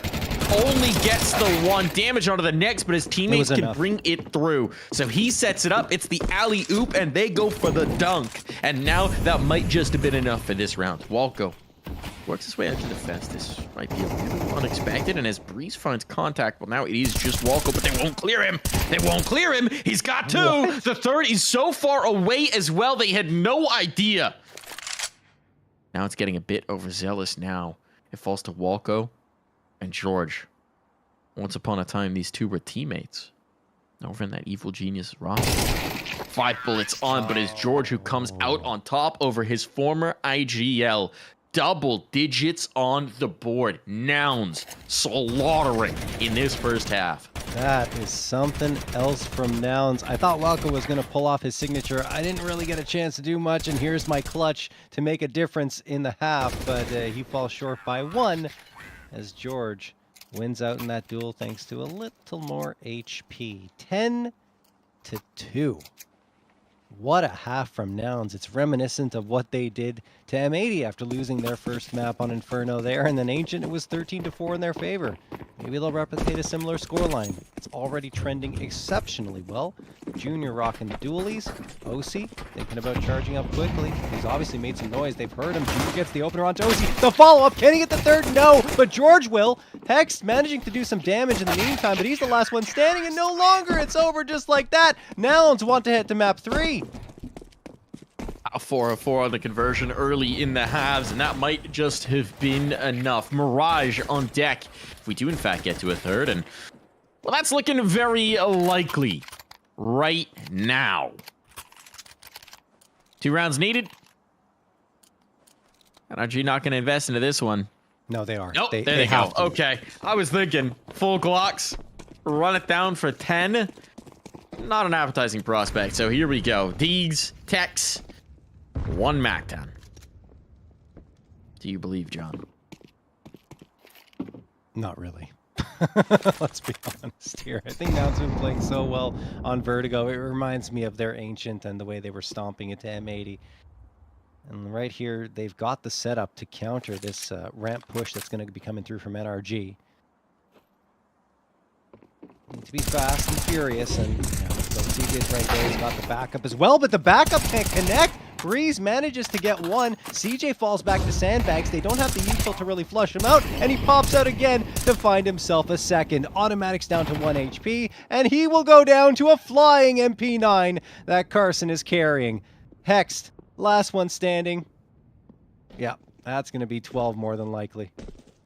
Almost certainly. And at this point, if you're NRG, I mean, this has already been a brutal one now. If you're Hex, it just feels like they're rubbing your nose in it.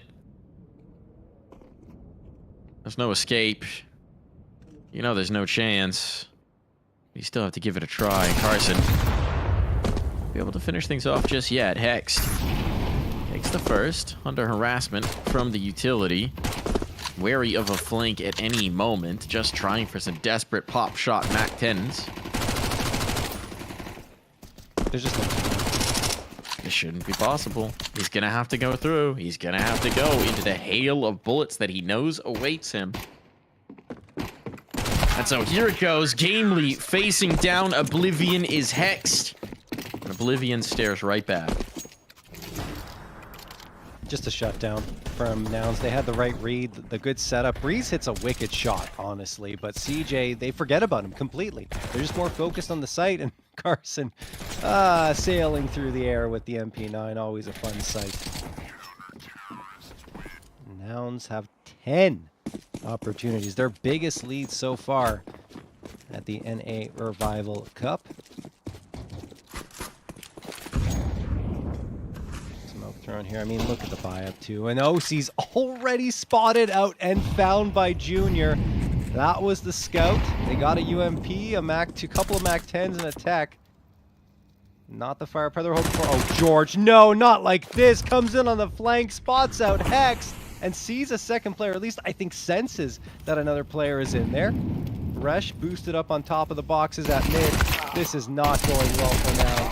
Or NRG, excuse me. Well, now it's... Suddenly. Yeah, there's a moment, there's a bit of hope, and Automatic was actually hoping someone might misjudge. Battle back in. Carson gets caught, but somehow the shots don't find him. Suppressing fire to speed his escape. And now painted to the corner. He knows he's here. He knows he's stuck. Utility dump to try and stay alive. Gets one more. That's worth it. Look at the flank. 2v2. That's what he was buying time for. He's trying to keep them locked in so this flank could come through. The bomb down. Numbers punched in just before Junior gets around the corner, but he's ahead of the utility. He's got the shot as well. Now they're in all under Walco. Nothing doing there. Vertigo is a quick one as Nouns want to speed us right through into that third map. We've got Mirage. That is a very, very nice play coming through from Nouns. They put the pressure on the flank, and like you said, CJ was just trying to buy time for his two players to get there, and by the time the bomb is planted and the smoke is in his hands, Automatic doesn't realize that Junior's already ahead of it. And he gets the last two. Wow.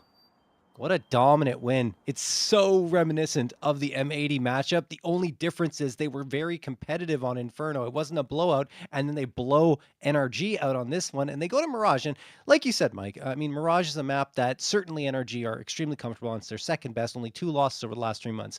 But I would argue the same thing for Nouns, right? This is the map that they have made their reputation on in the past as an aggressive team. Yeah, sparks are going to fly one way or another. Don't know which way to spin this, but at the end of the day, when the dust settles on Mirage, we will have our champion of the first NA Revival Cup. We will have the team that gets to defend the belt as the series kicks off. We're going to take a quick break here, folks. When we come back, it all ends one way or another on Mirage.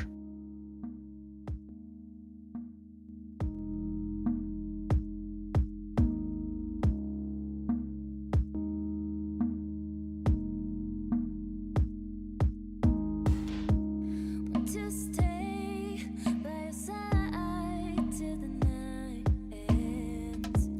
Want to escape every time to another place, but I'm still here every night, every Sunday morning. You could be here, but you're gone, and my heart is growing. You say don't worry, but my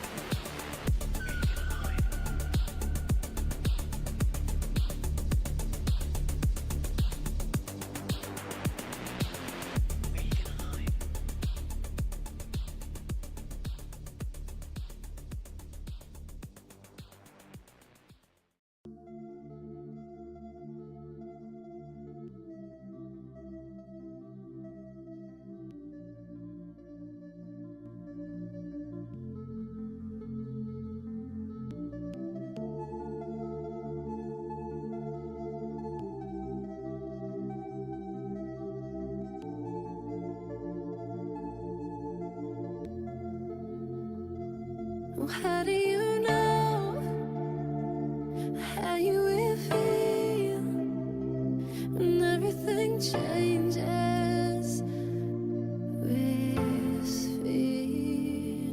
Where will I go? Will you me? How will I know you're the one for me?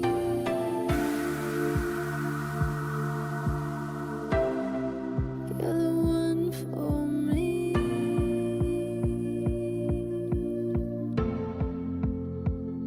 'Cause you always want what you can have, and what you have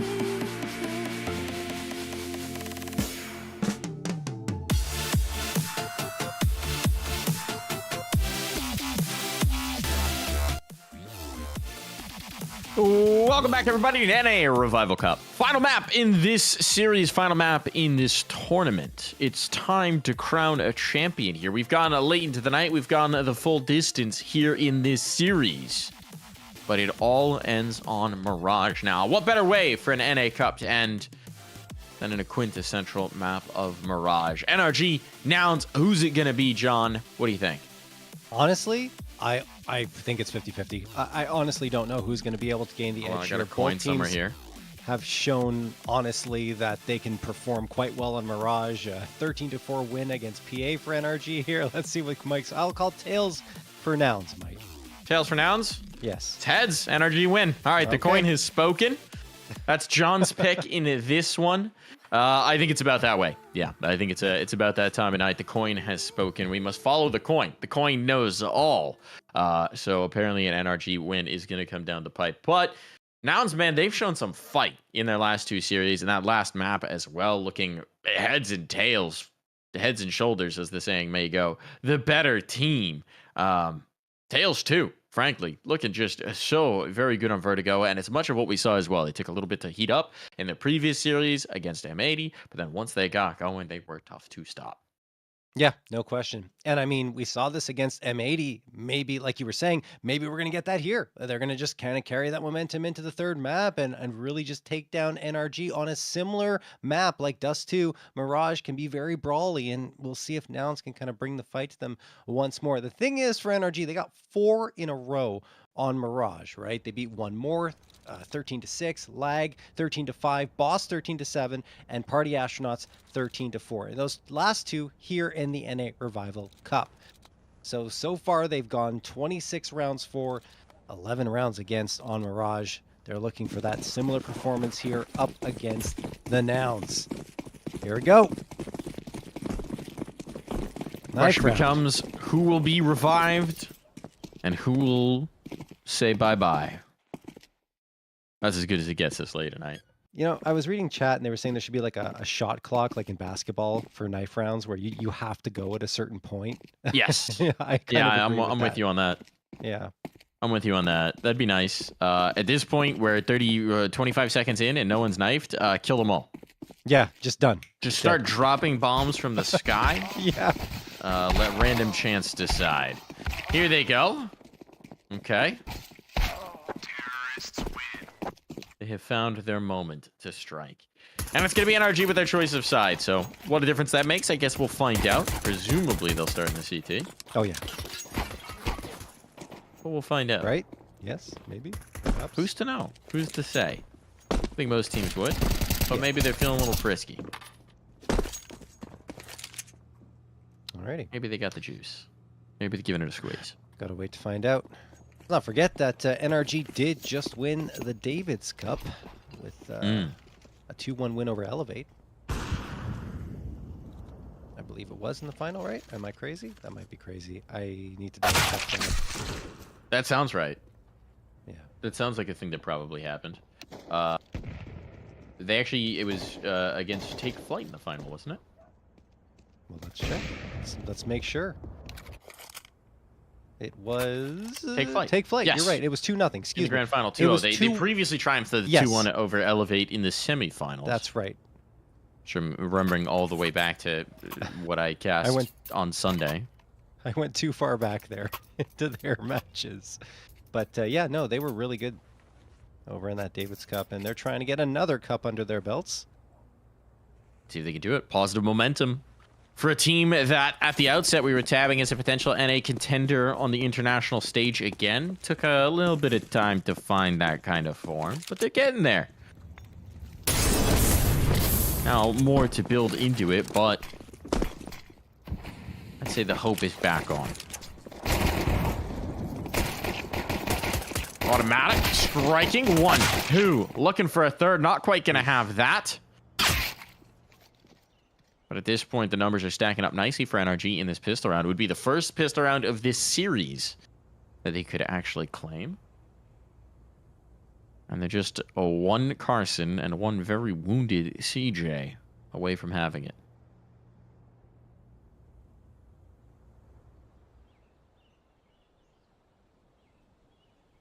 Here's the peek. CJ with the dink. Immediately headshot found. That's the information. It's the bomb spot confirmed. Breeze is trying to play this cheeky angle. Yeah, Breeze has a really good line here. Honestly, like it keeps CJ in a There bad it is. spot, and yeah, he's going to connect on it. Carson tries to retrieve the bomb, but he's going to walk into what will likely be Breeze once more. Breeze fighting away. 35 seconds left. So much ground to cover for Carson, and you feel like, okay, well, he gets the gush onto Breeze, comes through, and That's a finds bomb the plant. frag. Yeah, it could be if he goes B. He's going to do it, but he's going to do it the long way around. Wary of getting caught from the CT player. Yeah. Let's see. This could still be a bleep bomb plant. This should be, in fact. He's going to give himself a real chance at winning this too because NRG aren't moving a muscle. Freeze command on their side while they try and figure out what he's up to. Realizing no one's there. Plant's empty. Oh my goodness. This already feels like robbery from Carson. See if he can take it all the way. Dink on the first. Finds the fights. Isolating the second. Oh. Window player. Not quite got the headshot. Gave that the best try he could. Got it so very close. But it is NRG to finally pick up a pistol round. Finally pick up a round, period, right? Because it was 13 to 2 on the previous one. It was quite a lot of rounds in a row for Nouns, and Automatic, I mean, he looked great in that engagement, and honestly, Carson made something out of nothing, as we often say. And it felt like with those peaks that he was pulling off that he might very well win the round, but Hex was good for it, waited patiently, and that was that. We have a tech pause coming through. Got an explanation for this one. Okay. Courtesy of our wonderful admins. Mhm. Apparently, something in eye was the explanation. Something got into Hext's eye. So he's Oh. just swapped out his eye like a keyboard. And now he should be good to go. It shouldn't take long. Pause doesn't take long. Turns out eyeballs very easy to swap. He's got the gamer eyes now. It's got actuated switches in the blinking. RGB on his eyelashes. You joke, Mike, but I feel like one day that might not be much of a joke. Might have these RGB crazy Android Someone eyes. I don't check even him know. eyes. Yeah.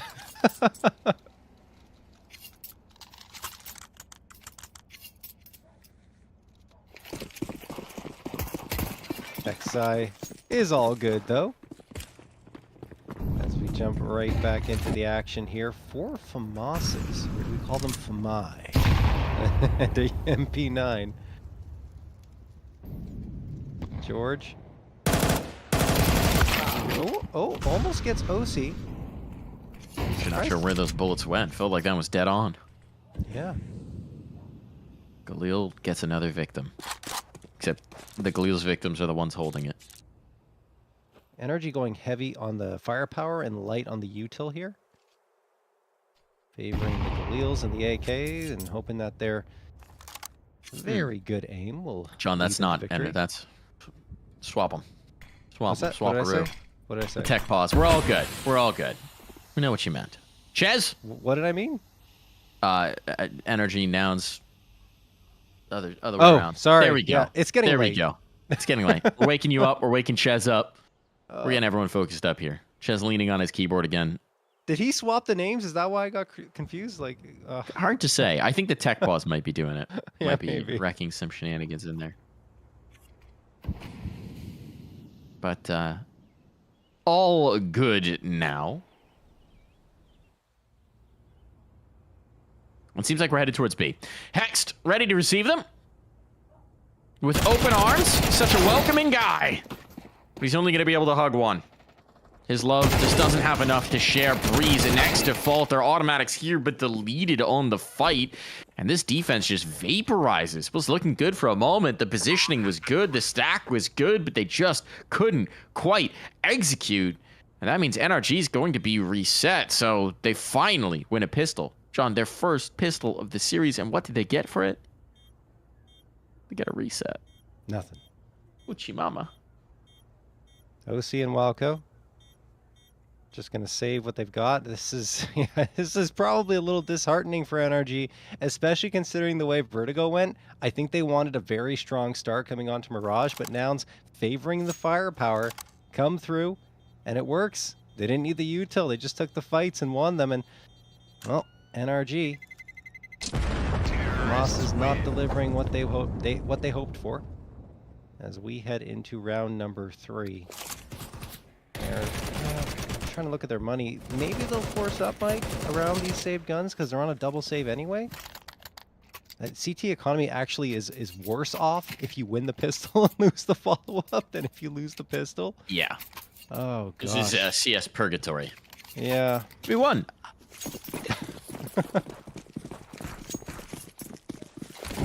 So it will be the force spy coming through indeed. So 357s and the 2 rifles saved over from that previous round. Now setting up for a straight up A execute. Nade sails in and won't do much damage because CJ and Rush are away from it. Falco pushes out and gets deleted immediately. That'll trigger the push to come through. All the smoke sail in. Perfect execute from Nouns. Molotov just for good measure as Carson's clearing it. And he will go all the way into CT spawn to find one, maybe a second. No, he backs off for now. Tempering the aggression momentarily. This is probably Nouns' round. OC trying to change that at the very least with a headshot through the smoke. But again, I think he's just poking for some damage. And this round is already going to turn into a save.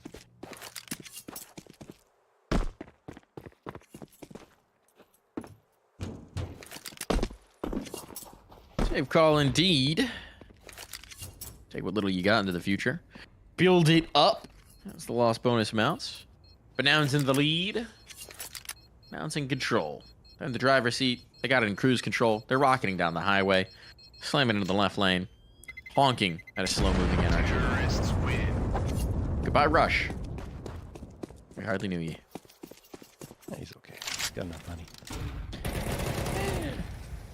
What do you have? Oh, he had a Khalil, actually. That's great to lose. A full buy. Yeah. We'll see. Comes back to haunt them.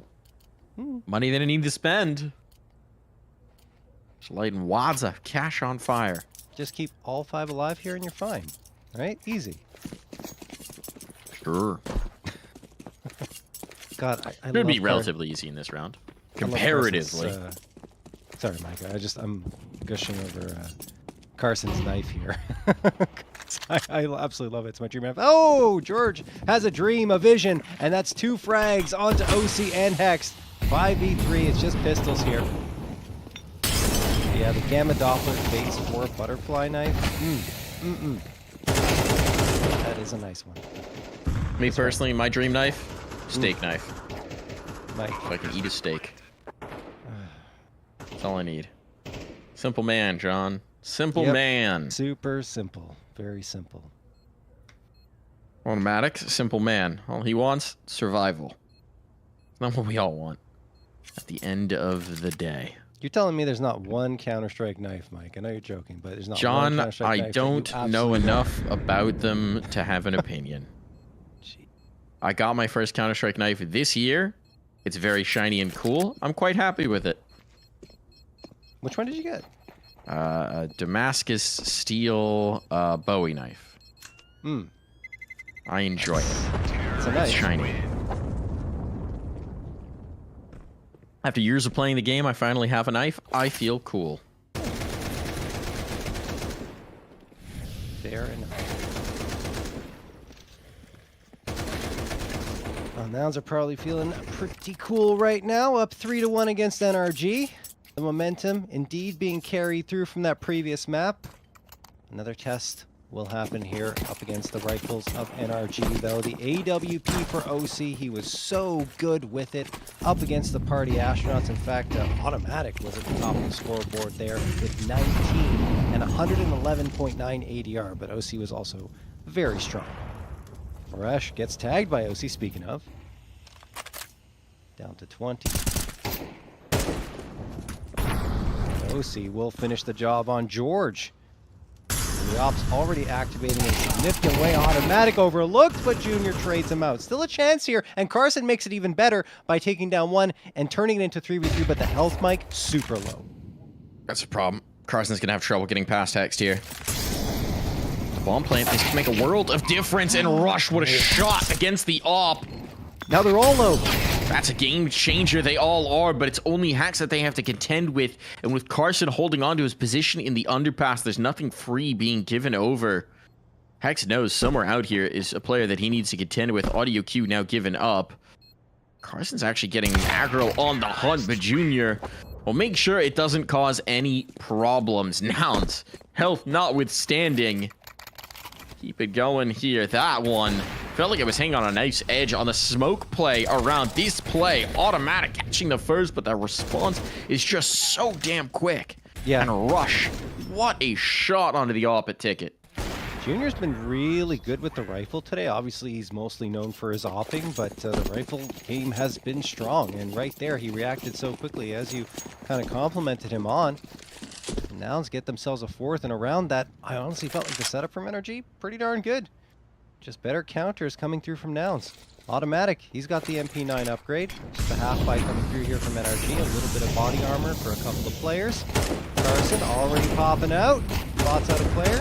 Needs to be careful not to get overwhelmed close range. So Walco's P250, and it's a long range shot from OC that actually does him in. Walco, in the meantime, is flushed out by CJ. OC's position now 3 players bottled up in the same spot at CT spawn. You have to imagine that Nouns will be wary of this. They did not throw smoke in this direction, or if they did, it was a little bit off. Yeah, that is their smoke towards CT. No, it isn't, excuse me. That's NRG smoke thrown. So, do they have any left? They have one. Boy, but Breeze has the P250, excuse me, 5.7. He's going to get one, but only one. Make it a second. I don't know what's going on anymore, but it is going to be Nouns winning the round, Mike. Chaos, chaos, chaos Counter-Strike. Where Nouns thrive. At the end of the day, bringing these wins on through. Look, there's good damage into that round. You can put that as a silver lining for NRG, but the reality is the moment for that has passed, right? There's plenty of cash on reserve for Nouns. They don't really care. They just need the dubs. They just need the wins, and they're hungry for them. Rifle's going to be back up on the NRG side. Op's going to be out as well. Plenty of util. There are no more excuses that you could point to for NRG. They just have to start winning some dang rounds here on the defensive side of Mirage. Here comes Nate's in towards mid. Carson's looking to make himself a nuisance, but this time he will get checked. Problem is, they've just taken B. Great response. Still, they do need some kills on these catwalk players. OC now here. It's one down. That kill has to come through. CJ's got it. Gives himself a chance. Recovering the bomb's the first priority. Player out on catwalk. Jiggling it. Which way does CJ want to take the fight? He's got the right read. Isolating one. Gets the shot. Brings it into a clutch. Could just leave. This would be the ace, John. This would be everything for CJ. And let's see if the king can crown himself. A minute on the clock. When does Automatic move forward? He does now, but Automatic will deny Regicide on B. Wow. Another chaotic round. CJ almost gets the ace clutch. I honestly thought Nouns had more control than they did. I guess a lack of smokes being thrown gave NRG too much visibility, and they were able to really whittle them down quickly. But CJ almost returns the favor in kind. Just falls short by one frag. So NRG find themselves a second, but that CT economy, it can't settle in at all because they only had one player left standing. So 3 M4s, an MP9, and a Gloss versus full AKs and full util for Nouns, who still have the edge here despite losing that previous round. Automatic coming out here, but he watches, or at least sees his teammate on the ticker go down, and he himself will potentially fall. No, it's just X by him, and now it's finally him going to be dropped here. Carson gets another one, adding salt to the wound, as Walco is the last one standing, way out of position in a 4v1.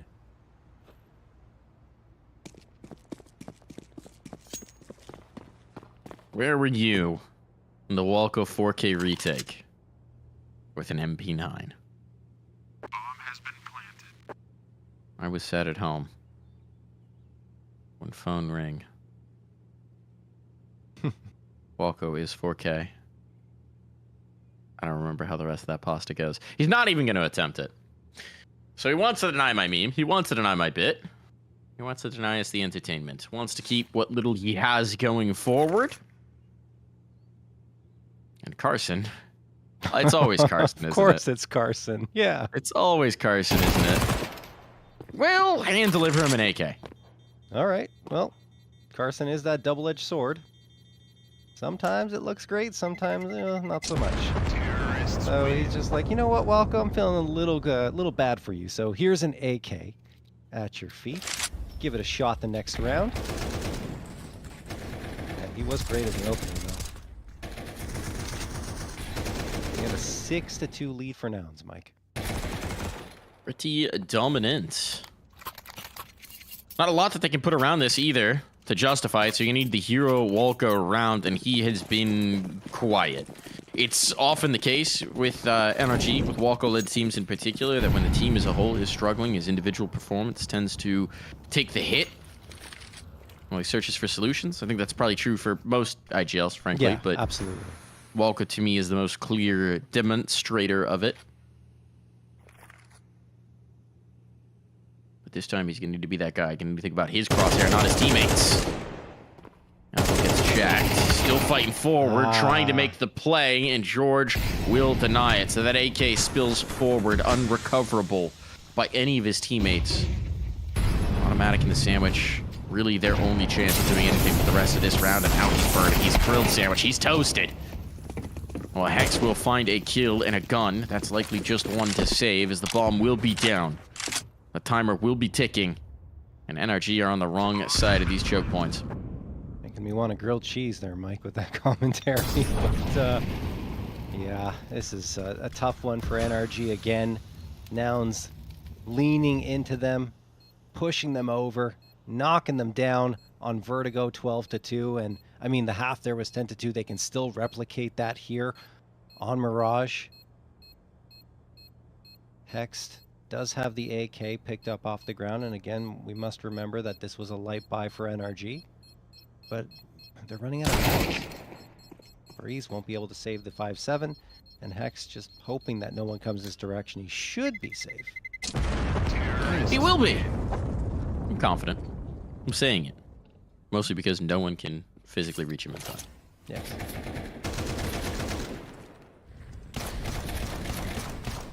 Poor Walco at the beginning of this, just knowing he has to make a play if they're going to have a percentage this round, trying to force it. But it's George on the other side, and George has just been red hot. It's CJ, who's top of the board right now, 13-4.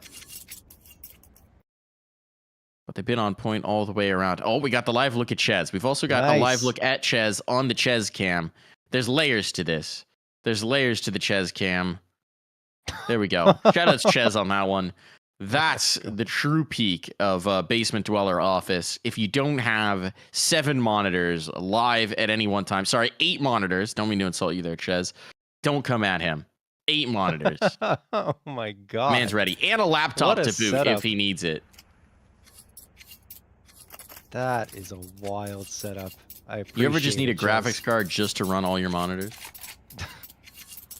To run your Discord monitor? Need an extra processor?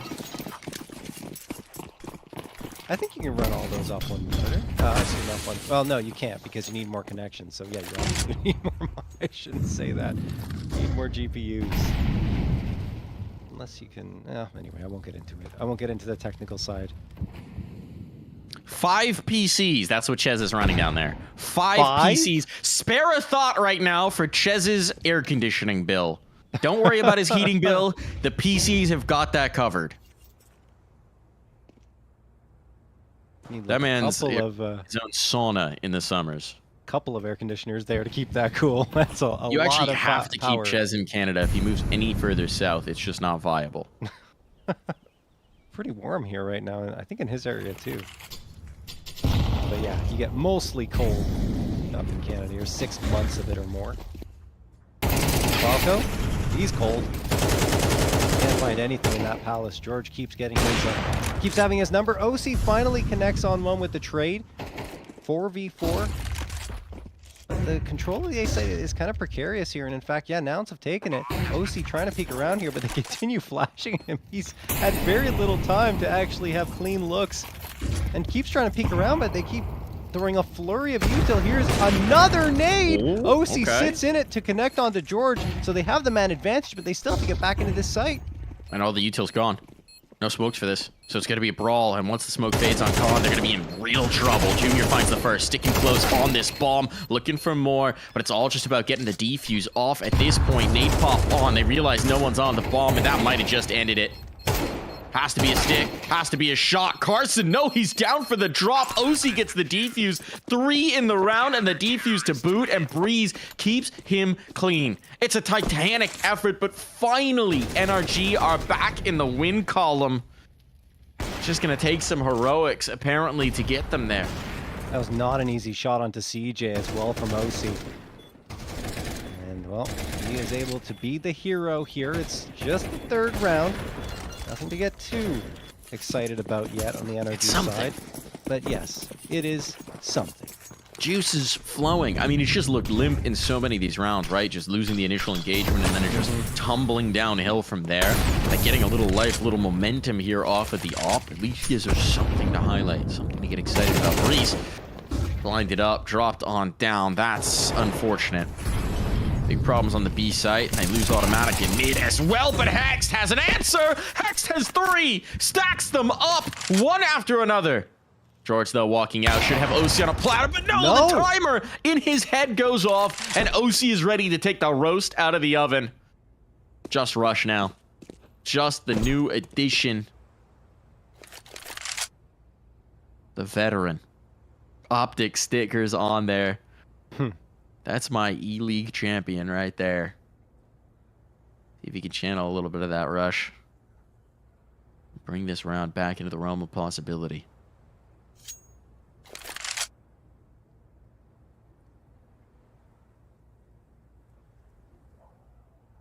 Creeping up catwalk. Oh, nice. Like these fights just a little bit. Molotov. That's where Hext is now. Utility to make him uncomfortable. Molly denied the bomb control, but Rush will be able to slip that out from under his nose. Thought he was going to go in towards Khan, but of course, Walker's watching this and he has to know. But he's going to try and risk it on the fade. It's a low percentage chance. A bit of an edge on that fade. No, Walko staring him down. Right into the eyes of the A1S. And he's going to be NRG for 4. Yeah, just a great job by NRG. Honestly, OC, it's just good timing. Because it felt like he might get completely taken apart and just turns around and lo and behold, someone's right there. And he has the reaction time to click left mouse, ensure that nothing else further would happen. Final round of this first half. A 5th would be great for NRG. Nouns want to try put a little bit more pressure on them with an 8th round victory, though, in particular on their T side. And Junior, well, he's going to make it a little bit easier. Wins the battle with his rival Opper. OC is gone. Breeze anchoring down this B side. I think he's calling for reinforcements, saying, guys, I think it's coming here. Not sure if that's the right call, though, because they're deviating now. Now sending 2 players to underpass. The A site has been completely vacated. This is... it's such a risk, though. I mean, it's like, you would think in a normal round that this is one of those gambles where you're just not going to go for the retake if it doesn't work out. But of course, it's the last round and a half. You can't do that. You can't do that. You can't pay it forward. So here they go. Trying to catch somebody in the rotation in towards mid. Bricks boost from Hex. Costs them. Wow. Junior's wise to it, aware that could be the thorn in their side, and that means realistically it's going to have to be Walco to have impact if they're going to have any chance at this one. Pressure on though, he's getting smoked off, flashes in his face, trying the lucky spam, but he is denied. Breeze lost in the meantime.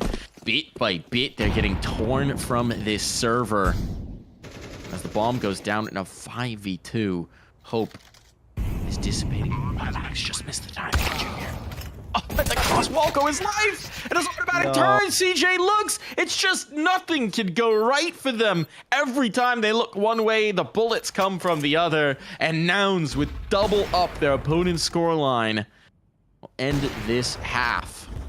And that does not end the half with confidence for NRG. They did get those previous 2 rounds. It felt like things were flowing back in their direction, but then Nouns get that last one without losing a single body. It was just perfect.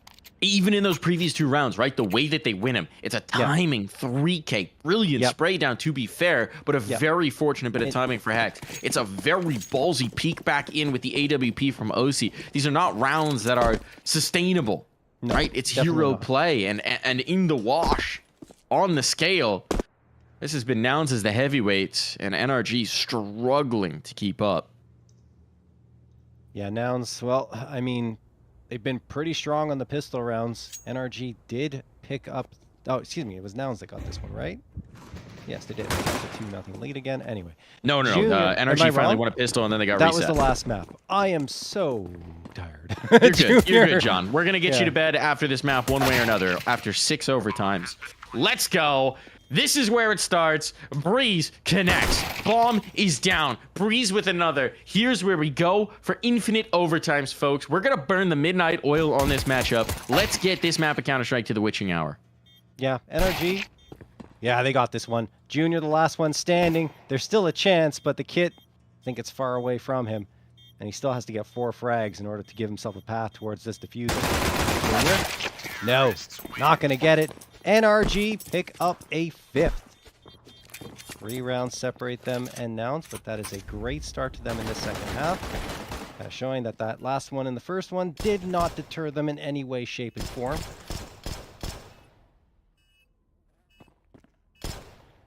Nice shots from Breeze. Real slow-mo on this replay. Yeah. You dial the ticker down on that one, Jez? Like, you think he just has a knob that speeds up or slows him down? I think he does. The machine did that, apparently. You saw his setup. Yeah, I mean, it's got to be one of the 37 monitors. That's what the 5th PC is for. It's just the speed up, slow down machine. Walco. Traded out by a USP. Not exactly ideal. Can't be in this round. Can't be 2 USPs. Can't be in this round. Yeah. Breeze is trying to make sure of that. I don't like Fire that. squad. Automatic doesn't fancy it, but OC collecting. Now starting to drop the bodies. Rifle drop down. Okay, all good. Hex keeps it clean. Nice play with the MAC-10 to make sure that one doesn't get weird. Started to get a little weird, John. Yeah, a little bit. I thought for a moment that the USPs were going to strike and do something very strange, but no. Doesn't happen. OC's got things under control, and even though Hex got threatened quite a bit, he survives that round with the MAC-10. That said, here come the rifles. 4 M4s and the AWP for the mounts. On the other side, NRG are just going to stick with the rifles. Actually, a very nice bonus round coming through them. They fully invested in that previous one and didn't lose anyone. Or lost a couple, excuse me. But not many casualties, so they're okay.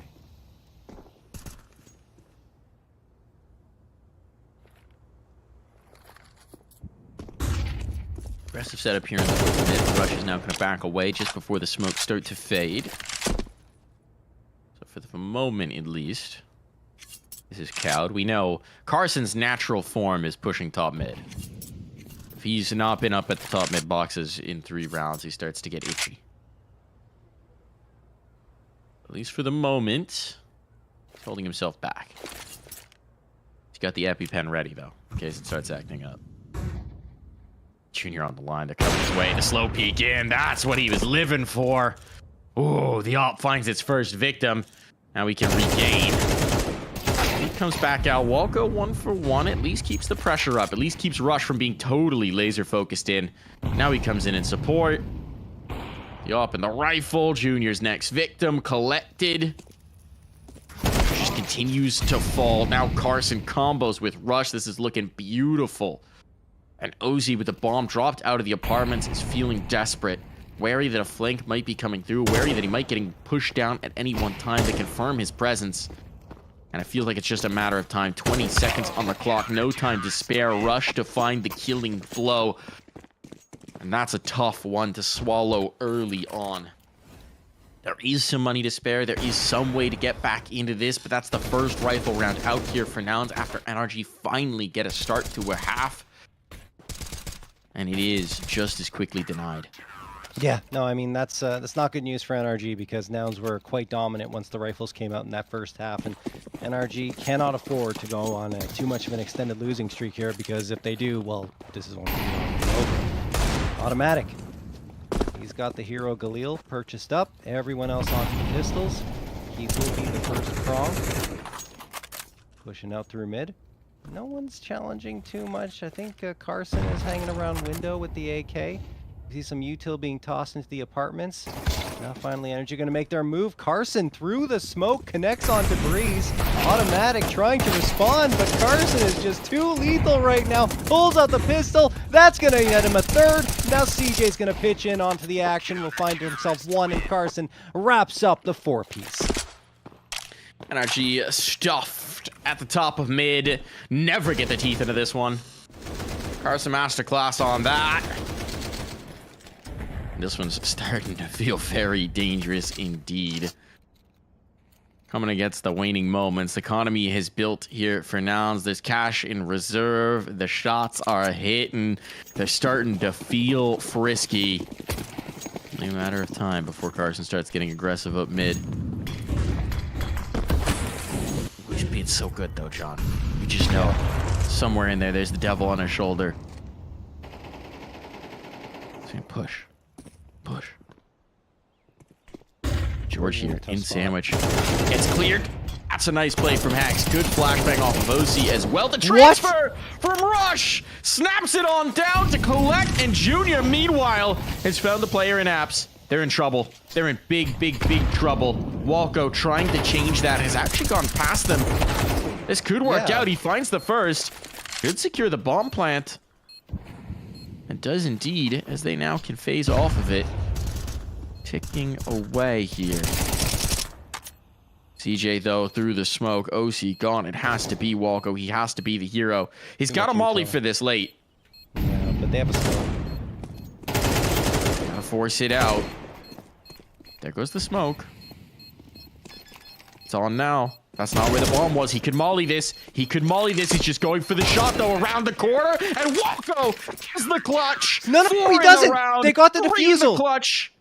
They got the defuse? Yeah, they got the defuse. They got the defuse? Yeah. No. They got the defuse. By a millisecond. No. Yeah. That has to have been 0.1. Yeah. That has to have been 0.1. Oh no. The hop around. Oh no. That is brutal. Last possible moment. He's got it on the stick. Walko, the heroic clutch. He almost had it, John. He almost had it. The molly maybe comes out a second before the... Oh my goodness. I thought he was going to throw the molly because he realized, I mean, the smoke wasn't on. It was quite clearly I think he felt like they might get the stick before the molly actually got the killing damage in. I'm guessing that was his thought process, and he goes around, but he's just a millisecond too late on the frag. No hesitation from Junior to stick it, and 11th round found. It's just, that's a gut punch. It's brutal. A huge gut punch for NRG. They thought they had it. I'm sure even Walko thought he had it for a moment. Until he looked at the scoreboard and said, wait, what? 11-6? We should have 7. But no. Oh my goodness. Automatic. hoping that he can contribute here and get his team back on this scoreboard, because it just feels like everything is starting to shift towards the Nouns. Wasn't expensive rounds for Nouns, of course, losing every single body, but they had enough cash in reserve to make it decently comfortable, I would say. Yeah, I Next mean, at this point, yeah, a 5-round lead too, John. I mean, yeah, feeling good. they got that cushion to play with. But these are the moments. If Energy can crack through here, these are the moments where overtime games are born. Do you feel the magic, John? Mm. Do you feel the magic? I mean, I felt like NRG would have the advantage, but it doesn't feel that way at all anymore to me. I don't feel any magic. I only feel magic for Nouns. They got 3, only 2 in response from NRG, and it will be Walco for some heroics. There's 1, but he goes down to 11 HP. Some bullets whizzing past his head. Oh, as he he could go tries through. to get back in. He could. I don't know if the shutter's broken. Presumably it is. But no, he's going to come back. Fight. There's the trade. 15 seconds. 15 seconds. Now he can't go through. Now his decision is made for him. He knows where Junior is. Has to Molotov volley. should secure this. Junior risking it going through, and the shot lands. Junior again. Series point. Revival Cup point. And a hoppin' Junior celebrating that one into the clutch. Bets on himself, and the bet pays off. One more round. One needed here, John. That is all they need. insane from Nouns. Just insane. I think they should always play Inferno's map 1. Just like get all of the problems out there, and then afterwards they work it out in the next thing. It's just absolutely unbelievable what they've done here. It's not over yet. There's still 6 rounds potentially left in regulation for NRG to pull this one back, but the way this is trending, the way Nouns are winning these rounds, Junior clutching it out not once but twice. Rush lined up well. Doesn't finish his food there. CJ's going to try to, and oh my goodness, so much damage done. They get 2 frags. Automatic and Walco do manage the response here, so a chance at a bomb plant. OC headshot onto Carson, but 2 simultaneously from Junior and Rush. It's all down to OC, and he is gone. Nouns are your NA Revival Cup champions. The first ever champions of the NA Revival Cup. Congratulations through to Nouns. But as we've established tonight, they are far from the last. What an effort there from the squad. I mean, really going in, running the gauntlet as well. M80, NRG here in the final day. Made a tough run. Battled out perhaps the strongest schedule they could have, considering who was available. And they made it work in some tough matches. Down a map, reverse sweeps on, making it happen when we were counting them down and out. This is a team that just made a roster change this week, just brought in their new 5th this week, and it's already so promising. Taking an early win here. Congratulations to them. Yes. Looking phenomenal. Looking a lot more disciplined than we're used to seeing this Nouns team. Looking like a team that might be ready to take that next step. I'm very excited for them, John. Yeah, me too. I never should have doubted them, honestly, because they always seem to impress at times when you feel like, oh, maybe it's not going to happen. And it absolutely did. Like you said, 2 reverse sweeps against 2 of the top teams right now in North America. They upset them. And I mean, we can see why Nouns are sitting at the top of ECL as well. I'm just so happy to see that Rush is fitting in well. And this change has worked out for them so effectively. And now, very excitingly as well, with 12 more NA Revival Cups on the way, courtesy of Prize Picks and Complexity and Mythic, we are going to have 12 more chances to probably watch matchups like this. Energy, Nouns, M80, Party Astronauts, Wildcard, Legacy, Boss, Regain. All the contenders that we had in this second phase, and so many, many more in the open portion of competition. I think that's going to wrap up our broadcast here. I think we've said most of what we need to say, but I want to give one final shout out. If you're watching right now and you're thinking, man, I wish I could be there. Man, I wish I could be playing with these guys. You can. Do it. Sign up. Sign up for the next one. Sign up for the open portion. That's where so many players' journey begins. The Prize Picks NA Revival Series, 12 events. The whole year of events. Make these a success. Sign up. Get in with your buddies. Get in with your team. Play through the cup. See what you could do. See what kind of heat you could bring. You could be in a server across from Nouns before you know it. It's worth a shot. What do you have to lose? Shout out to Nouns again. for winning. Thank you to everyone who made this possible. Thank you to everyone on production. Thank you to Flom. Thank you to Jason Lake. Everybody for making this happen. It's a pleasure as always. Hopefully, we'll see you at the next one. But for now, good night, everybody.